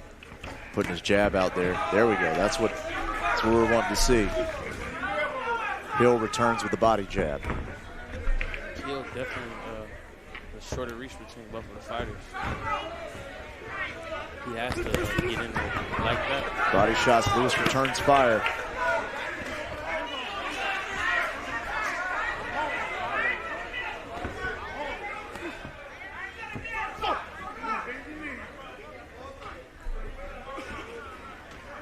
Alejandro Leon breaks them up. We're already seeing more action from Luis. Probably about 10 times what we saw in that first round. Hill fires back. Like you said before, man, the little step Eugene's taking, he's trying to close that distance on him.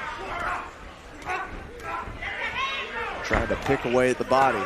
Again, just smattering the body with shots here. Oh, and it goes up top. I think that shot hurt Imad. Imad trying to grab on. His feet are all over the place. And another right hand. And another right hand. And another one. And another left. You just don't want to sit up on the ropes, man.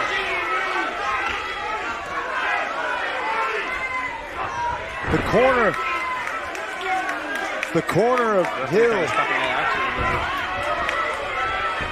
The corner of Hill called for body shots. Don't just swing for the head, go to the body, and there you see it. Use the body to set up the head. Hill now. Hammering away. And Lewis will take a knee. Lewis took a knee right there. Smart move by Lewis. We don't have a shot of it. Go ahead. Sorry, I cut you off. Fire, man. He's throwing fire that first shot. Absolutely. I tell you what I love. Hill didn't go back to the neutral corner and stare at Lewis. He went back to the neutral corner and looked at his coach. He's getting coaching advice in between this knockdown. That's very smart. He goes back to the body. The body sets up the head. Lewis tries to fire back. Takes another shot to the head. He's thinking about that's it. My goodness. Utter two-round domination. Eugene Hill Jr. Eugene Hill, that was a beautiful finish by Eugene. An explosive guy. I said this coming in. He was explosive. And he showed it right now. Eugene Hill Jr. does not suffer a loss, but picks up another win. Dominating fashion. The body sets up the head, sets up the body. It is a chain of events that led to the fall of Imad Lewis. My goodness. Domination from Eugene Hill Jr. Doctor checking in on Imad, making sure he's okay. That was explosive right there, man. Absolutely. I love Eugene Hill's fighting style. Man, bro. I can't wait to see him again already. Absolutely. Absolutely.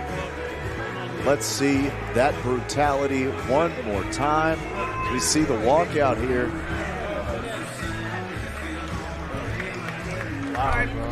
That was explosive. You see here, setting it up early or late in round one. Round two, this is where Hill found the rhythm. It was thunder in the hands, thunder in the valley for Eugene Hill Jr. Watch him go low to set up high. Going high, overhand against the taller man. left hand. Man, bro, those are brutal shots. And Imad Lewis smartly tried to take a second, take a knee to get a break, but look at this. Left hand, right hand. Oh my goodness. Moving the head into the pathway of the next punch. Eugene Hill Jr. highlight reel. My goodness.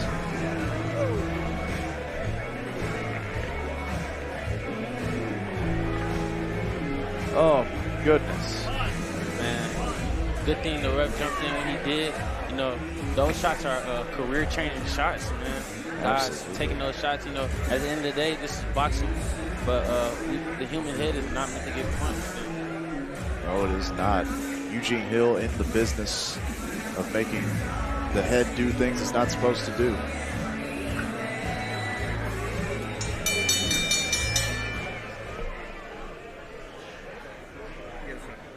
Ladies and gentlemen, here from inside the ring, the official time comes to you, 2:32 in round number 2. To the winner by knockout victory, and he is still undefeated. The fighting pride of Dickinson, Texas, the Emperor,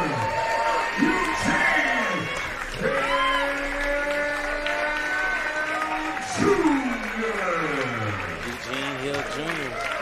with the knockout win tonight. Absolutely. Congratulations once again, Eugene Hill Jr. It's an eye-catching performance right there, man. A dominating performance. Power, speed, technique, skill. Father was a legendary boxer. So you see that he's learned that skill set. He's learned how to set those punches up, and he listens to the coaching so well. They call body, he hits the body. They call head, he hits the head. Brilliant, brilliant work. Congratulations once again to the Emperor, Eugene Hill Jr.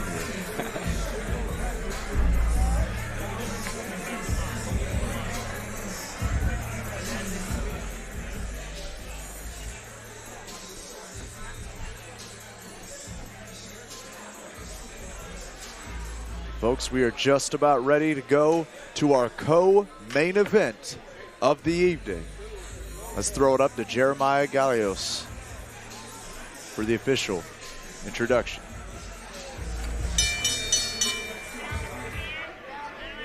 And now, ladies and gentlemen, coming to you live on a Tigre Promotions Facebook page. This is the co-feature attraction of the evening, and it's scheduled for 8 rounds in the super bantamweight division. And now, we bring you into the ring at this time.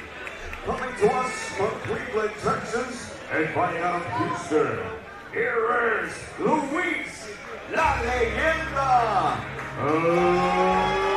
Lopez.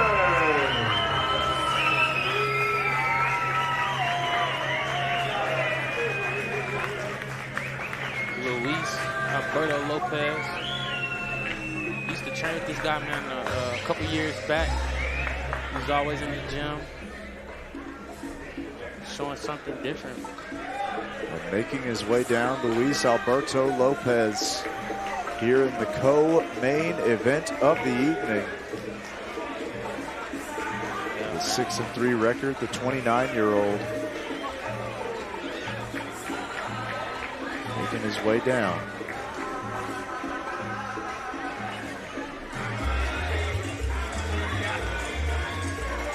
Definitely know that Luis comes to every fight for every fight to win, man.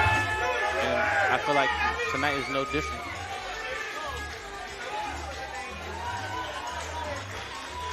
There we see Luis Lopez ready to swing leather as he awaits his opponent.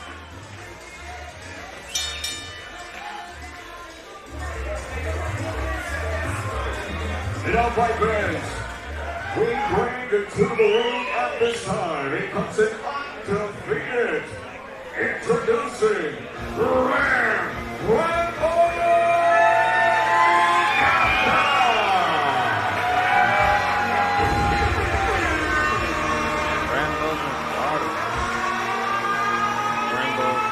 dad called him, and he took on. He said in the interview before, Rambo like Sylvester Stallone in the film. Yeah, no doubt about it. Some similarities right there. Another fighter out of Lopez Boxing Club in Baytown. Man, bro, I trained alongside this guy. And I can tell you this, man, he's different. He has his own fighting style. So I wouldn't compare him to anybody. You know how a guy like Manny Pacquiao, he has his own fighting style. Floyd Mayweather, a lot of great fighters, he is something of his own breed. He has a good team behind him. His father been backing him his whole entire career. Absolutely. As we go to the tail of the tape right here, as we see Luis Lopez will be giving up a 3-inch height differential to Ram Gandara. See records, both men successful in their careers so far. Ram Gandara has yet to taste defeat, just a draw. Luis Lopez with 6 wins, 3 losses. We expect to see a good one, folks. Yeah, man. Even in that draw. This is our pro-picture attraction of the evening. And it's scheduled for 8 rounds of the super bantamweight division. And it's all presented by Tigre Promotions in association with Lopez Boxing in Baytown, Texas. Our judges are Joe Rodriguez, Anthony Mutz, and Randy Russell, and a referee in charge of the action, James Green. And now, fight fans, here we go. 8 rounds in the super bantamweight division. We introduce you first, ladies and gentlemen. Fighting out of the blue corner, here tonight, standing with Anthony Reyes, wearing red with white. He officially weighted 124 pounds. And non-professional fights his record. 6 victories with 3 wins by way of knockout and only 3 defeats. Coming to us from Cleveland, Texas, and fighting out of Houston, Texas.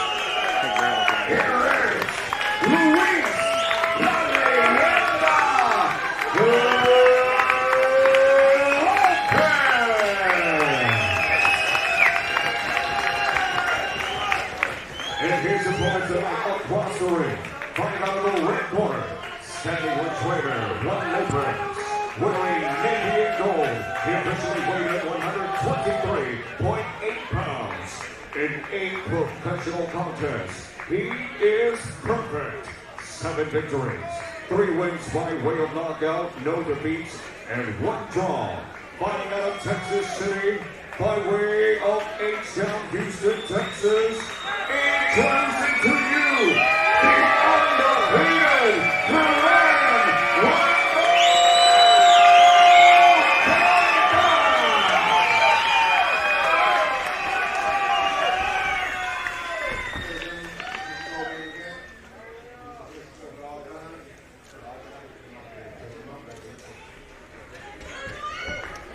James Green, the referee, in the ring as we get ready for our co-main event.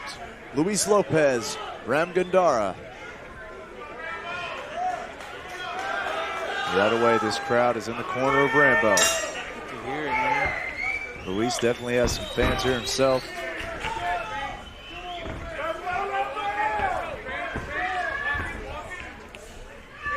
And right away, Gandara trying to come into that jab.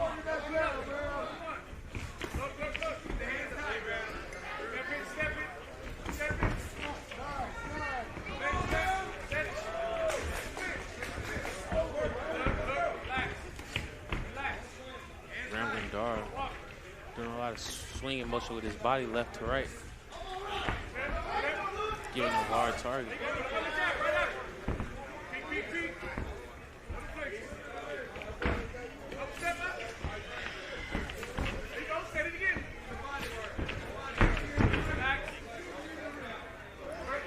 Lopez trying to be the aggressor, throwing a lot of jabs.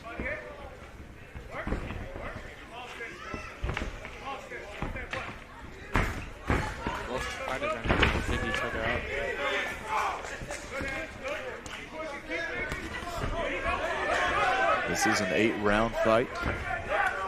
They have the luxury of time if they need it.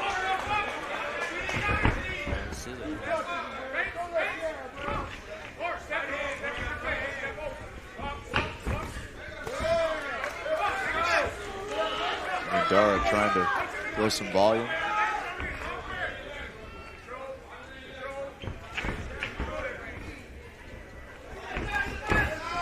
Good body shot there from Gandara. Gandara looking at investing in the body early too. Putting those punches together.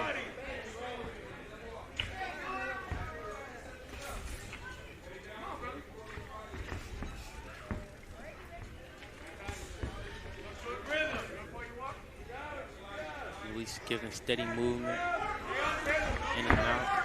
Nice job to the body.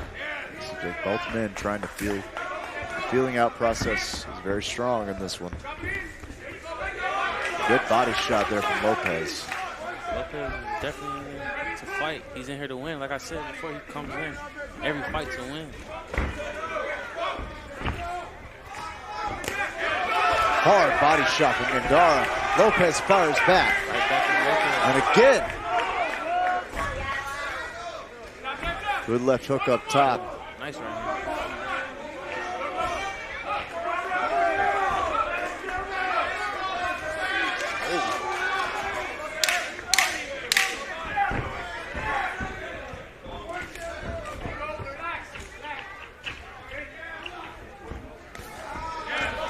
Another body shot from Gandara. Gandara setting those body shots up, man. Putting his body in position. Absolutely. Both fighters landed a lot of good shots. Ram Gandara might have landed one or two more, but tough to call. Leave it to the judges. Always. You just sit back, relax, and wait for round number 2. Both corners getting coached up.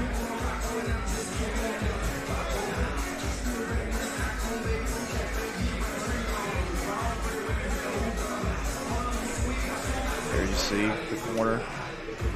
Ram Gandara. One thing I know about Coach Lopez, Lopez Boxing Club, he always make every fighter in the corner feel comfortable in between rounds. He just gives the comfortable talk. Let us know what we need to know. He don't tell us too much about besides what we need to hear. And he let us do us in the ring. I believe someone has actually left their glasses in the corner of the ring. Oh, there we go. They're back to boxing.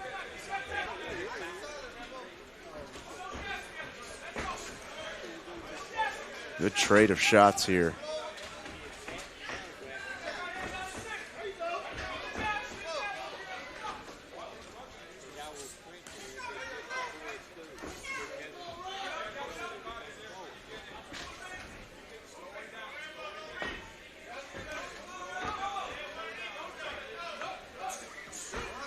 Good head movement from Lopez. Nice head movement. He gets a left hook. He moves his head well and uses it to set up his offense. You see it in Luis' eyes, man. He looks real locked in. He's coming to here to try to get an upset. Another good shot there. Lopez, believe it hit mostly glove. Good solid defense from Ram Gandara, man. Keeping his hands up well, taking the shots on the arms and the glove. Yeah, Lopez landed good body shot there. Hey, the head movement of Lopez, very impressive so far in round number 2. Lopez looking to react every time Ram Gandara makes a move. And he's moving his head so well that it's letting the body punches slip off. Moving that whole body, bending at the waist with the bobs and the weaves. Yeah, I seen that.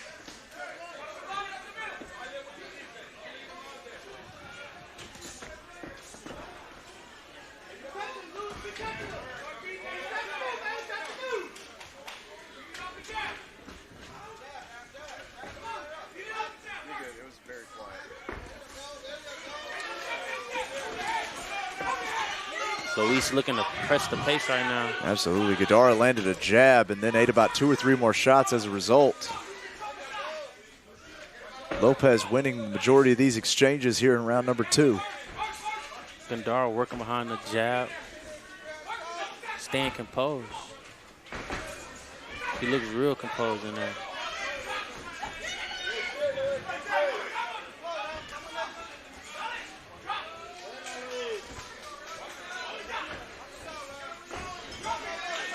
The other way, Lopez moves his head, moves the gloves. Beautiful body shot right there. Absolutely.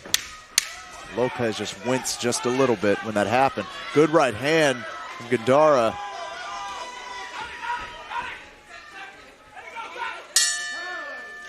Great round of action right there. Good back and forth exchanges throughout. I might have to give that round actually to Lopez. I would make it 1-1 on this scorecard.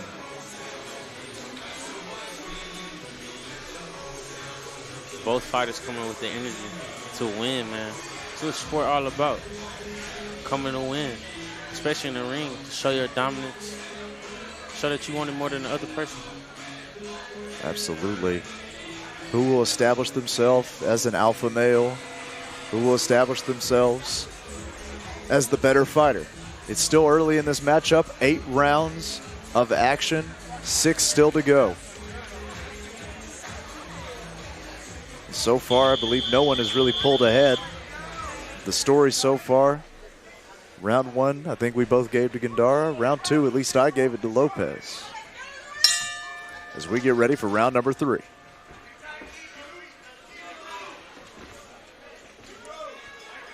And just the head movement of Lopez is exceptional. You see there. Nice head movement, man. He sees those punches coming, just gets out of the way. He's anticipating the punches, constant head movement, anticipating the shots. That's how he's able to get away from them. Absolutely.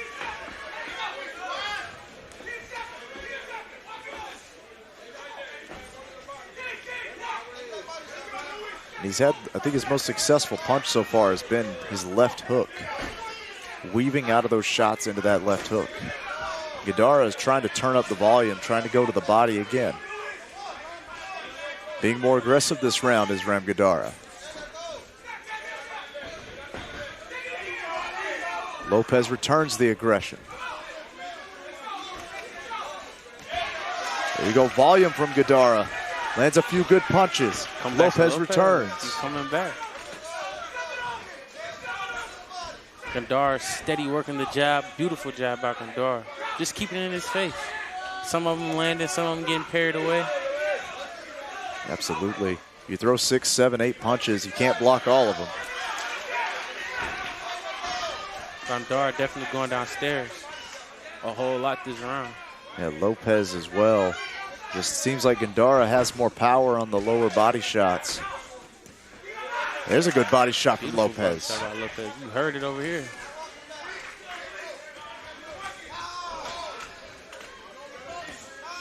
Oh, that body shot hurt right there.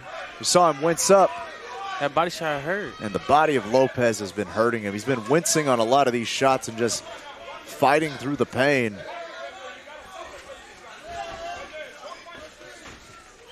Oh, good shot. Gandara is definitely setting something up. I feel it. He's sitting here. He's shooting the shots. He just landed a beautiful body shot that made Lopez take a step back. Watch for the left hand of Gandara. You saw it try to slip over the top right there because he's got the elbow of Lopez tucked real low to the body. Worried about the body shots. Would not be surprised to see that hook come high. Definitely, definitely. Body shot again from Gandara. Body shot again. And again. And again. Hit him with that shot. Lopez is double tough. Gandara says, you can be as tough as you want. I'll keep swinging. Wow. Wow, those body shots, man. It's taking a toll. Gandara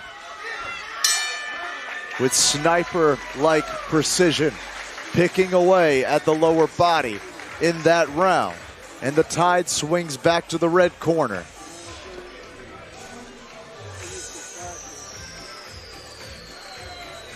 You've got to get Luis Lopez's defense hemmed up if you're his corner. He cannot keep taking these body shots. He cannot be actively showing that they are hurting. Yes. Now, credit to him. He has been double tough in that round, wincing through those body shots, gritting his teeth, and firing back. I was just about to say that, man. He's showing tremendous heart, you know, and he's taking those shots well. Absolutely. Over the corner of Ram Gandara, you got to believe they're saying more of the same. Make him change his style. You don't change a thing. If it ain't broke, don't fix it. Yeah, Facts. Don't fix it. Facts.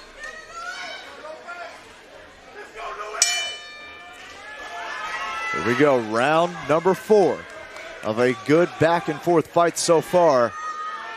It's a long way from over. Yeah, no doubt.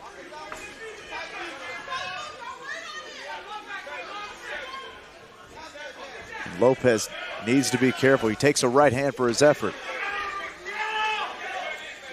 You can see he's a little bit more timid about outstretching, overextending, and getting caught with body shots like that.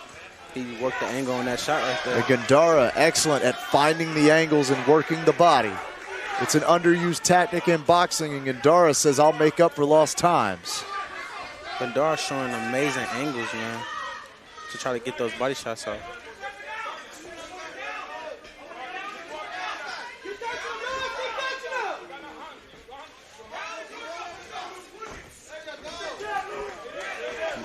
Luis Lopez trying to return the fire, going body, head. Another body shot. Keep your hands up by Ram Gandara. He's keeping those hands up well. Luis firing back every time he can. Absolutely. That is the threat with the body shot, is you do have to reach a little bit further to get that body. It's not as extended as far forward as the head. We'll see if Lopez can take advantage of it. Yeah, definitely. I was just going to say, Lopez can't counter off with the shorter shots. Ram Gandara long with the body shots. Just looking to hurt him down there. And Lopez pressuring in. Gandara returns the favor. Lopez continues to be the aggressor, throwing 3-4 punches, but then Gandara lands the counter to the body. As we see here, that's been the story of these exchanges. You see trade, and then the heavy shot that comes out is that body shot. Body shot. Beautiful pounding to the body by Rambo. Good shot to the head from Lopez. Ooh. Lopez is still in this fight, still a live dog. He's trying to come back, hold his ground. No doubt. Good stab to the body by Lopez. Absolutely. Lopez found a bit of a rhythm there.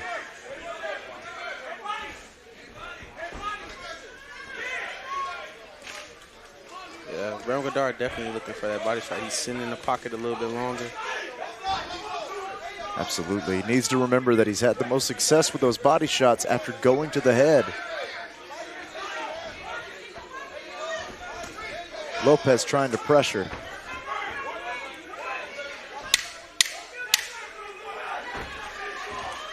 Good shot there from Lopez. Ooh, back throwing thunder that round, man. Back and forth round. I don't know how you call that one. Definitely back and forth, man. Close one. So we've got 2-1 on our scorecards, and then one round that I don't know how to call it. Man, if I had to give it to anybody, I would say Ram Gandara, man. He landed the more efficient shots. You know, Luis was throwing a lot of shots, but not everything was landing clean. It wasn't effective enough. I feel like Rambo landed the more effective round. I'll give that round a round. I got you. I could see it both ways. Both men were able to land shots. Both men came out on exchanges. Gandara did come out on more of the exchanges, so I could see it going his way. He's definitely investing to that body a lot, man. Yeah, no doubt. And that could be good for, because this is an 8-round fight. So absolutely. Long-term planning pays dividends as the crowd behind us come alive for Luis Lopez. Man, Luis is a real likable guy, man. I know him personally, so I can see why this crowd could be here for cheering him on, man. He's real likable. Absolutely. Great personality. And they're getting aggressive now. The crowd brings Luis to life as he tries to pressure in. Gandara whacks him in the body for his troubles. Good shot there from Gandara. Now it's a firefight now. They both fighting each other. Absolutely.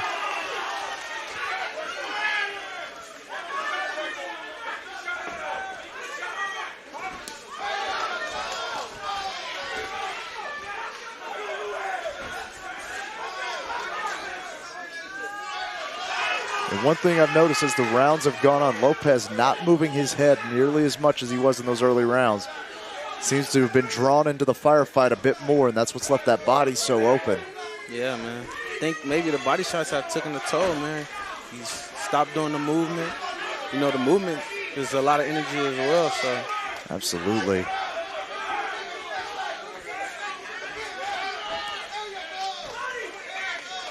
Gandara swinging for the low fence.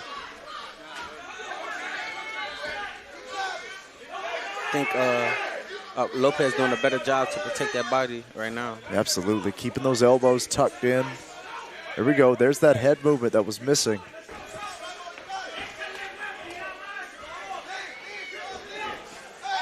Good body shot there.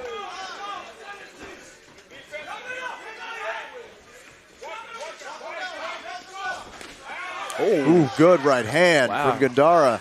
Lopez ate it like a sandwich. Actually, ate it like a blizzard. Shout out to our sponsor, Dairy Queen. Those blizzards are fire, bro. Yeah, man.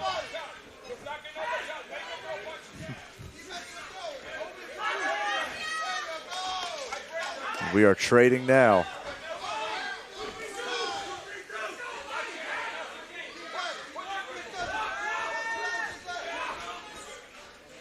Rambo shooting that jab from different angles. Upper jabs, straight jabs, touching jabs. He's mixing it up.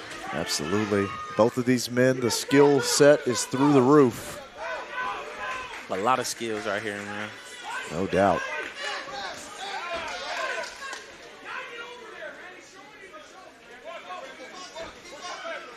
Good head movement again by Lopez. Oh, Lopez taking a clean right hand on the chin. Both of these fighters tough, double tough as we get ready for the 6th round. Back and forth trading. I believe Gandara got the better of most of those exchanges, but man, it is a close fight. Yeah, man. Lopez forward tough, man. Yeah, no doubt about it. My goodness. We got 2 more rounds left. I believe so. This is the... I believe this is round number 6. Yeah. So we'll have 6, 7, and 8. So 3 more rounds. 3 more rounds. Yeah, man. Yeah, man. This is an entertaining fight. A lot of skills being displayed. They came in, decided to throw leather. We're seeing technique. We're seeing toughness. We're seeing speed. We're seeing power. A little bit of everything here. Defense. Defense, offense from Gandara and Lopez. And right away, Luis firing back. The crowd spurring him on. Comes to life. Gandara on the back foot. Luis firing off again. Got to believe Gandara is going to want to come out of these exchanges with that body shot. Wow. Luis trying to go down to the body. Yeah, Luis turning up his volume. Needs to keep that aggression, stay in the dogfight. He's having success there. Good jab. Nice job by Luis. Plodding forward, pushing the pace is Luis Alberto Lopez again. Caught him on the way out. Luis firing off, body shot from Gandara. Luis tries to take the angle. Man, both of these guys showing some great angles, great skills in the ring, man.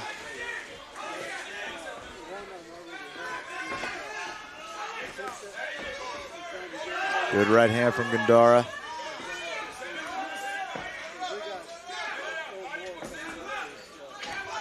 Luis definitely pushing the pace right now, working the jab. Absolutely. Ooh, good right hand from Gandara. Good body shot. Right hand up. Body shot from Lopez. Head movement now. Lopez pushing the action, pushing the pace, pushing the volume, and pushing Gandara back in this round. Luis back to moving that head again, man.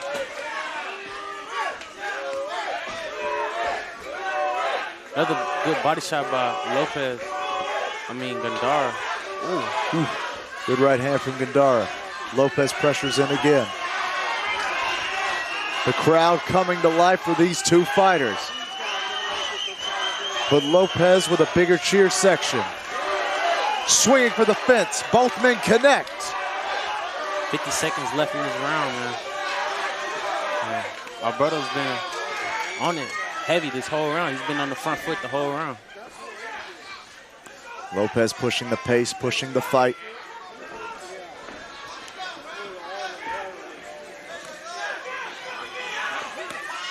Good left hand by Luis.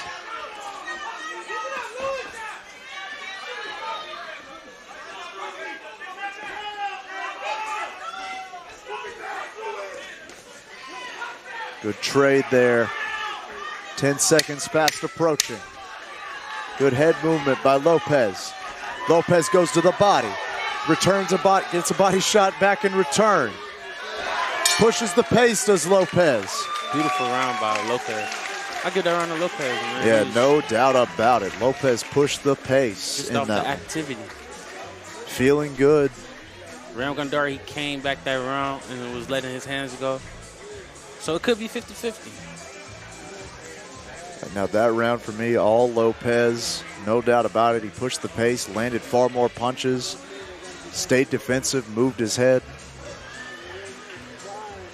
We are getting ready for the 7th round. And I do believe these are rounds that Lopez needs to climb back into this thing. Definitely, definitely. I have Rambo up in the fight right now. You know, as long as he keeps doing what he's doing, he has to close out the fight strong these last 2 rounds to make it more clear. Luis is, like I said before, Luis comes to win, so he's trying his best to stay in the fight. Here we go, Gandara and Lopez coming out for round number 7, and the crowd picks up where they left off.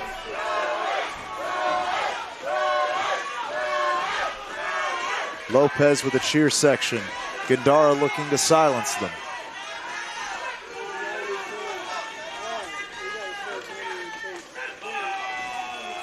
Lopez still pushing the pace. Nice jab right there. Gandara says, I'll meet you in the middle. Trading.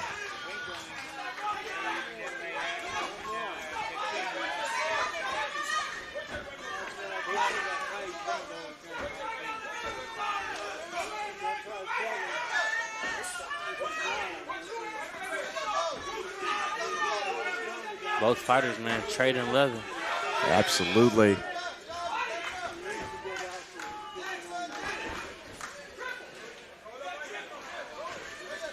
Lopez attacking the body there, slips that jab.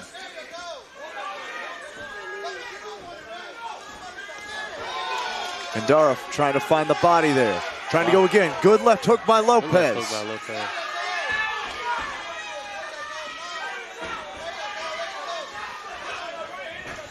Gandara getting on his toes now.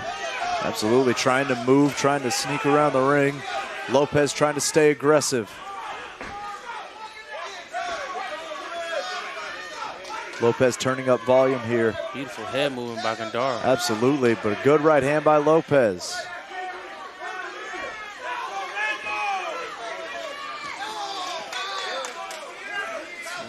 I ain't even gonna hold it. Lopez been finding a way to get away from those body shots, man. Absolutely, it's been a change in the fight. Good lean back and returns to center with a right hand.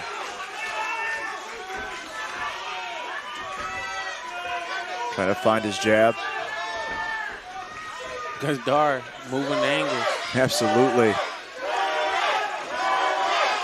Good trade.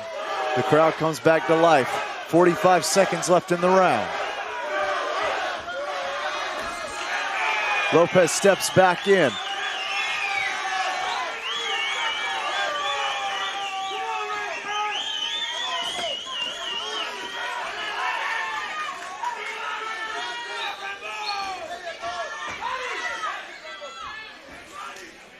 Good body shots there from Lopez. Body shots right there by Lopez, man.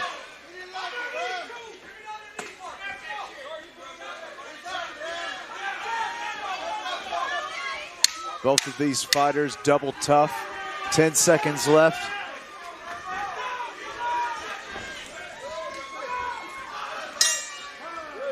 As we close out round number 7, approaching the final round of what has been an absolute banger, back and forth between Ram Gandara and Luis Lopez. Yeah, man, it's definitely been a close fight. I feel like it's a close fight. Rambo may have the edge right now.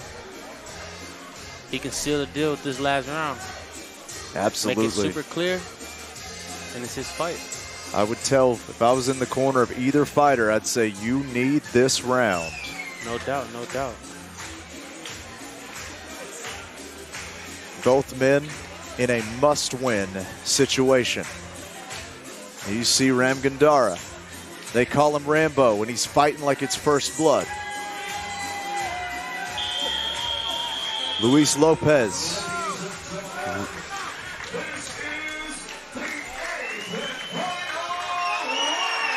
And the crowd comes to life for the 8th and final round between these two warriors. Here we go. Lopez picking up where he left off. Gandara returning favor. Both fighters are eager right now to take this round. Ooh, nice right hand by Ram Gandara. Right down the pipe. Gandara firing off more to the head than in previous rounds.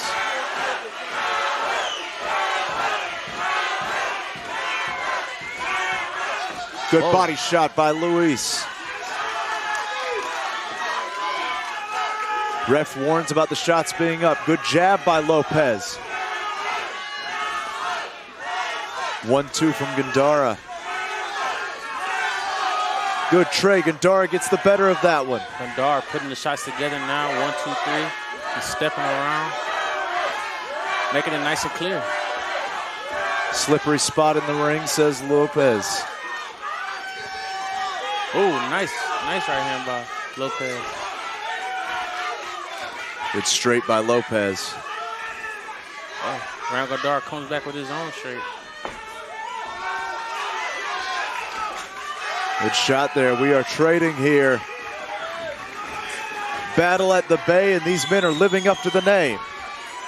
This is definitely a battle, man. Both guys are trading leather. They both looking to win right now. Absolutely. Right hand from Gandara.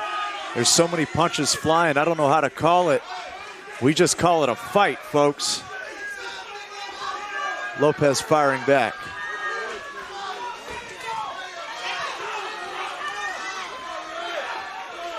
Lopez goes low.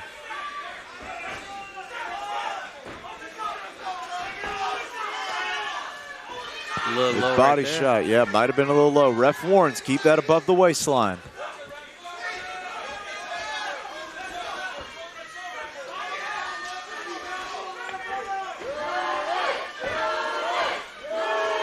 The crowd coming back to life for Luis Lopez.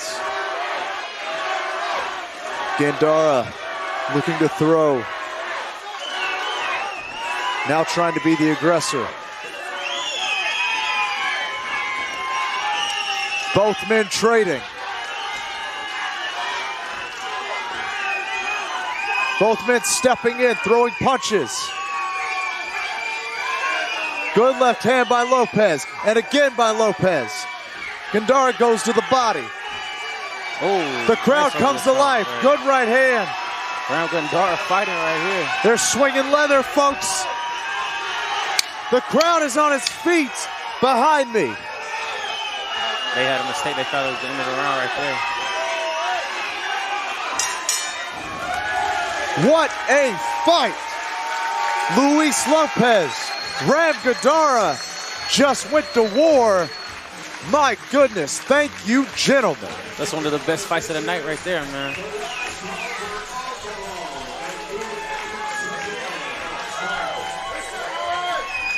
Beautiful performance by both fighters. They both had their moments in the fight, man. I give it to Gandara, though, man. He closed out the show well. And folks, there's a lot to highlight, so let's try to get what we can before this decision.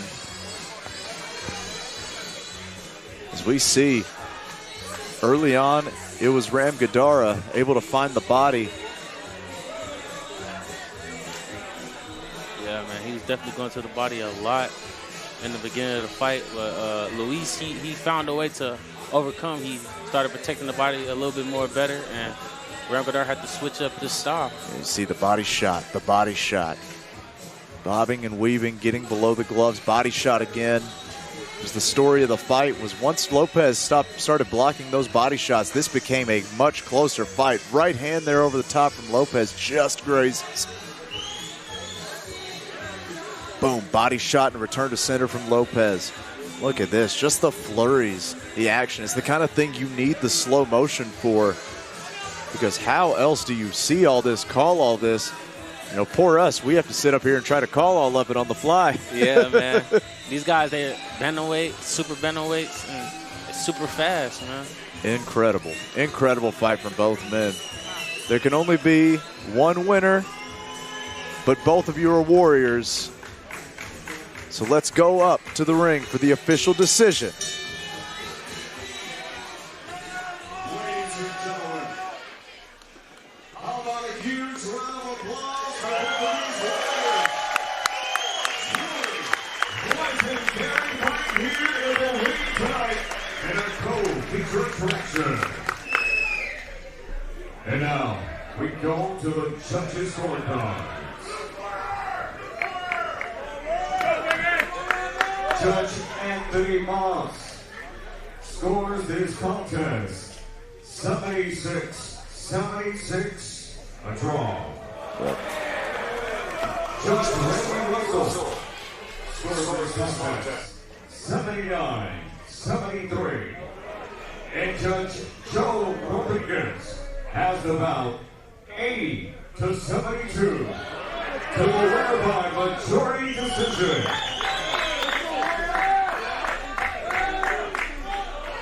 And here's still undefeated.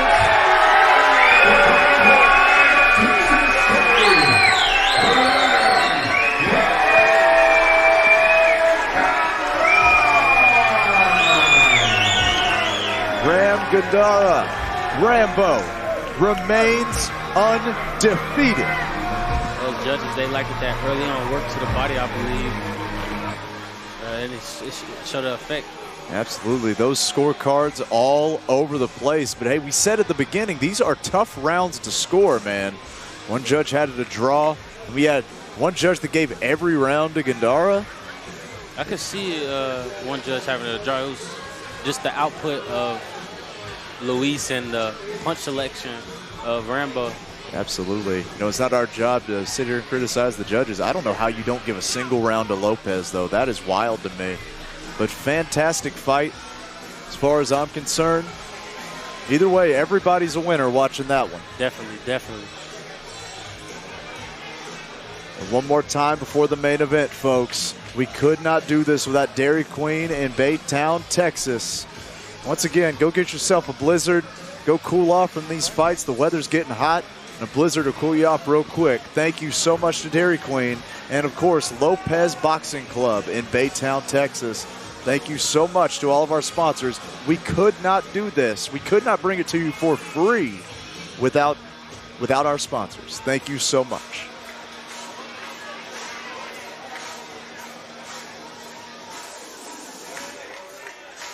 And folks, it is time. We have waited all night. Rayon, it is time for the main event of the evening. Yeah, man. This is the one a lot of the folks came out to see. John Torres, Malik Calhoun for the ABO super middleweight title. Definitely going to be fireworks.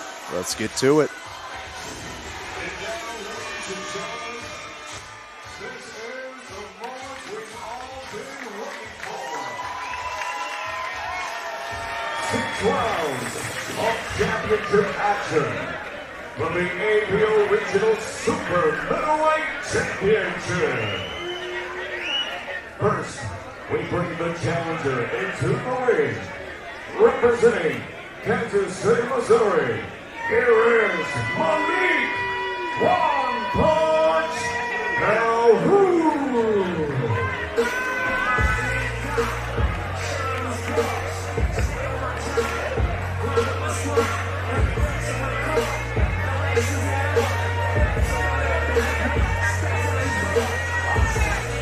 Malik Calhoun making his way down as the contender.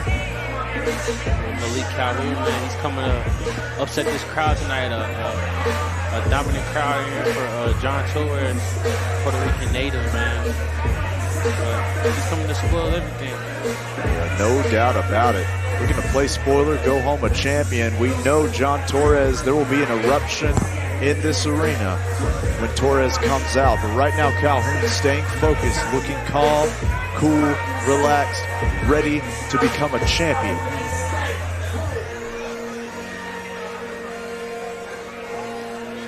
Malik Calhoun, the #1 contender, as we await the champion.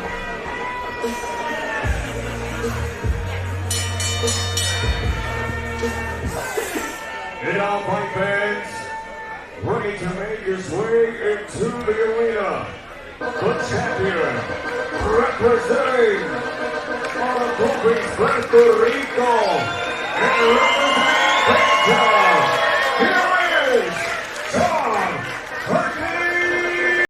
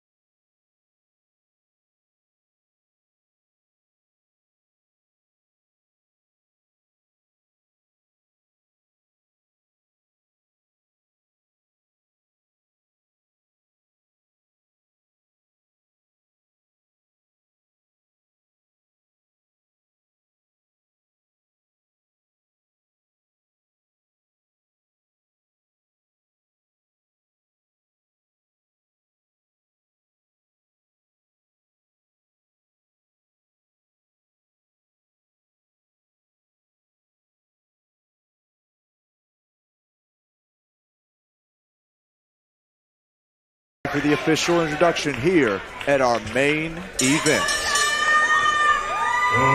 Ladies and gentlemen, the Battle at the Bay, presented by a Tigre Promotions in association with Lopez Boxing, proudly brings you our special main event championship attraction of the evening.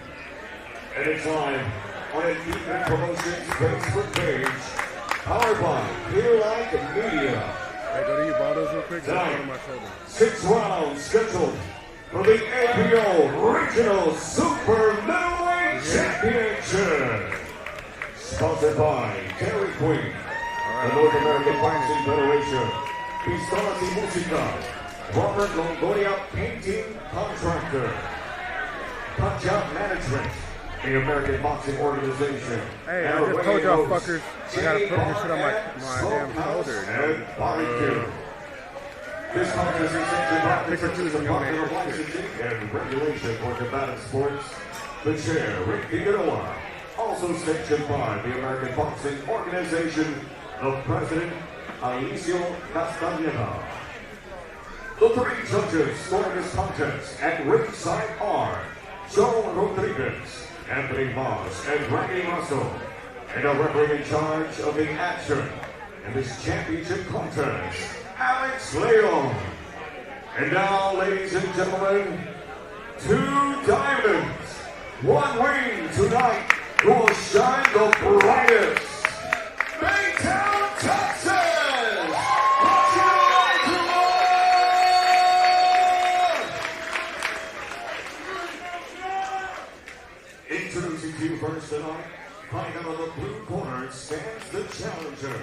Standing with trainer Raymond Barrera. Wearing black with red and white, trainer officially weighted 167.4 pounds. His record, 5 bouts, 3 victories, 2 wins by way of knockout, and 2 defeats. Fighting out of Kansas City, Missouri, introducing to you, Malik One Punch Calhoun!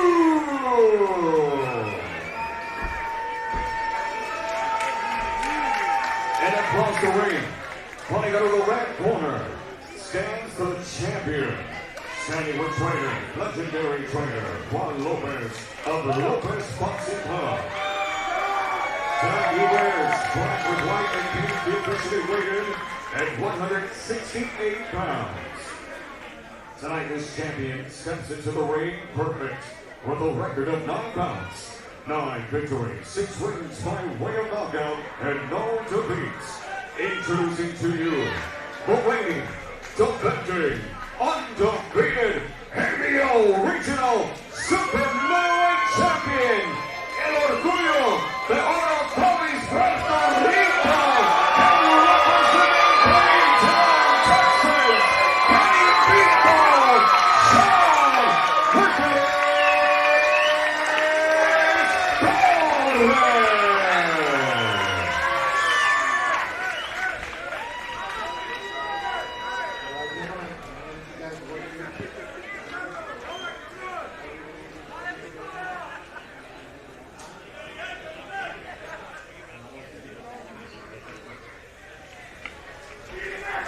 Alejandro Leon, our main event official in the ring for this one. As we get ready for a 6-round main event, Malik Calhoun, the champion, John Torres.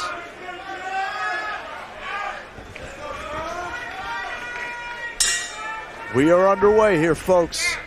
Right away, Torres looking to be the aggressor.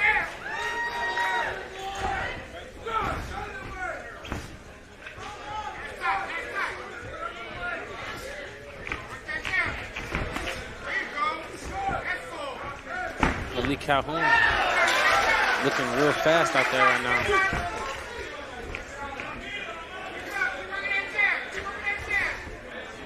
Using the jab to the body. Definitely the longer fighter of the two. Absolutely. Malik with some good snap in that jab as well. Torres is a very fundamentally sound fighter. Seen him fight on a number of occasions, called a number of his fights. Good 1-2 there from Malik. Malik using the ring, using his feet.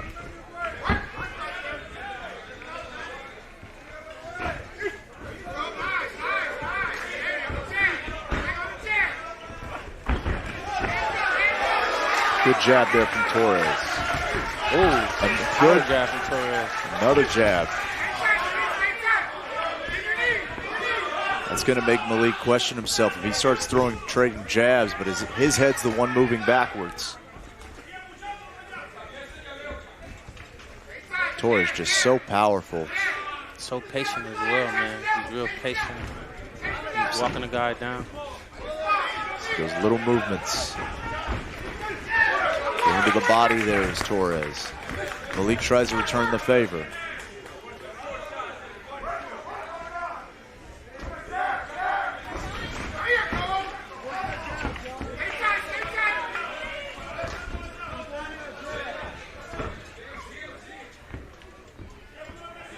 Both fighters now showing a twitchy, being real cautious before they let their shots go. Absolutely. Torres goes to the body. Series of jabs by Torres. Double jab from Torres.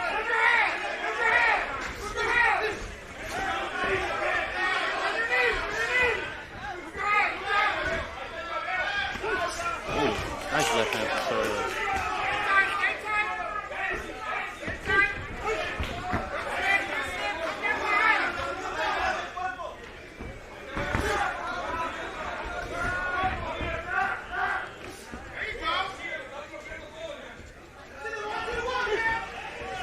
Good jab there from Torres.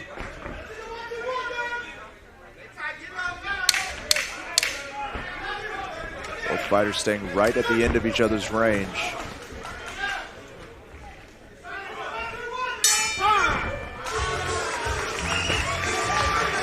Good opening round, good feeling out process. Both men trying to find their advantage. I believe Torres takes round one. Definitely, Torres. Just it was the battle of the jabs that round, and Torres landed the cleaner, stronger jab. Absolutely. Landing more consistently as well, I believe.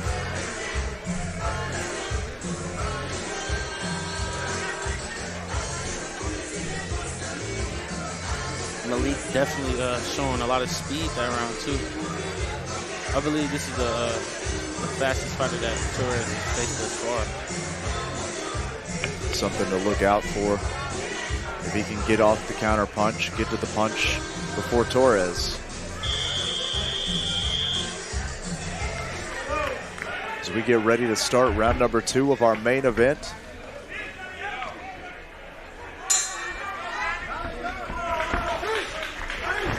By the way, Malik came out with a feint and ate a jab for it. Torres did not bite. Malik's jabs are more flicking jabs, and Torres, he has some power behind his jabs. Absolutely. You can hear him when he swings that oof. He exerts himself on those jabs, putting some oomph behind them.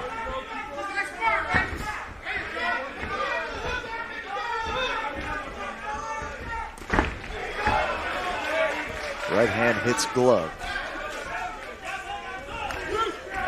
Good trade right there. You can just see Torres with just too much power as he goes to the body there. He now has Malik against the ropes. That jab again.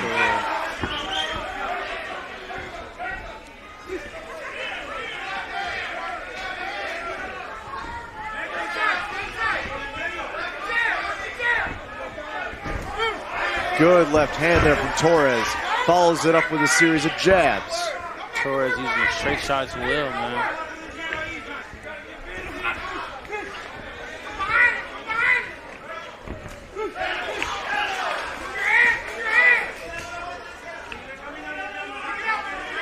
Calhoun right away moving his head as soon as his corner calls for it. You cannot be a stationary target against John Torres.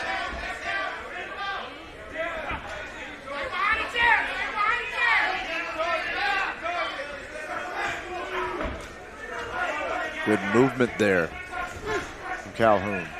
Lands his jab and then gets out.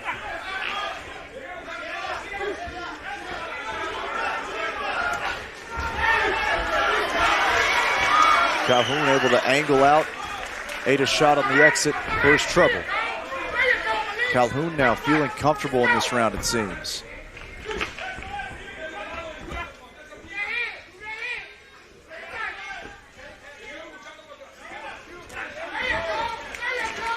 Calhoun tried that left and right. Good job by Calhoun.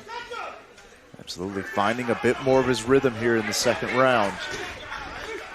John Torres with the body work on the ropes right there. As Torres trying to be the bully. Good left hand there. Good way for John Torres to take it on the glove. Good solid defense.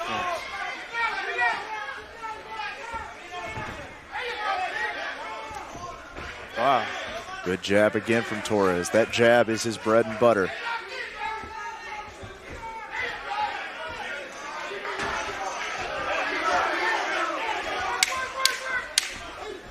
Another jab by Torres. Absolutely. It just gets to the target quicker and stronger.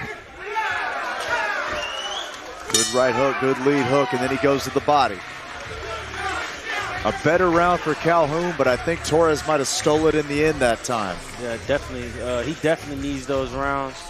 It's only a 6-round fight, man, so whoever takes it on early could possibly win the fight. Yeah, absolutely. Very, very close. Very close round, but I do believe that John Torres might have stolen it away there with the power jab and the harder hits at the end.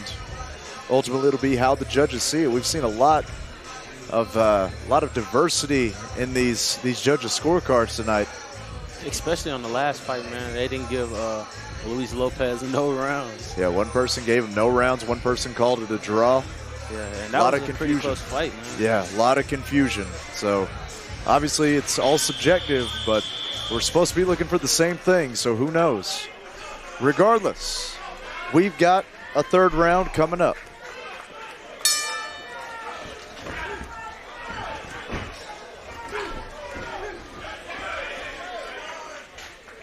Calhoun getting in there, trying to win these exchanges. Trying to be the aggressor. Torres walks him down. Torres lands a good Calhoun lands a good uppercut. Nice little short uppercut up the middle. Torres head on the line. He wasn't breaking his head off that line, so he noticed that.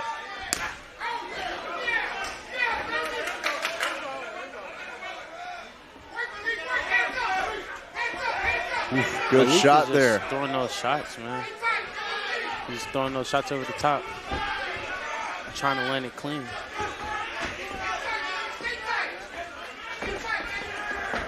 Torres once again back to being the aggressor, trying to walk down.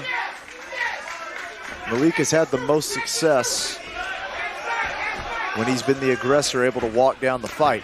Good body shot. Good left hand there. By Torres.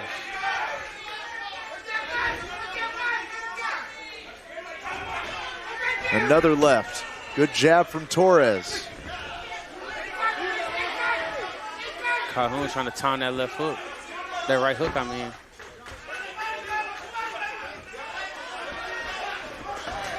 Torres doing a good job feigning, throwing off that timing.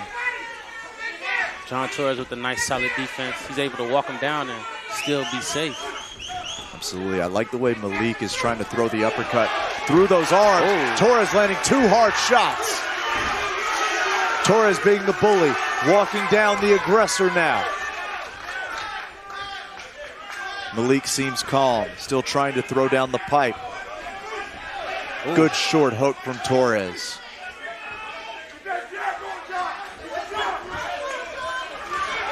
Oh, good body shot there. Hit that body shot. Yeah, that was a nice body shot right there, right on the button. Malik trying to fight in this phone booth.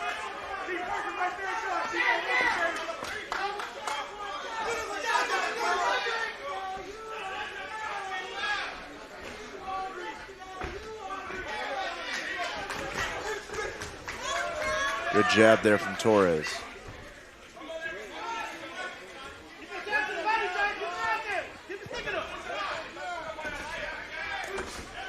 Nice jab for Torres again, man. Absolutely. It's his best weapon, and he uses it to set up his other punches. Malik with a good shot there off the jab. Calhoun definitely trying to set up for that right hook. Absolutely. Good jab there.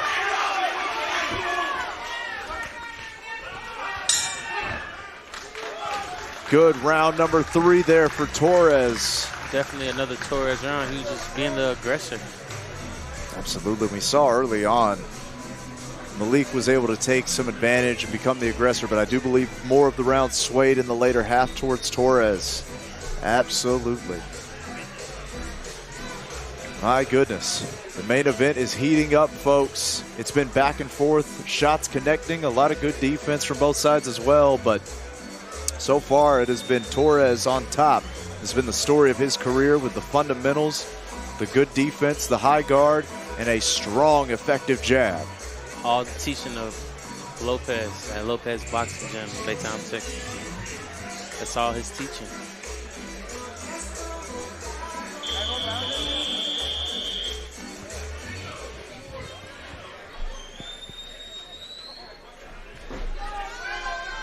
Here we go. Round number 4 of a 6-round fight, over halfway through right away. Malik looking again for the uppercut, trying to crack this shell. Good body shot there. The crowd comes to life for Hercules, John Torres.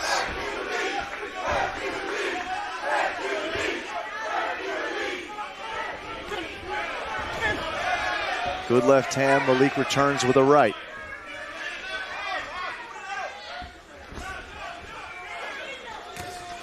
Hard right hand blocked. Right on the gloves. Beautiful defense by Torres. Yeah, and Torres at high guard, that shell defense is very tough to break.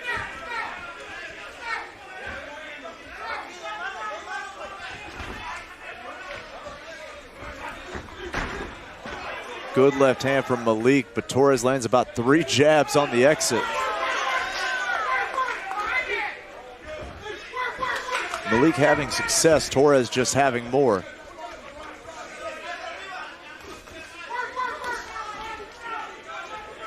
Torres a little square.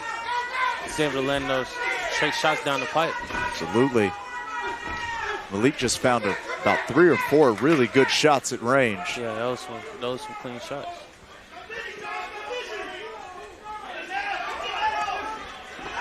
Woof.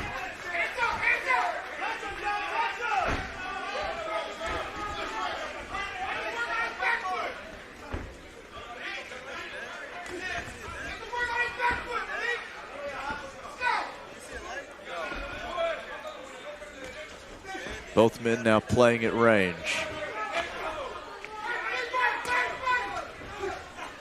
The jab again from Torres. Malik lands a shot, Torres lands a body shot.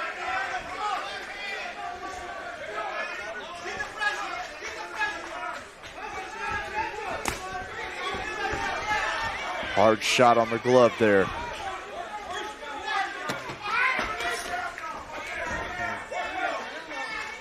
Malik put a lot into that shot and it just glanced off.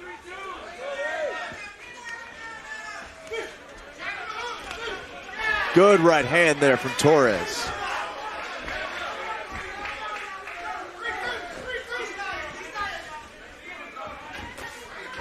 Good left hand there.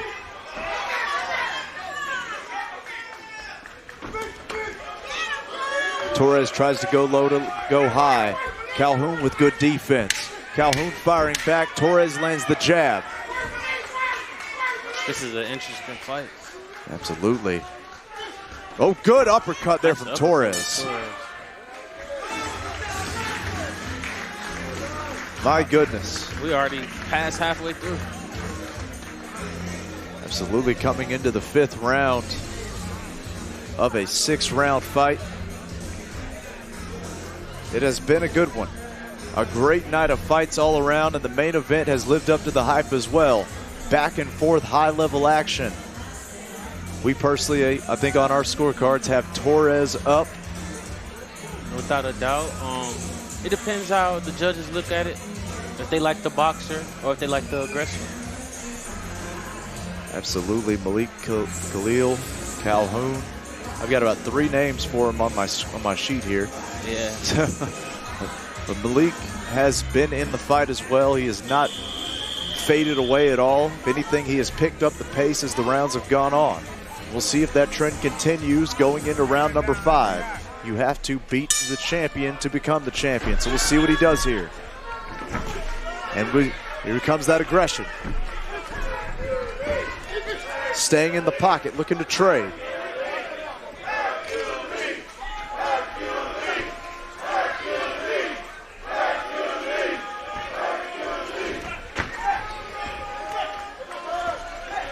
We can see now it's getting chippy. A lot of shoving, elbows going under the jawline to open up shots. Got to believe that's going to favor Torres in the long run. He seems like the stronger of the two. Definitely. Torres the more compact with his defense in the two as well. A trade of jabs, and I actually think Torres has busted his nose here. Good body shot there.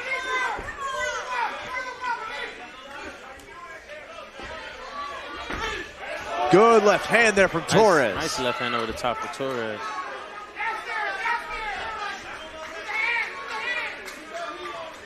And Malik has bloodied the nose of the champion.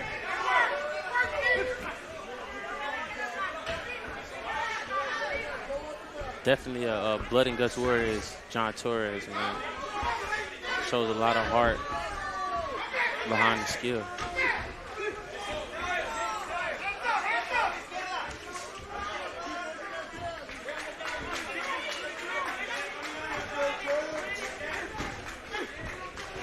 Good head movement there from Malik. Operating at range, back to the ropes.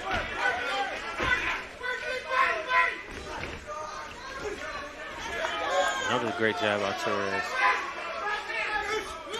Oh. Good right hand, good uppercut from Torres. The left from Torres. The jab again from Malik. Body shot. Trying to work that jab.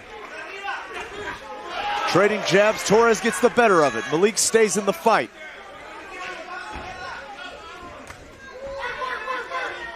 Pitter-patter rights and left from Calhoun.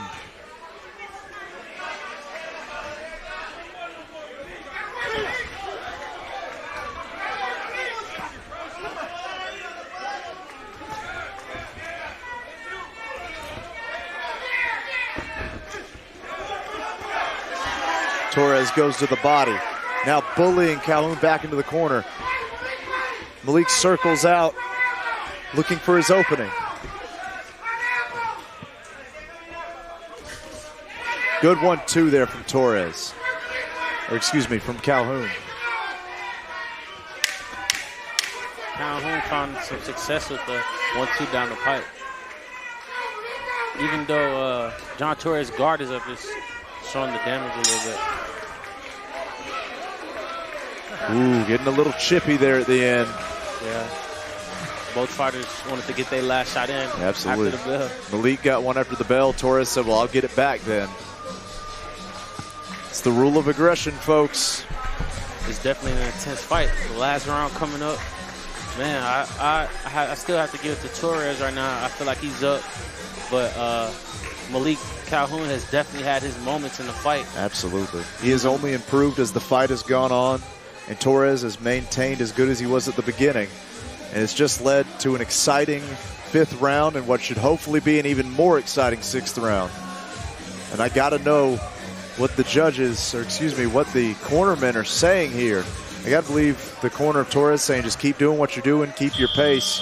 The corner of Malik Khalil saying, hey man, we got to go win this thing. Hopefully the judges don't judge the fight off the looks on the fighters' faces and judge it off the boxing that's being done, because absolutely there's a lot of good things being done on both ends. The crowd comes to life for Hercules.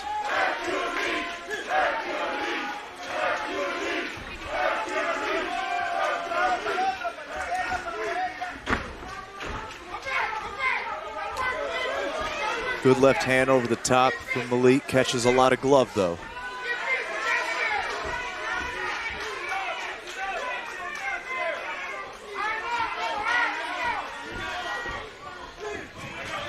Torres again with the jab. Malik returns the favor.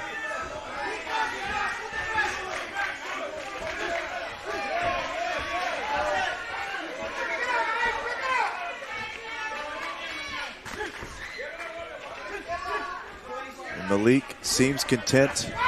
There's the aggression. I was going to say stay on the outside. And in my opinion, he needs to be a bit more aggressive to steal this fight. Definitely.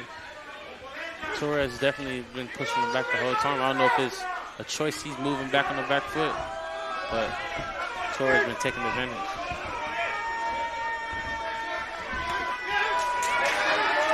Nice right here by Torres. Good short left by Malik. Malik Calhoun's been trying that little short uppercut on the inside. He just hasn't landed it yet.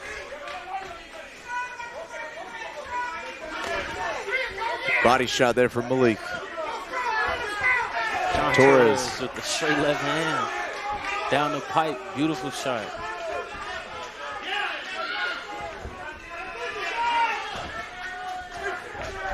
Catching that shot on the gloves right there is Torres.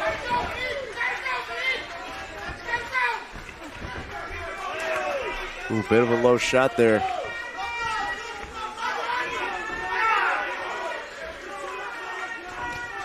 Good left hand there from Malik. Torres returns the favor again. Malik staying in the fight every bit of the way as we have 45 seconds left in this main event. Body shot again. Ooh. Trading hooks, excuse me, trading jabs. 1-1-2 from Malik.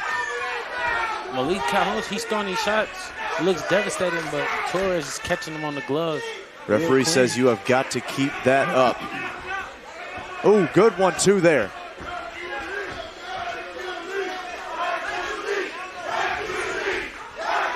The crowd comes to life for Hercules in the final 12 seconds. Final 10 seconds. as they swing again. Neither man backing down. 30 seconds left. Beautiful fight, beautiful finish. Great back and forth contest here in our main event. John Torres, Malik Calhoun. He got 3 names. Yeah, I don't know which one's right. I've got the official scorecard, and then he's got the name on the back of his trunks. So either way, man, great fight. Fantastic back and forth fight to close out the evening. We await the judge's decision. I think we've got it for Torres, but regardless, there's no doubt. Yeah, man, it's definitely a good fight. It all depends how the way you want to judge it. I definitely give it to Torres. He's the aggressor. Work behind Let's the throw jab. it to the instant replay right now to see some of the highlights of that main event. As we see here the introduction, early on it was the jab. Torres so strong, landing that jab right on the end of those punches, overwhelming in the early rounds. Landing the body shots, landing that hard jab again. But when Malik was able to fire back, that's when we happened to see the fight swing back and forth. The later rounds, the small adjustments, trade of jabs there. Torres trying to with the straight left hand after the trade of the jab.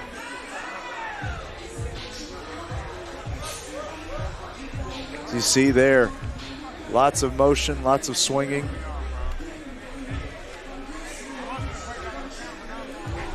The closing seconds of the fight, both men swinging for the fences. Man. Let's go up for the official decision in our main event. Ladies and gentlemen, we go the distance in this championship contest. A slugfest without a doubt. A big round of applause for both of these warriors here in the ringside.